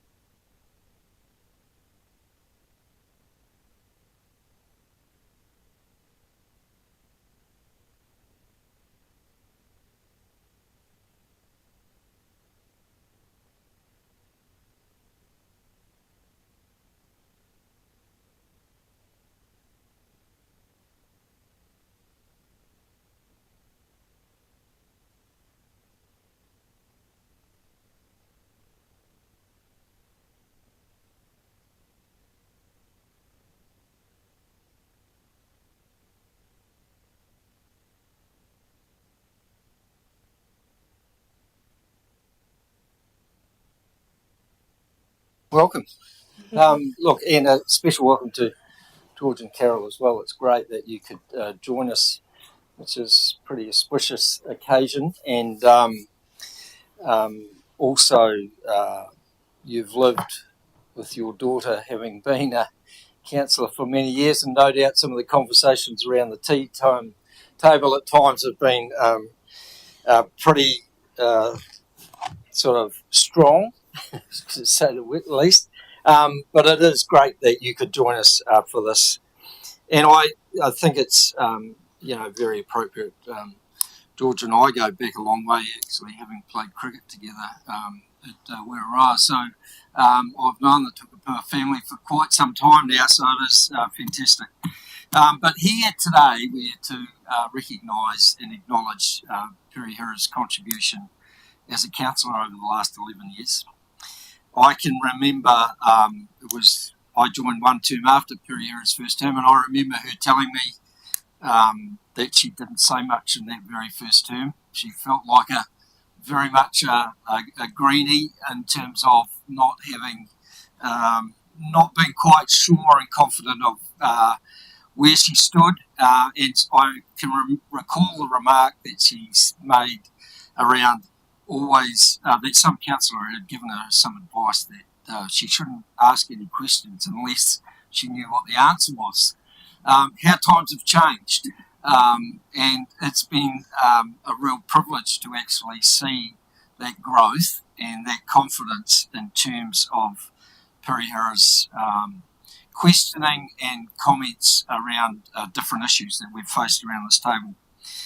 She has always been very strong in her convictions, and is not, in the last couple of terms while I've been leading this table, certainly not held back in terms of making sure that those convictions were spread around the community. As chair, I can often feel Perihira wants to say something, and I often have because she's sat in that position, I think, for just about every council meeting that I've been chairing, and I'm just waiting sometimes for Perihira to push her button, and eventually she will. And we've had a number of times, as you've seen, where I will have moved on and Perihira will turn her light on. So anyway, I can see the cogs of her mind working very strongly in terms of just getting her ducks in a row. I've always been impressed, though, with Perihira. As you see, she turns up to a council meeting with post-it notes and highlighters throughout her agenda. Stationery sales with post-it notes and highlighters will be seriously affected over the next year or two because Peri won't be doing it. But I think it is a clear sort of signal how much Perihira gets into and analyses agendas, and I've always been full of admiration for some of the things that actually she picks up that no one else seems to do. She has a unique ability to be able to highlight issues or bring to the fore things that no one else has thought of, and I've always admired that in her, to bring that perspective that no one else has seen. So, Perihira, we will miss you. You have left, I think, quite a legacy for this community.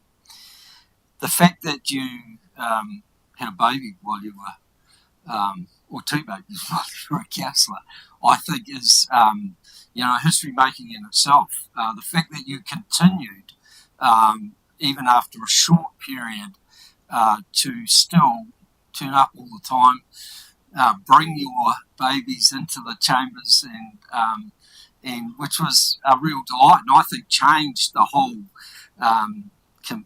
sort of perspective of the table in terms of having a young one that was sitting around the table, basically. Or I can remember many times resting on your father-in-law's tummy, sitting in the room next door, fast asleep. It was fantastic to see. So, the fact that you were able to still do your role as well as you did in terms of also, meeting the challenges of being a young mum and things like that is really to be commended.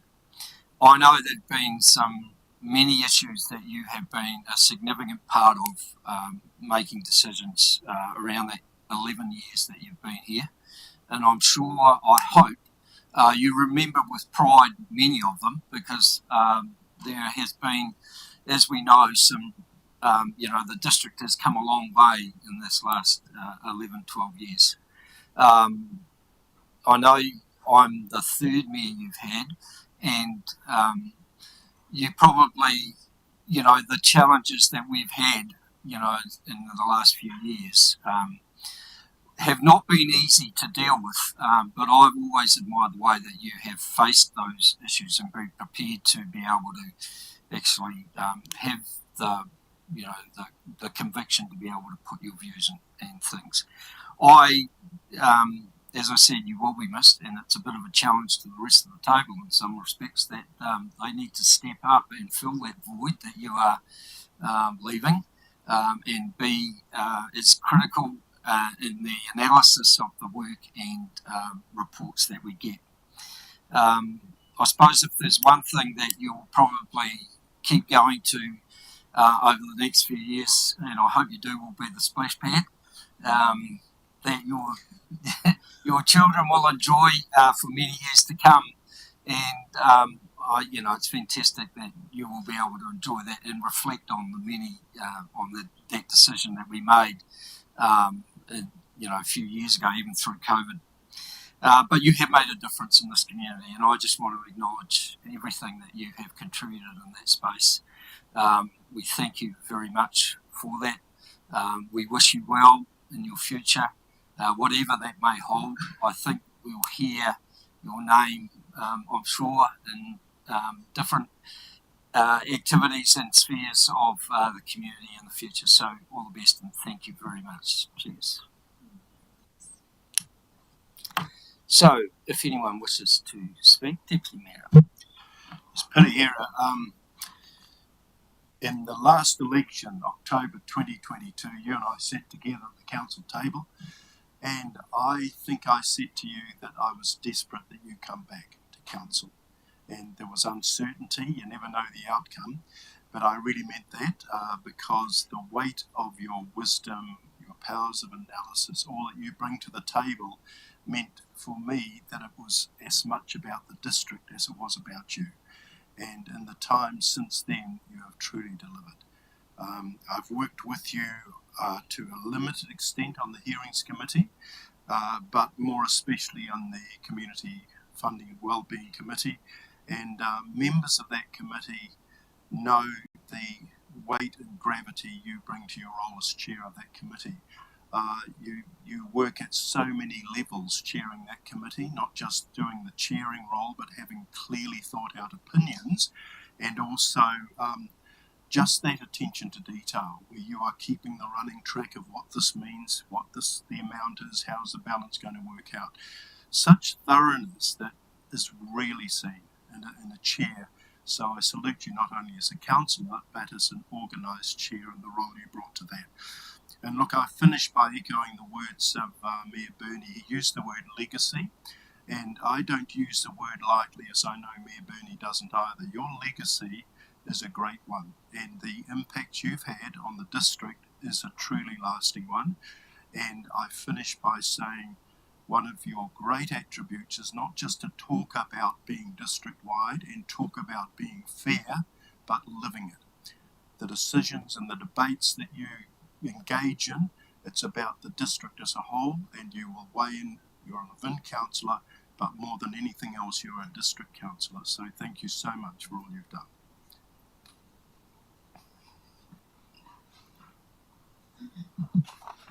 Well, Piri, I've been reflecting all day today actually about 2013 when both of us stood for council. You might recall the night when I first met you. I was on Manawatu College, at packed hall at Manawatu College to meet the candidates before the 2013 election, and you were there standing for mayor. And I thought to myself at the time, I was there packing myself about talking to these people about why I wanted to be on council.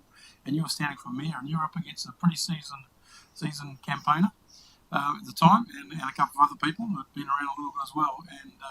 And you were confident, and you held yourself so well, and you were so impressive. And I was so rapt that one, you didn't make the Mayoralty, you got on the council, and that was a big benefit to this district for all these years. So since then we've been around the table together, and we've spent some pretty good highs and some pretty big lows as well from time to time. We haven't always agreed, and nor should we, and that's been good. But we've always respected each other's views. Always had a hug at the end of the day, and if we've had a bit of a good old debate, we've been able to laugh about it later on and move on. And it's just been an absolute privilege to be around the table with you, and to see, and Bernie's touched on it, to see you be able to delve deep into a content of an agenda like that, the way you do, and pick out things that none of us have seen or thought about, is just incredible. And I wish I could do that, but it's your strength and your skill, and you do hold people accountable.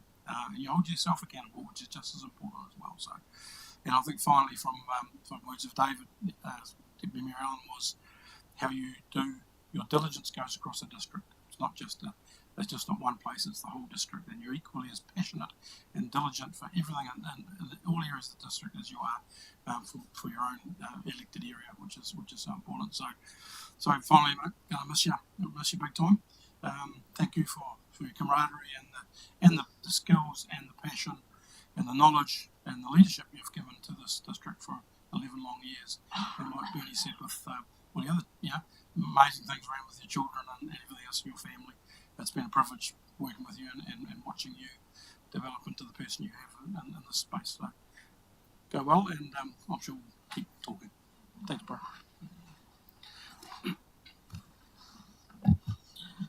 Hey, Council Buddy.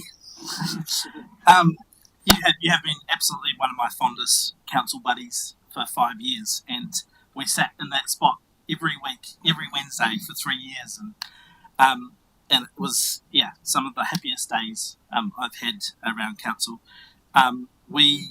You are absolutely a special person, and look, we've agreed absolutely on issues more than we've disagreed, and I don't think we've ever pointed of order at each other, which is great. You've made such a huge contribution, and I really, really value your diligence and hard work. You have absolutely prosecuted your role with huge care and professionalism. You've held the organisation and the table to account. You have that, as others have commented, that amazing attention to detail, and you've been a fierce representative for Liven, but also district-wide.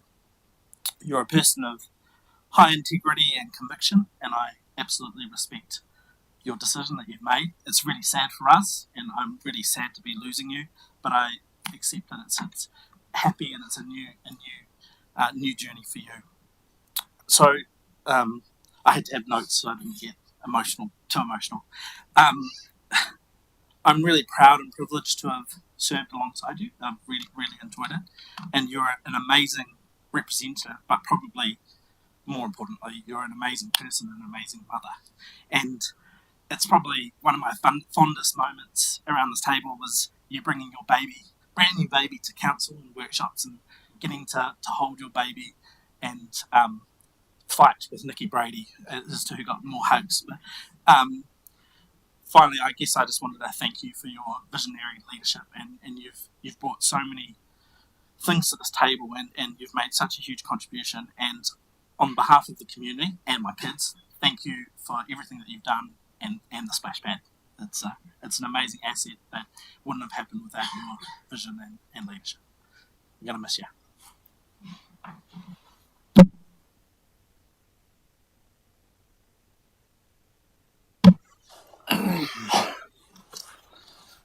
Meri ora ki te whare. Tuatai me ana ki a rātou makau ene atu ki te pō. Moi rā. Ni ana ki a koe nina. Ni ana ki a koutou katoa. Whānau. I raro i te pauritanga tōne. Huri no ki a tātou.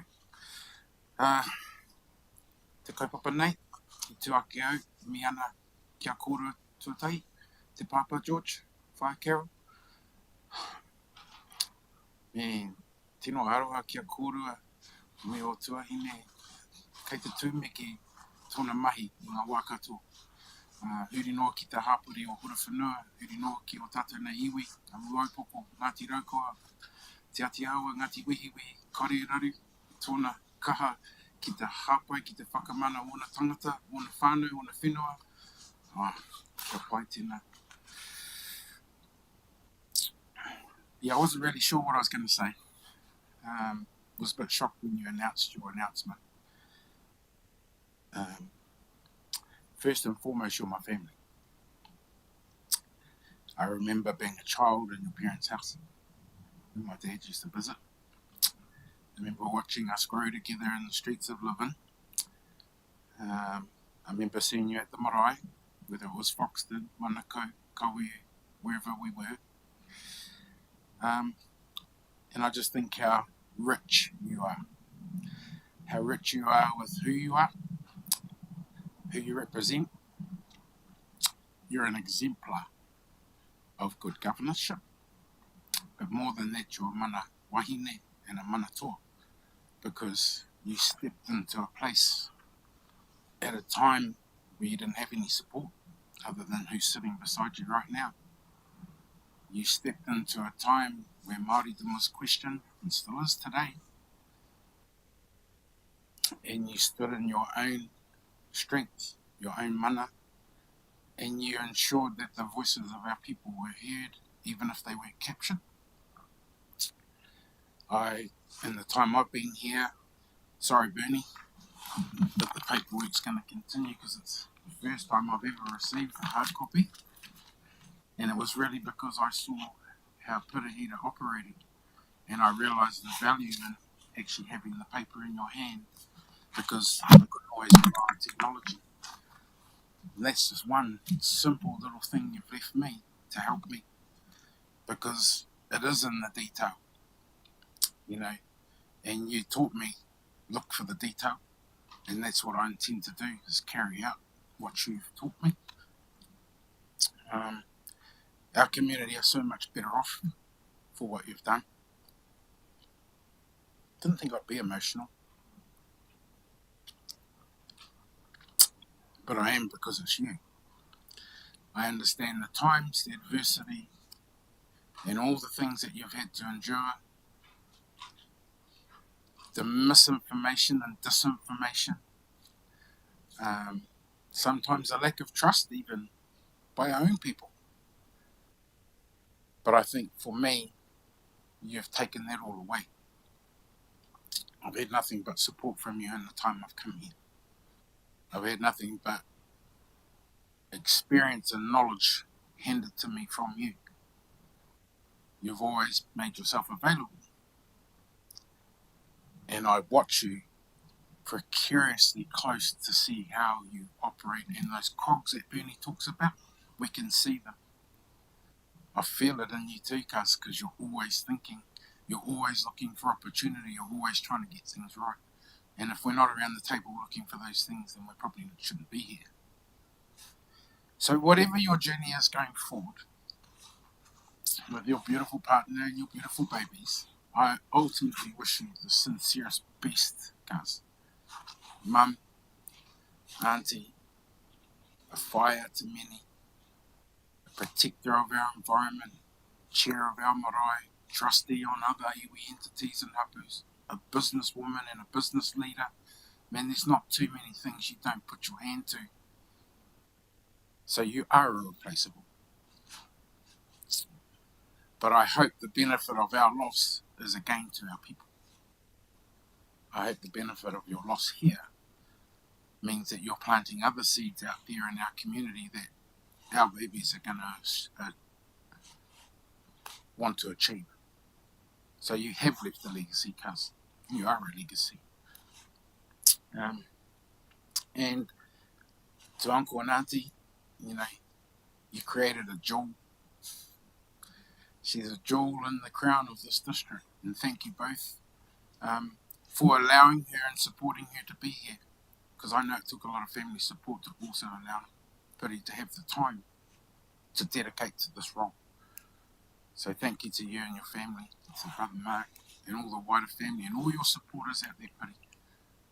But just know we love you, we miss you. And yeah, it's going to be an interesting journey ahead, but thank you for the way in which you've done it. Thank you for considering our community right to your very last moment. And I hope they celebrate and remember you for all the amazing stuff you've done. Ka nui ngā mihi.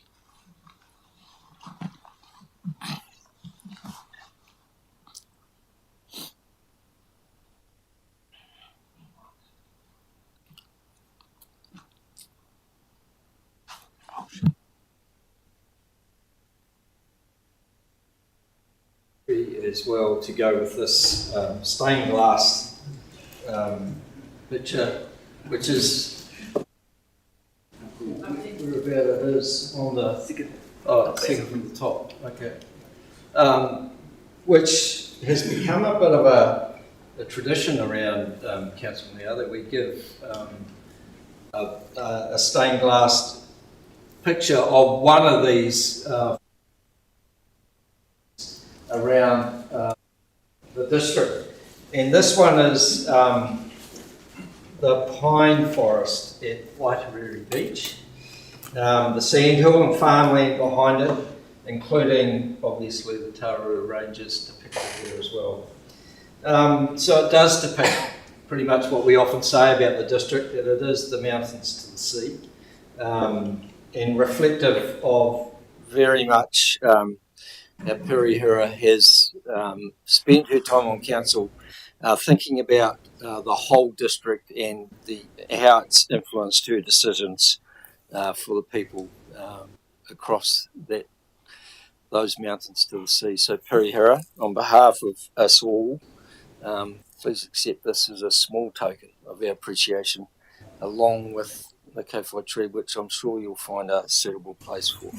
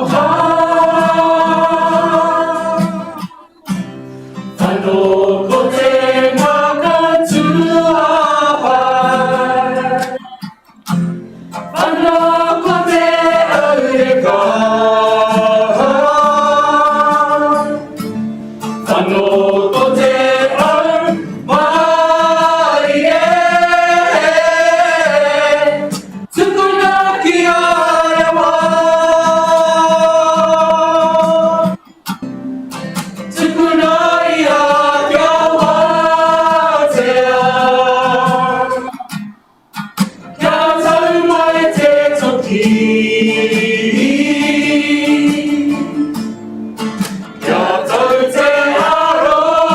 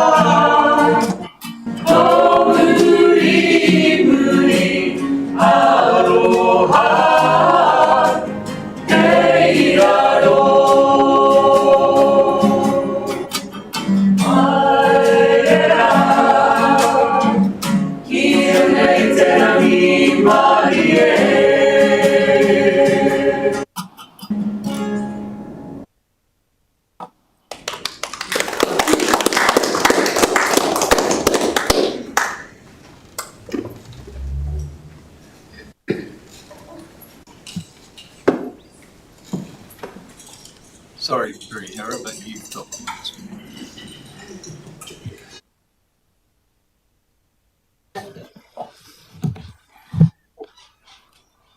I'll just stay seated, if that's okay. I just want to acknowledge the rōpū behind us. Thank you for that beautiful waiter and the fact that you've stayed after 5 o'clock. You didn't have to do that, so I really appreciate it. And I'd like to acknowledge that when I came in 2013, there was no Waiata group.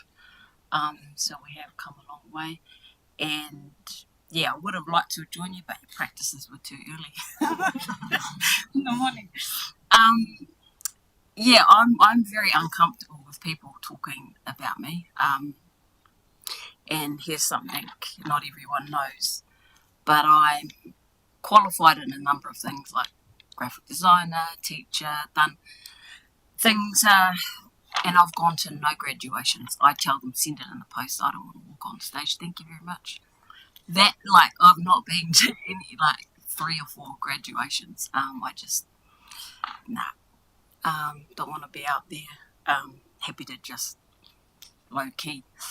I'm just going to share a couple of words from an essay I did. No, it's been a while and I can't remember if these are actually my words, but they sound alright. Just being honest. It was a while ago, but here goes.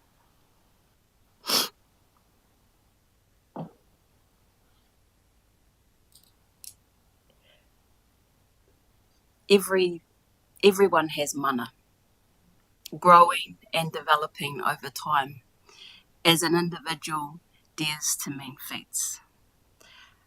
Mana is not so much about birthright or power as it is about a person's character, presence, and the way they relate to and uplift others. Great leaders lead from the inside out. Core values and principles are the strength that keeps them going. They identify next steps and actualize them. They are effective in attracting people and resources to make it happen. They can see the big picture but have their feet on the ground. Great leaders have a genuine heart for people. If you are a leader and say you are a leader, or if others see you as a leader and say you are a leader, if you stand up for something and others recognise it, and if your stance or actions inspire, influence, or impact others to do the same, you are a leader that counts.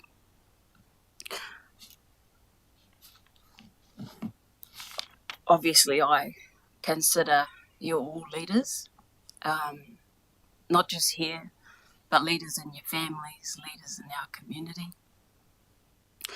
And yes, this is my final full council ordinary meeting, and I have to say, since the announcement of my intent to stand down and the media article that followed, the absence of why has left a large part of our community wondering, hanging. I've been asked, emailed and approached on the street about why, and I intend to put this in my resignation letter to Monique. It's not something I want to focus on here. I just want to focus on being grateful and thankful to you all and saying farewell. So, special thanks has to go to the people who nominated me as a candidate 4 times over. All women. I have to name them. Heather Burrell, Dot Wenham, Kathy Stewart, Nina Pilkington, Raywin Mitchell, and all that had some sort of, I guess, I don't know, I'd like to think over time, trust and confidence in me to vote again and again to keep me here. Like, I know politics and I swing sometimes. This is in general body elections. And yeah, so it's like, what are these leaders saying at the time, and do they really mean it? I'd like to think that my conduct or character has been honesty, transparency, that I've been consistent, hardworking. I thank you for the things that you've, said. It really means a lot. But I hope at the same time that I haven't been too blunt and come across caring most of the time. About character, that was something my mum drummed into me.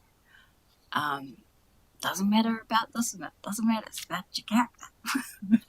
And that was a good lesson over and over again.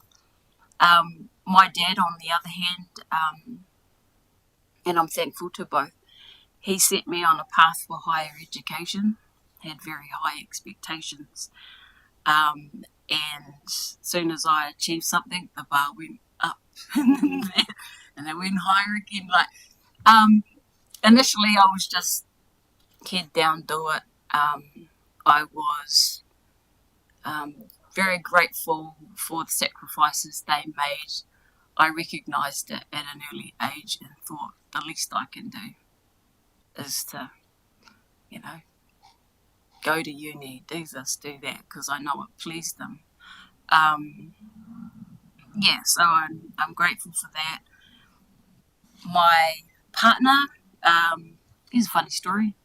Probably wouldn't, COVID, lockdown first time, and you're in your bubble, and then level 3 you get to expand a little bit. That's when I got pregnant, and probably wouldn't have happened because I am so in the book and not interested in anything else. But there's a little insight for you, but positive from COVID. Anyway, this guy, if you think sometimes I'm a challenge around here, this poor guy. But yeah, leadership for me is also about responsibility and respect. I was raised in church, and that very good book of wisdom, Proverbs, certainly keeps me on the straight and narrow. Verses like, and you may never heard these before, but to whom much is given, much is required. A good name is better than great wealth. These are the sorts of things that run in my mind as I operate.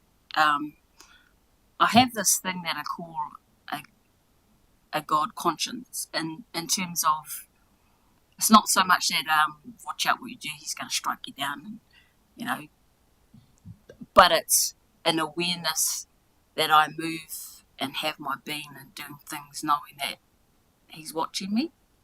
That makes sense. So I don't want to do the wrong thing, and that's my measure. The things I'm proud of, and during my time here, there's lots to celebrate. When you're new councillor, when you're out there before coming in, you think, oh, wow, this and that, and then you get here and realise the breadth and the depth of what happens here and what you're now part of. There's actually a lot of good work that goes on, and you just kind of wish that community knew that. The things in particular are securing the financial commitment to address the urban stormwater entering Lake Horowhenua. I don't think that was going to go that way, but hey, it worked. I'm grateful for that. The live-in splash pad that you mentioned. There's a range of things, and I just wish you all the best for what I believe is the next two big decisions for you as a council in this last 12 months. Choosing who we join with for the new water entity. I think getting the foundation right and voting. I would encourage you to vote for a position of strength rather than being left vulnerable. That's all I'll say there. And the Waikawa Beach access. That's a big deal for the community, as you know, has a lot of interest. So this is going to be my favourite part, and this is to thank you each. I hope you'll indulge me. Monique, I think you are an outstanding leader. I love your spirit of excellence, your ambition to be the best council in New Zealand. Your commitment to family, or whānau in the broader sense, is admirable. And my deepest thanks to you for keeping, and modelling the community at heart, all while balancing the books. You're awesome. Sam, I'll call you friend. As you all saw tonight, we don't agree on everything, but that's okay. I love your eye for detail and, or should I say the fine print, as a good lawyer should.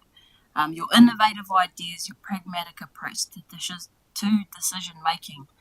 Particularly want to thank you for that financial provision for non-fluoridated water. I'll remember that forever.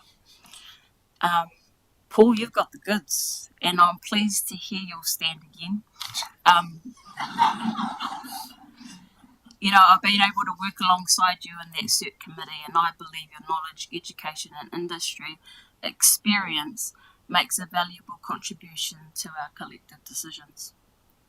Mike, we actually have family in common, and I've enjoyed getting to know you.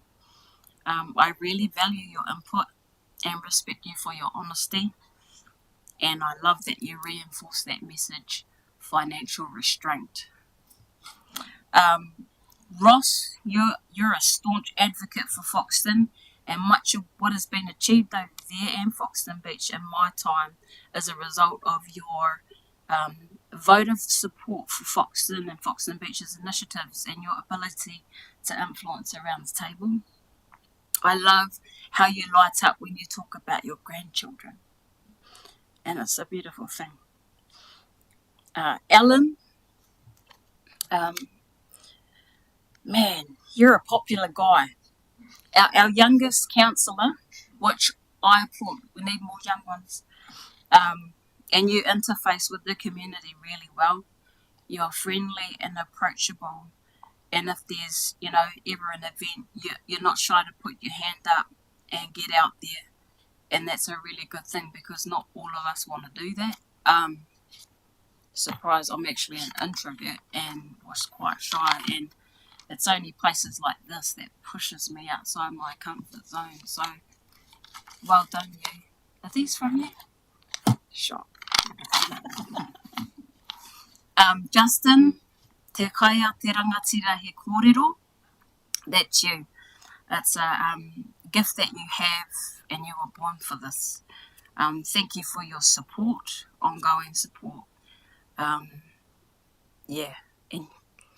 we are family, and I will see you on Marae again, so this is not goodbye. Jonathan, possibly don't like me, but that's okay. I did a bad thing. I called you something, and then I gave you a pretty weak email apology. So here in front of my mum, I sincerely say sorry. And the fact is, you do know a lot.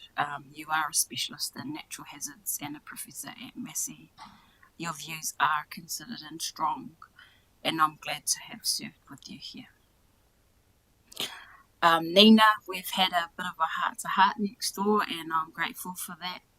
I want to acknowledge the passing of your beloved brother. Ka nui te mihi aroha ki a koe me tō whānau hoki. And congratulations on your successful appointments tonight. You'll be so good, and we need your and more wahine perspectives. Clint, I liked you from the moment I heard your first campaign speech. This guy's cool and a real genuine community guy. He asks really smart questions and adds so much value here. Thank you for your commitment and your service to our community. David, you're the prince of process. The articulate guy. So smooth. I want to be more like that.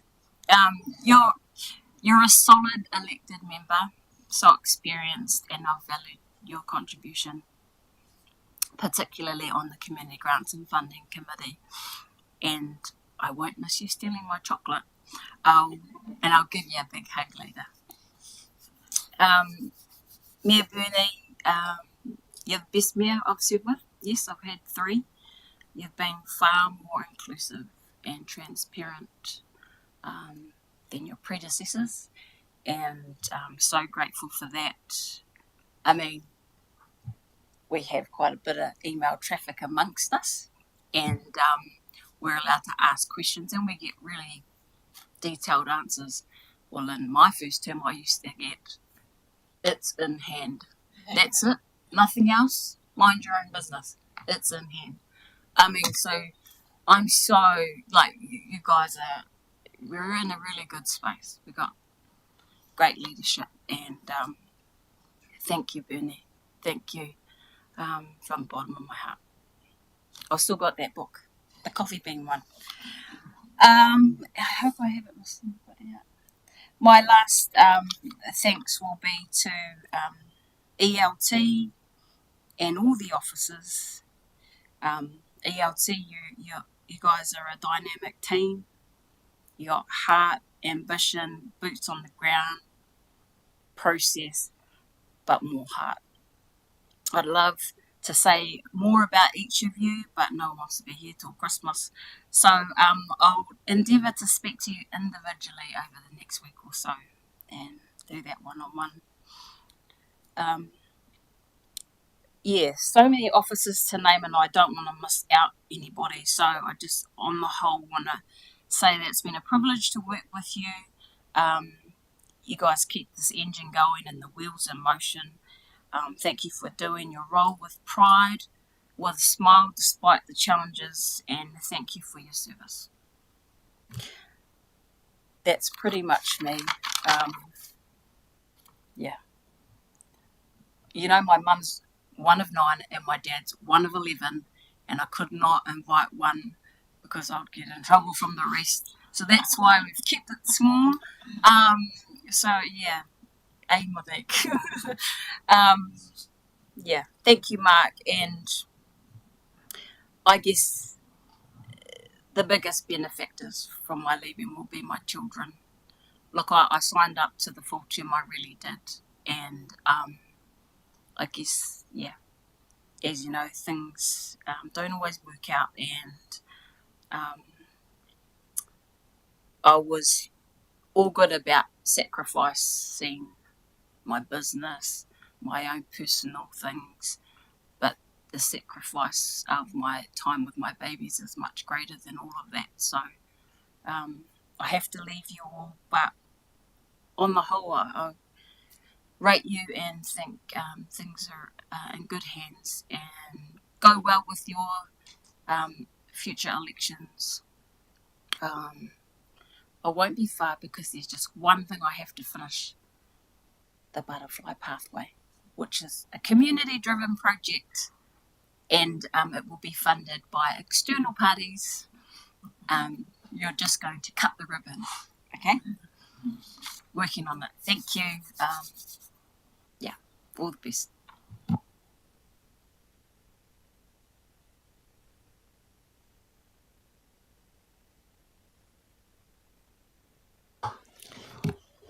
Cheers, Perry. For someone who said they hadn't prepared anything for this and was just going to speak, you spoke very eloquently and articulately. Thank you. And I'm sure we appreciate everything that you have done. And as I said, all the best. Yeah, good night. So we've got dinner now. Have we all set to go? So we'll adjourn the meeting again, and please join us in there for a meal and further reflection.